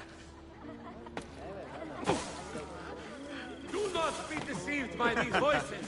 Most entertaining. Crooked, is crazy how much less side content Revelations had in comparison to Brotherhood, and even 2 to a degree, but also had the shortest development time out of the 3. Oh yeah. You even look at like the Thief missions and the Romani missions. There's only, I think, 2 for each faction. As opposed to what you had in Brotherhood with the courtesans, the thieves, and the mercenaries. You know, having so many. That's true, Maxi, yeah. Only works for the follower emotes. I wonder if it works for BT TV emotes as well.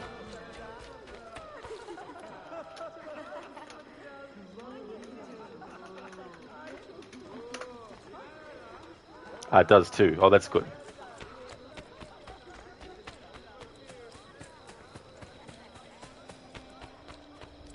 Crooked also making tombs part of the main story, though you think they were really well included. I do too. Yeah, the way that they interweave them into the story and the narrative, and it was cool too because you were getting the memory disc in each one, in order to access Altair's memories. And it was really a cool thing to be wanting to get, you know, especially if you were a fan of Altair as a character.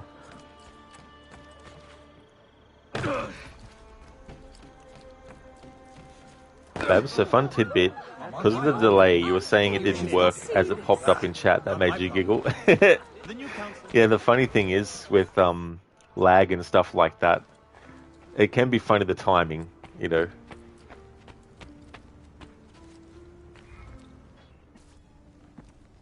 Tell me about your special bomb casings. Well, I have some sticky resin bags. My uncle Kamal had a wild fondness for them. During Bayezid's conflict with Venezia, he was a captain in the Ottoman Navy. He liked resin bombs because they stuck to almost any surface. The hulls of large ships, for instance. I lost many friends in that conflict. We all did, Ezio. And that war is why I became an assassin. I hate the artificial boundaries our leaders have built between people. We fight to end the fighting. It is a sad irony. It will always be an irony, Evet. But perhaps one day will not be so sad. Use this wisely.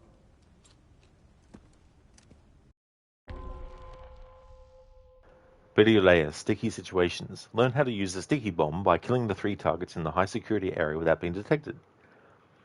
Alien fodder, sticky bombs, whee! I do like being able to use these. I prefer them in some ways to just throwing the bomb amongst the enemies on the ground. It's really cool to just throw it at them.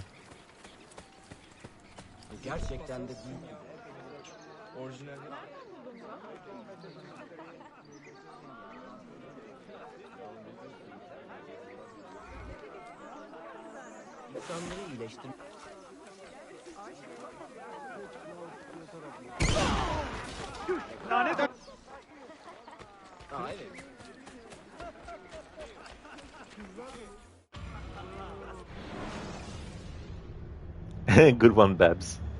Nothing is true. Everything is cheese.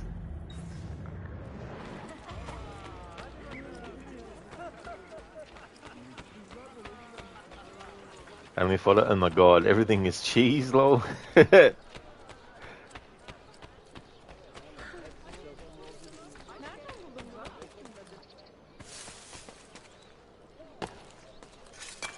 Oh, now I can do the...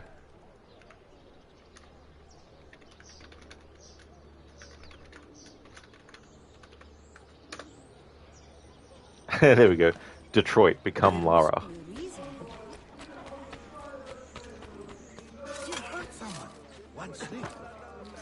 Only fodder, you had no idea you could change the Sacred Creed, but you love it. Yeah!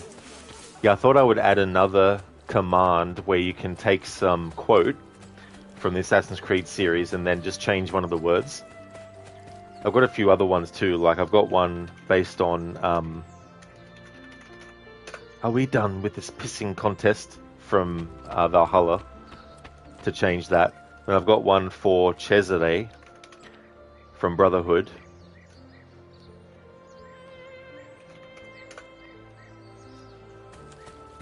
That changes the last part.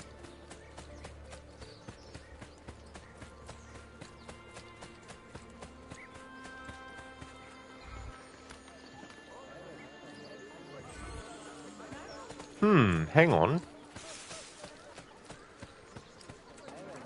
I can't do a command where you can put two different words in and it changes the word, but I can put the same word in, so I could make it that it says nothing is whatever word, everything is whatever word. Like nothing is cheese, everything is cheese.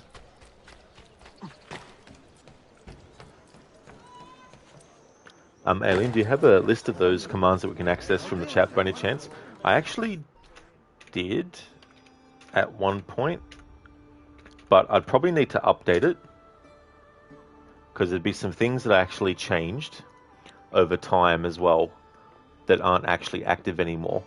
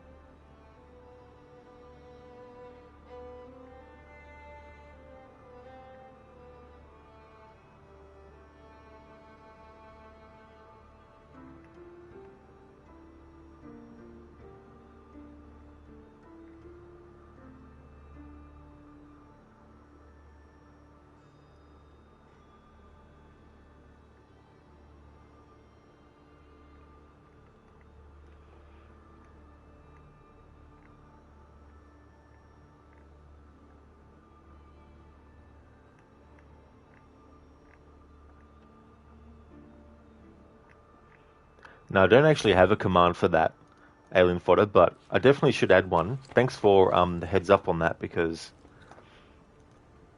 it'd be good to have that, especially one that's actually updated.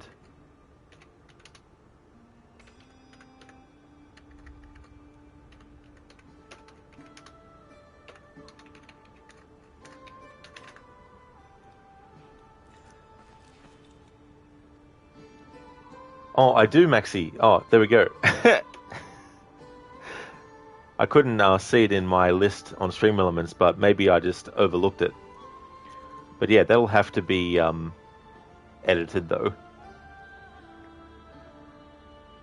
because some of them aren't active anymore, and some aren't there yet.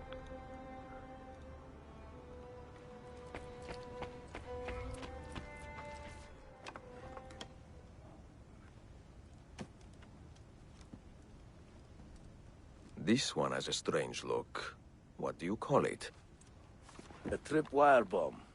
One of the most subtle methods we have of removing your opponent's feet. You see these filaments on the side? This bomb will not detonate unless one of these many wires is disturbed. Very useful in narrow alleys.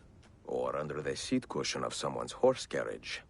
Oh, Ezio Auditore.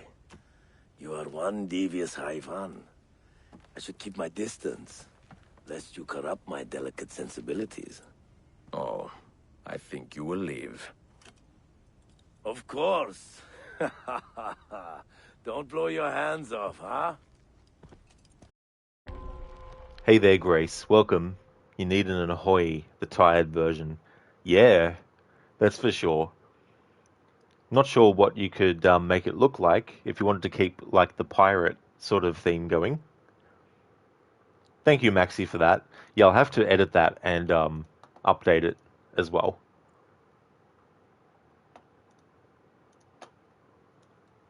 Piri tripwire. Learn how to use the tripwire bomb by killing the corrupted dignitary. Maxi, Detroit become Isu. Become the ones who came before. Before the ones who came before. Lizzie, did you see that Ghost is getting a new version soon? Ghost of Tsushima? I didn't know.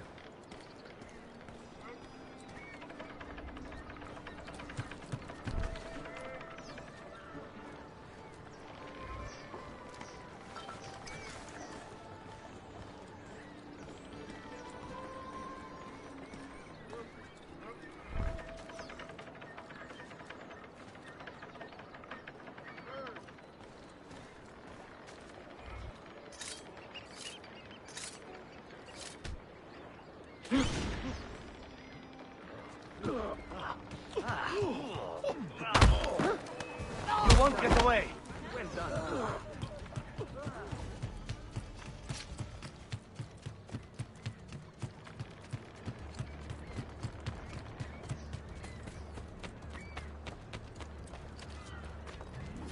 Grace, well, there's going to be a theme shift, but you're thinking of heading down with a coffee, thinking head down with a coffee cup raised in the air a la Garfield cartoon from the 90s.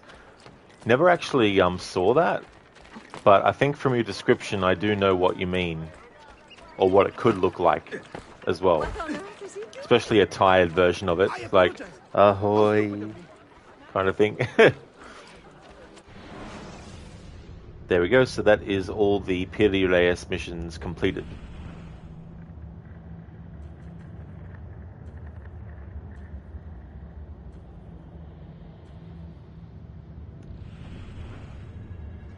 Not to full sync, but that's not a requirement for my playthrough.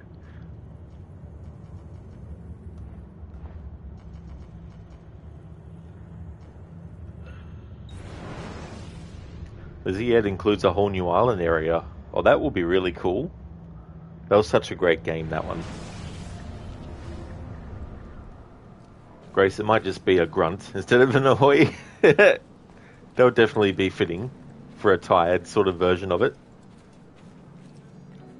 Okay, so this is where I'm going to end this stream today. There will be another one.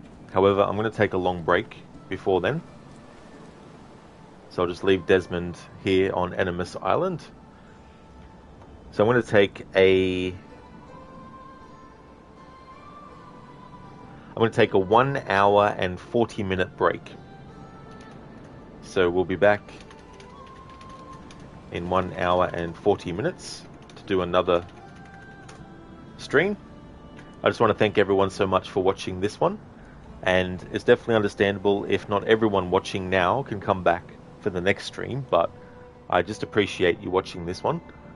And if you see me streaming this game again, then you know it's still Tuesday for me, and we're going to go back into the main story when I get back. Before I go though, just want to give some shout outs.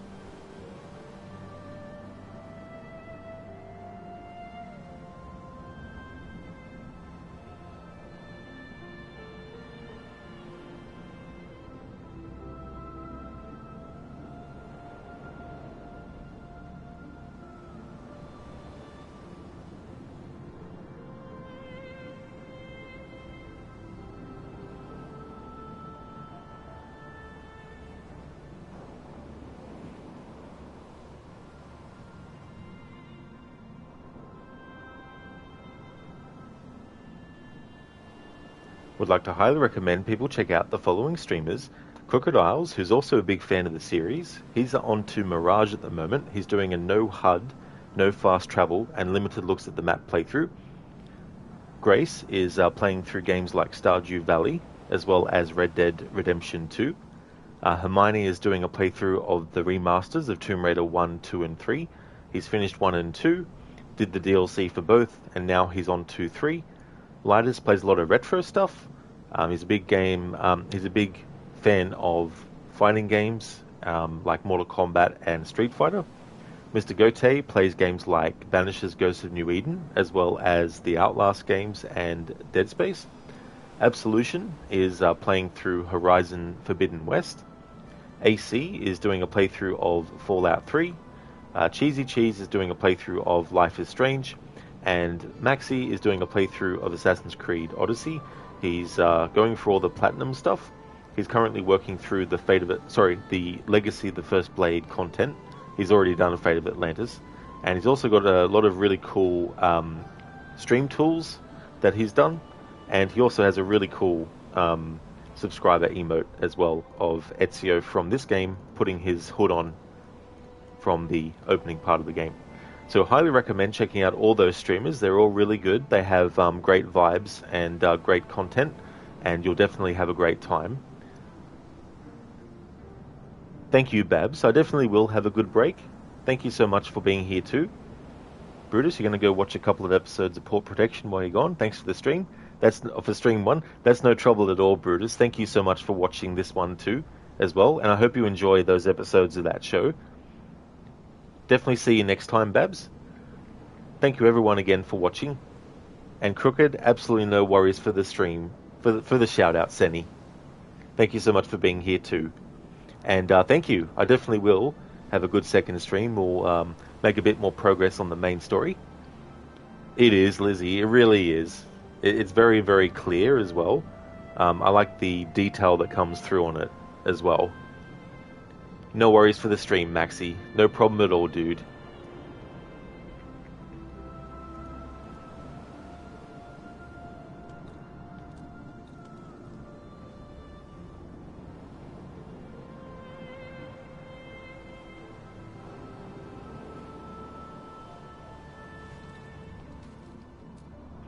That's okay for the shout out as well, Maxi.